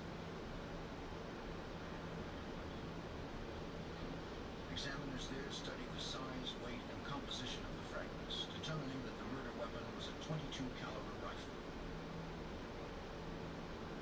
Comparing the fragments to slugs test fired from sample weapons can identify specific models. California Department of Justice examiners believe the weapon used was probably a Western Field brand rifle.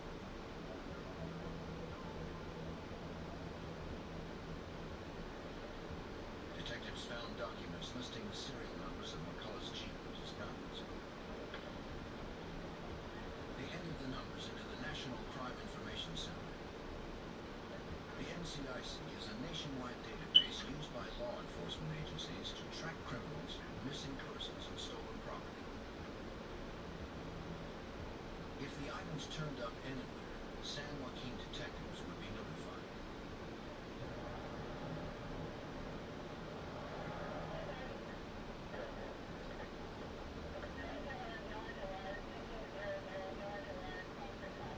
Within days, a Stockton police officer discovered the victim's Jeep abandoned several miles from McCullough's house.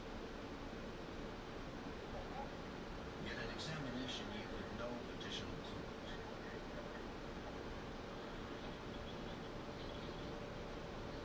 Investigators still had no leads on the killer. They canvassed McCullough's neighborhood, hoping to find a witness.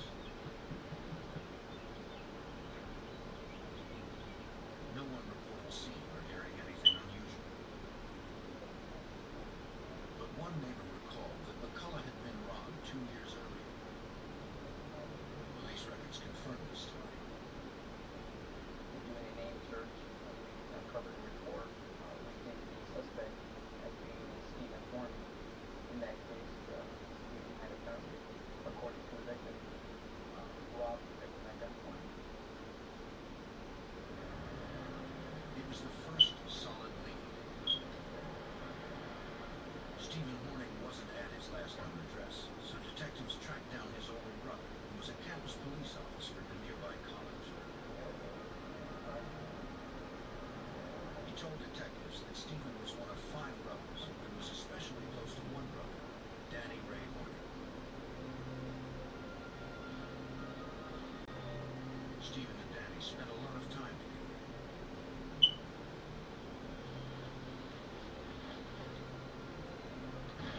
They often hunted and fished along the Burns Cut River, the same river where McCullough's body had been dumped.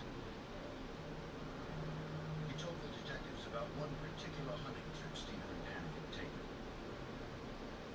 They had shot a deer, brought it home, and butchered the deer in the bathtub of the residence. And that was significant to us as the victim had been dismembered in the same way. The eldest Horning brother added another detail familiar to detectives. After butchering the deer, Danny had placed the animal's limbs in black plastic garbage bags. Detectives thought the story had an eerie resemblance to the homicide of Sam McCullough.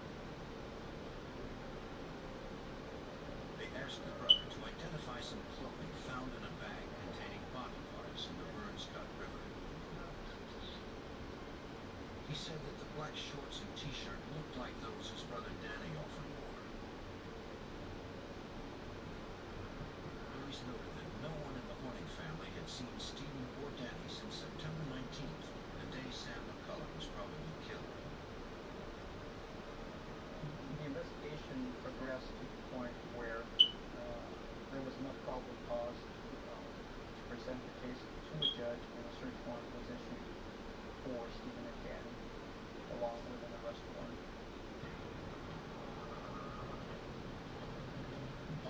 20th, 1990, 2 months after the murder, San Joaquin Sheriff's officers returned to the brothers' trailer located behind their parents' house.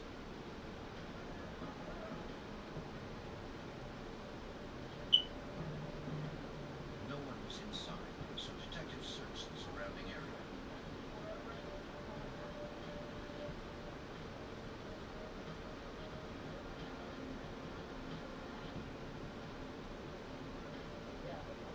Behind the trailer, they found important evidence.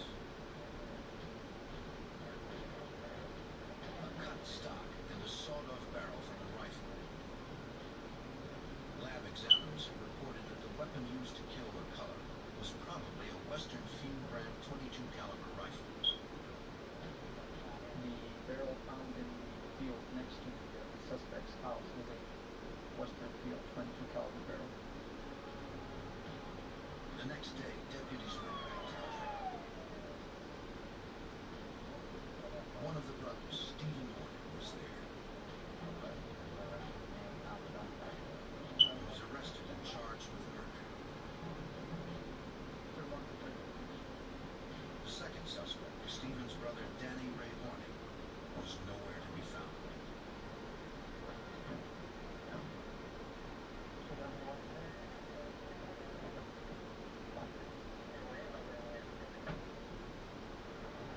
At the San Joaquin, California County Jail in December of 1990, detectives held one suspect in the murder and dismemberment of Sam McCullough. Stephen Horning had been arrested after a month-long investigation. The detectives needed more evidence to hold him. His brother, Danny Ray Horning, was also wanted but had fled the area. Stephen swore he had nothing to do with the murder and said he didn't know where Danny was. Since Stephen wouldn't help them locate Danny, the investigators turned to the Horning's father for answers.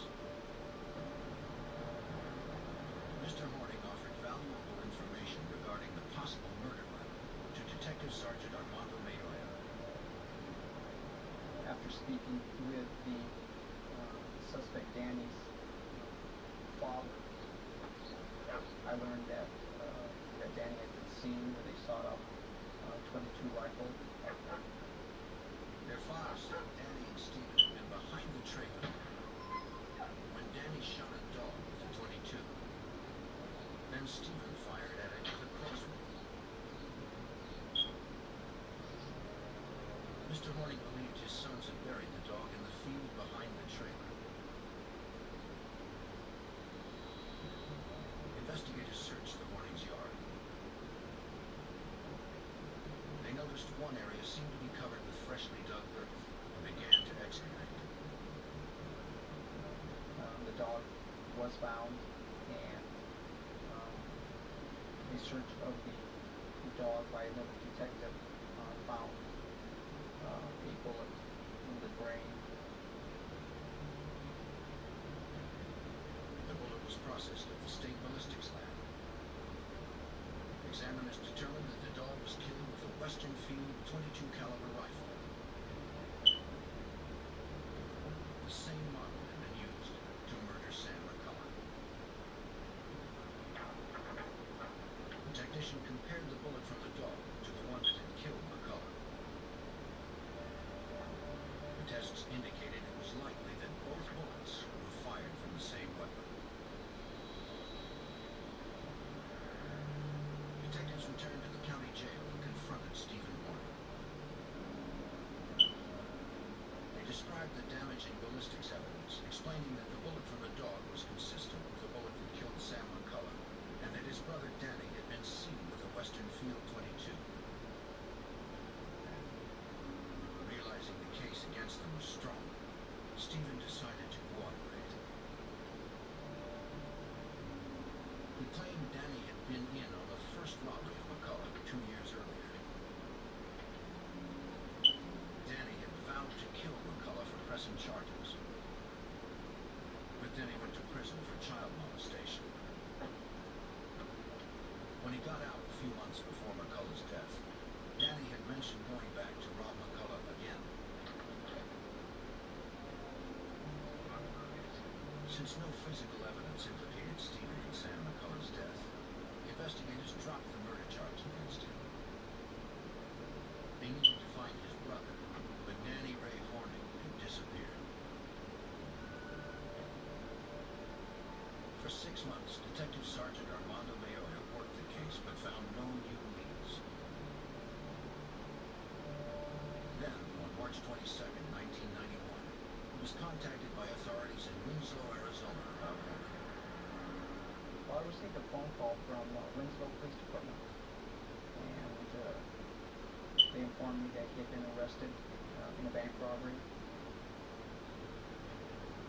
That day, Horning had walked into the Valley National Bank in Winslow, more than 800 miles east of Stockton, California. He trained his 9mm pistol on the bank manager while a teller filled a bag with $25,000. When she was in the other room, the teller had tripped a silent alarm.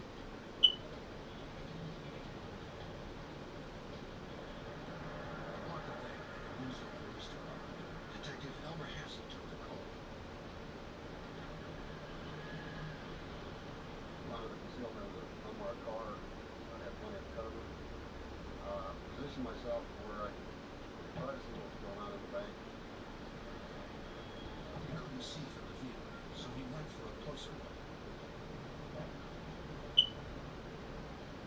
When the detective checked through the window, he saw a single gunman backing toward the door with a hostage.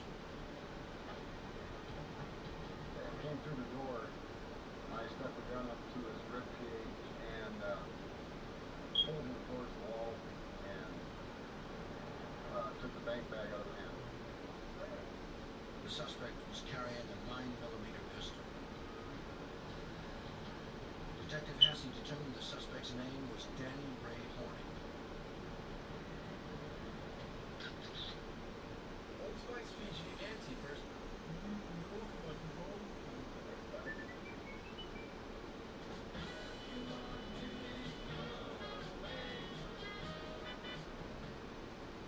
Oh, Cole's mom. Now that my kids are out of the house, I'm starting to notice my house. A little update goes a long way. This is Mama's house now. My husband was there too. This is Mama and Gary's house. Everyone has something to protect. I should have done this a long time ago. Well, they found it's her freedom. And with guaranteed retirement income free protection, you can protect your life's work. Am I smiling too much? Who's your mark? An NCIC check revealed the murder warrant in California. Hassey described the weapon recovered to Detective Mayoya. They informed me that they had in their possession a 9mm semi-automatic pistol. They gave me the serial number and I confirmed that number as being the weapon that was taken from the victim, McCullough's residence. In Arizona, Horning was convicted of armed robbery, kidnapping, and assault. At trial, he dared a judge to give him the stiffest sentence possible, vowing to escape within a year. The judge accepted the challenge and gave Horning 4 life sentences. California authorities decided not to extradite Horning, who would serve his time at the Arizona State Prison in Florence.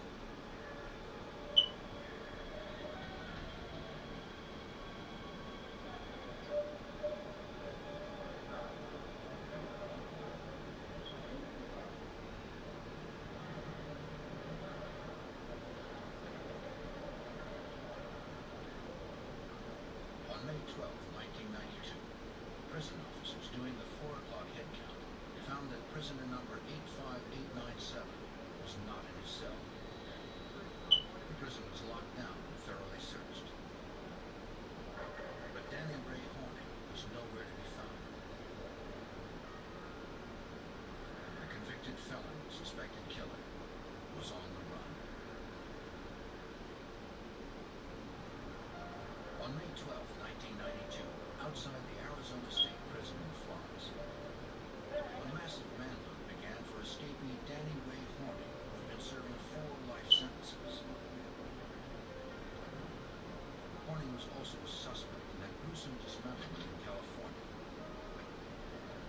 Arizona Department of Corrections fugitive investigator Doug Schuster helped organize the search. We have a lot of expert trackers, dogs, vehicles, equipment. The plan was to track him and apprehend him. We were planning to cite him, pick up a trail, follow him with dogs, horses, men, and locate him.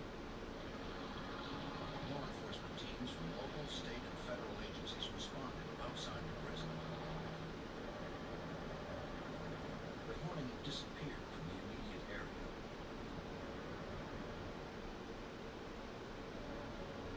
While the teams widened their circle, Schuster returned to the prison to try to figure out how the accused killer managed to escape. Prison officials contacted the FBI to assist in the investigation. Authorities first checked Horning's records. The convicted felon had been housed in Central Unit, the prison's most secure area. There was no evidence that he had tunneled out or otherwise breached the walls of Central. They interviewed corrections officers and inmates to determine Horning's last actions inside. Doug Schuster first determined why Horning wasn't in his locked cell. At any given time, not all inmates are locked in a cell. Some are out at work sites, some are working in the kitchen, some are working here and there. So you have a portion of your inmates that are supposed to be in their cells, another portion will be accounted for via an out-count sheet. Staff would visually see someone and say, these 4 inmates are in the kitchen working, so they wouldn't be in their cell during the count. Investigators learned that Horning had been assigned a janitorial job, which included cleaning the infirmary.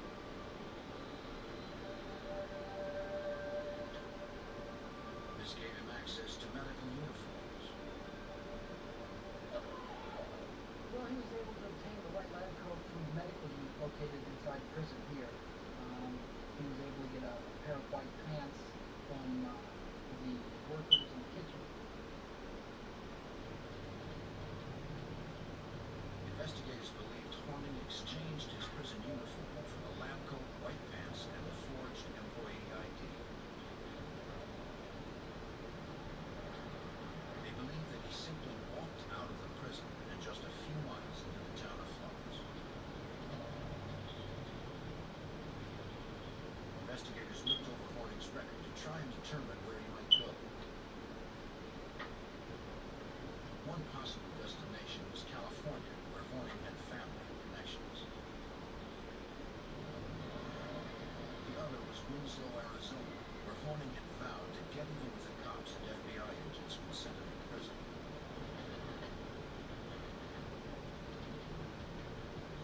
Special Agent Keith Tolhurst of the FBI's Phoenix Field Office joined the investigation. He would work closely with the Department of Corrections to stop Horning before he struck again. The information from the prison told us that they believed he was going to rob some more banks and then go to Winslow and try to kill either the Valley National Bank people that he robbed the bank from or kill the agents. So we believed he was going to head that direction. The agent examined the items left in Horning's cell. They would be sent to profilers at the FBI Academy in Quantico, Virginia. We started getting involved with our behavioral science unit as well to see if they could profile this guy to find out whether he's the type of individual that would carry out his threats. And basically it came back later that it looked like he would be able, or at least capable, of carrying out this kind of threat.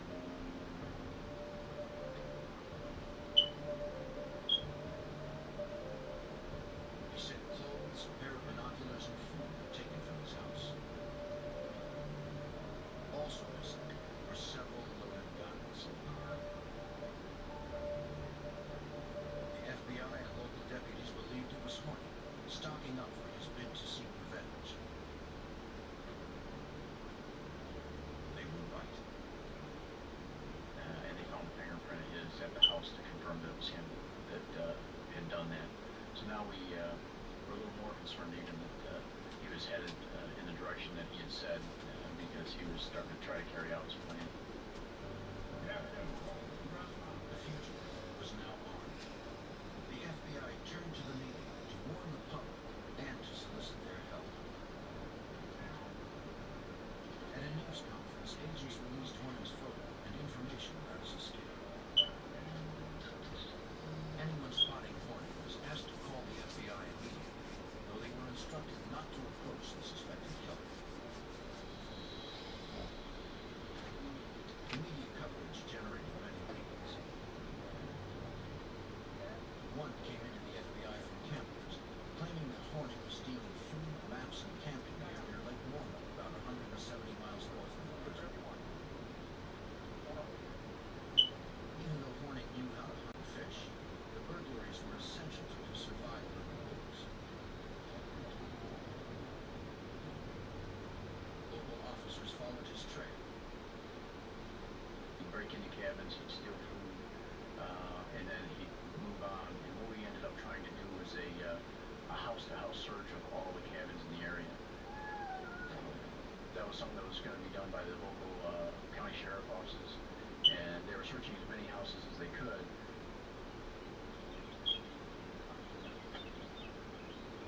Horning was getting closer to the Grand Canyon National Park.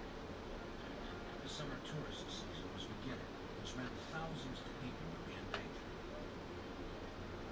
They had to fight before anyone got hurt.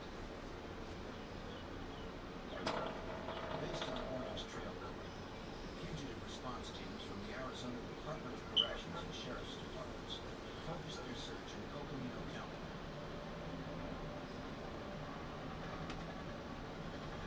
It was an enormous undertaking. Coconino County consists of over 18,000 acres of woods and difficult terrain. Perfect cover for a fugitive. Like we're in the mountains, this Lake Mormon area.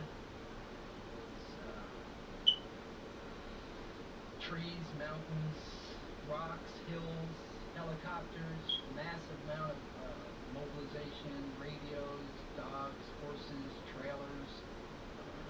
It's just massive.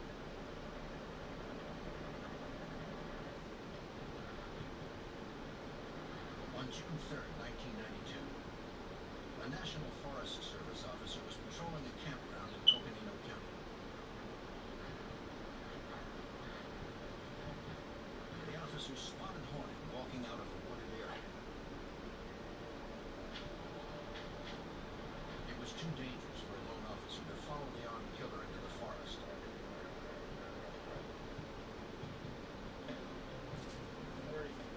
When reinforcements arrived, Danny Ray Horning had disappeared once again.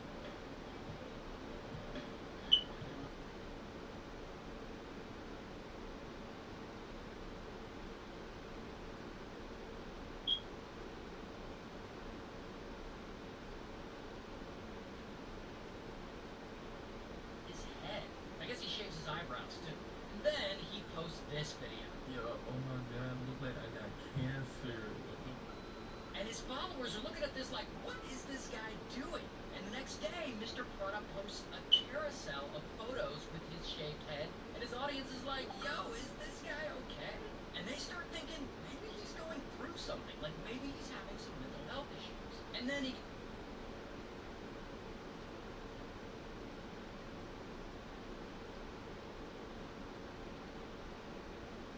In the government shutdown that is in place right now, as Republicans and Democrats continue to trade accusations as to who is to blame. Votes on a funding bill are scheduled to resume in the Senate this afternoon, following a break yesterday. But if those votes fail again, no votes are expected over the weekend, which would extend the shutdown until at least Monday. Senate Majority Leader John Thune dismissed the idea that more negotiations with Senate Minority Leader Chuck Schumer will end the shutdown.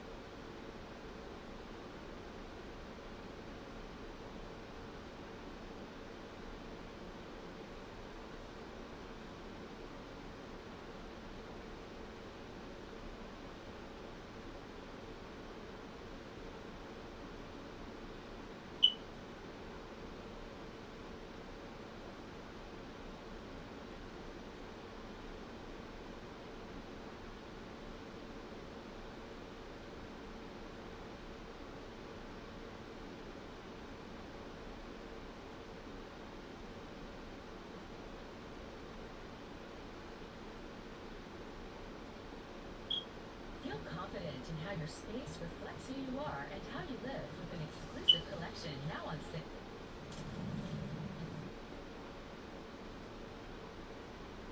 Story, let me tell you about what I'm talking about. So, you know, I told y'all I seen everything take off the police. Didn't think none of it. Get home the next day, man. The next day, one of my partners told me that, you know such and such. I said, yeah, man, it's on. Man, you know he got laid down and told me exactly the street that we was on last night. So the dude that lost his life the night before that I told y'all was take off was actually somebody I knew. This is why I don't get out to bed for nobody. Coming to find out, he got out to bed. I guess he was in an argument with his girl or something like that. Left the house on foot patrol, and you can see the direction that he was walking in. Car drove by. You can see this on the surveillance camera. Jumped out. He's on his phone. He had a soccer game for first place. He jumped out, ran up to him, stood over him. They got it there in the fucking tournament. Do not get up out y'all bed for nothing. I don't care if your girlfriend makes you mad. When nothing else, oh, you forgot you had a fucking soccer game. You got stories and experiences. I'm like, dude, you're supposed to be on the field right now. Went somewhere, either got arrested or lost their life. Anyway, man, let's get to this Spanky logo, man. This is some good content. It's a little older video, but it still have a story in it, man. It sounds like a movie. Y'all check this out, man. Spanky logo.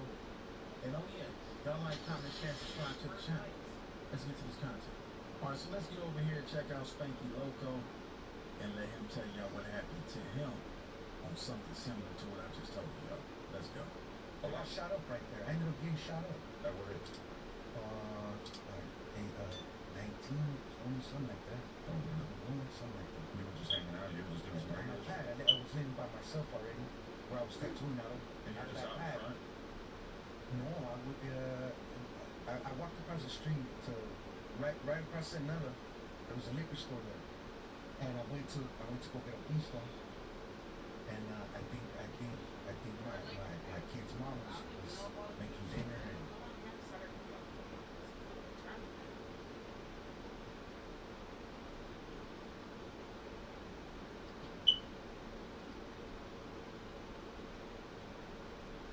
This woman, she's a freshman in college. Let's call her Ryder.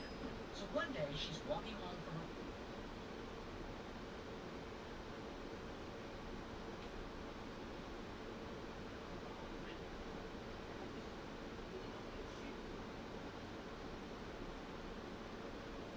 Not the answer they were looking for.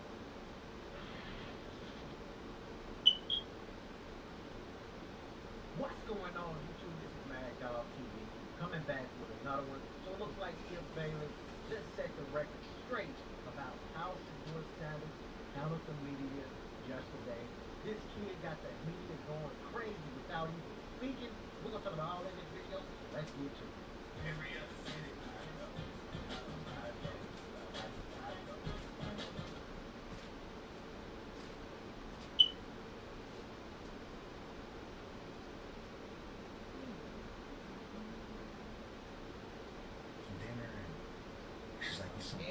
Something like that. I don't know if the folks saw grab a piece on the back. Oh, this thing. She asked me to grab it. And the homie that was at the register, he's like, hey, you gotta go, homie. You gotta go, fool. Is this for people? You know? And I was so crazy that I was like, let me go get something else. Let me stop right there. That's that pride, that's that ego. Nah, man, I ain't scared, man. Hey, it's gonna be what it's gonna be. And that's how sometimes it be when you in the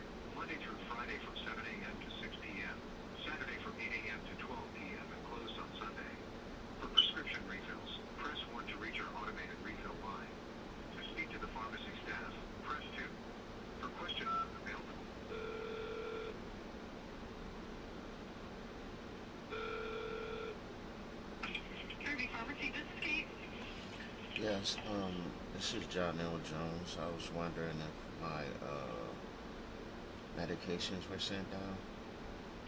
Let me look. What was your what was your date of birth? 9576.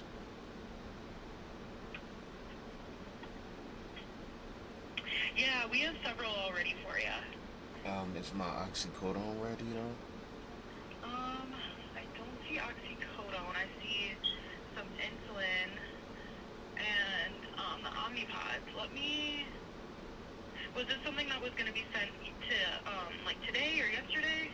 Yeah, 'cause it's due today, so that's Okay, why I was asking. sure. Can I put you on hold for a second? I'm just going to check your chart. Okay. Thanks.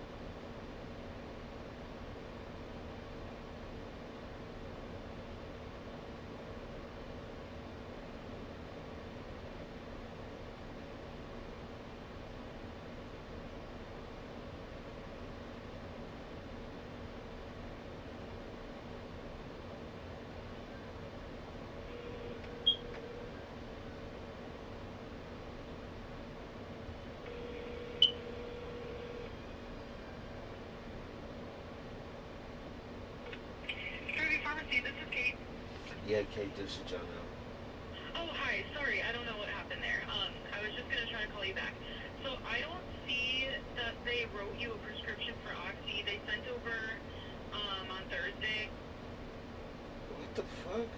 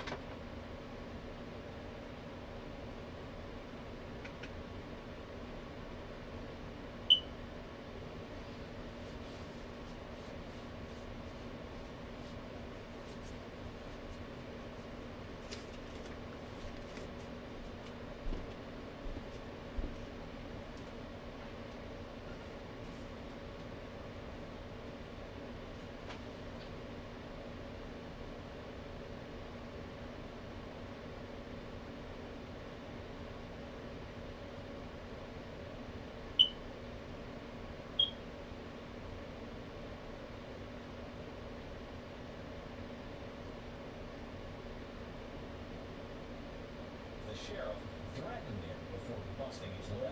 This is Sheriff Tracy White and his wife.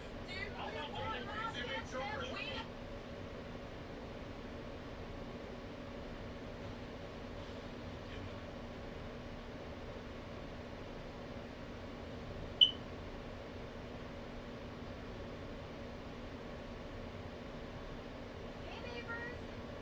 Hey, Naya. What your ass did? What pissed me off?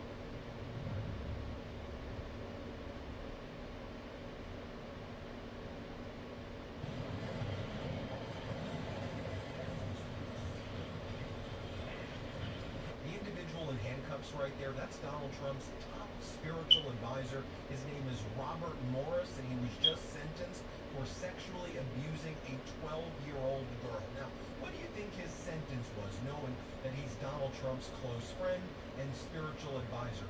He was only sentenced to 6 months in prison for sexually abusing a 12-year-old girl. When you're rich and you know Donald Trump, that's what you get. Now, Donald Trump's dark past continues to surface.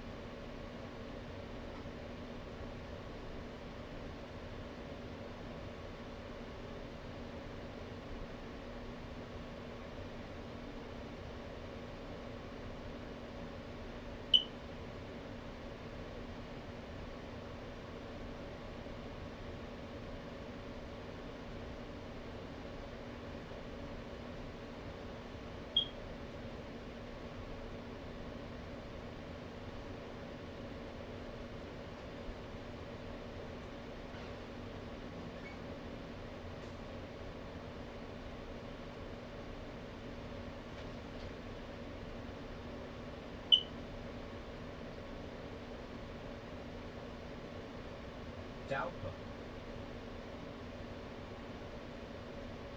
Today, we're expecting the best female getaway driver at GTA 5 on the planet.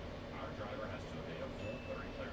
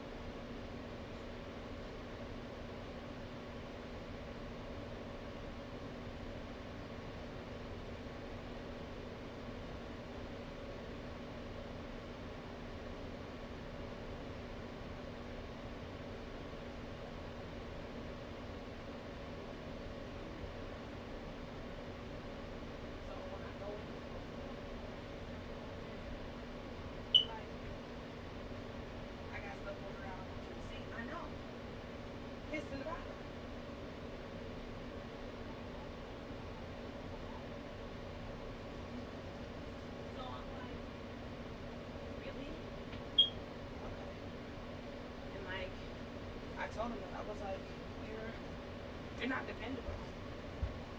I cannot depend on you. Like, it smells, that's what it smells like over there.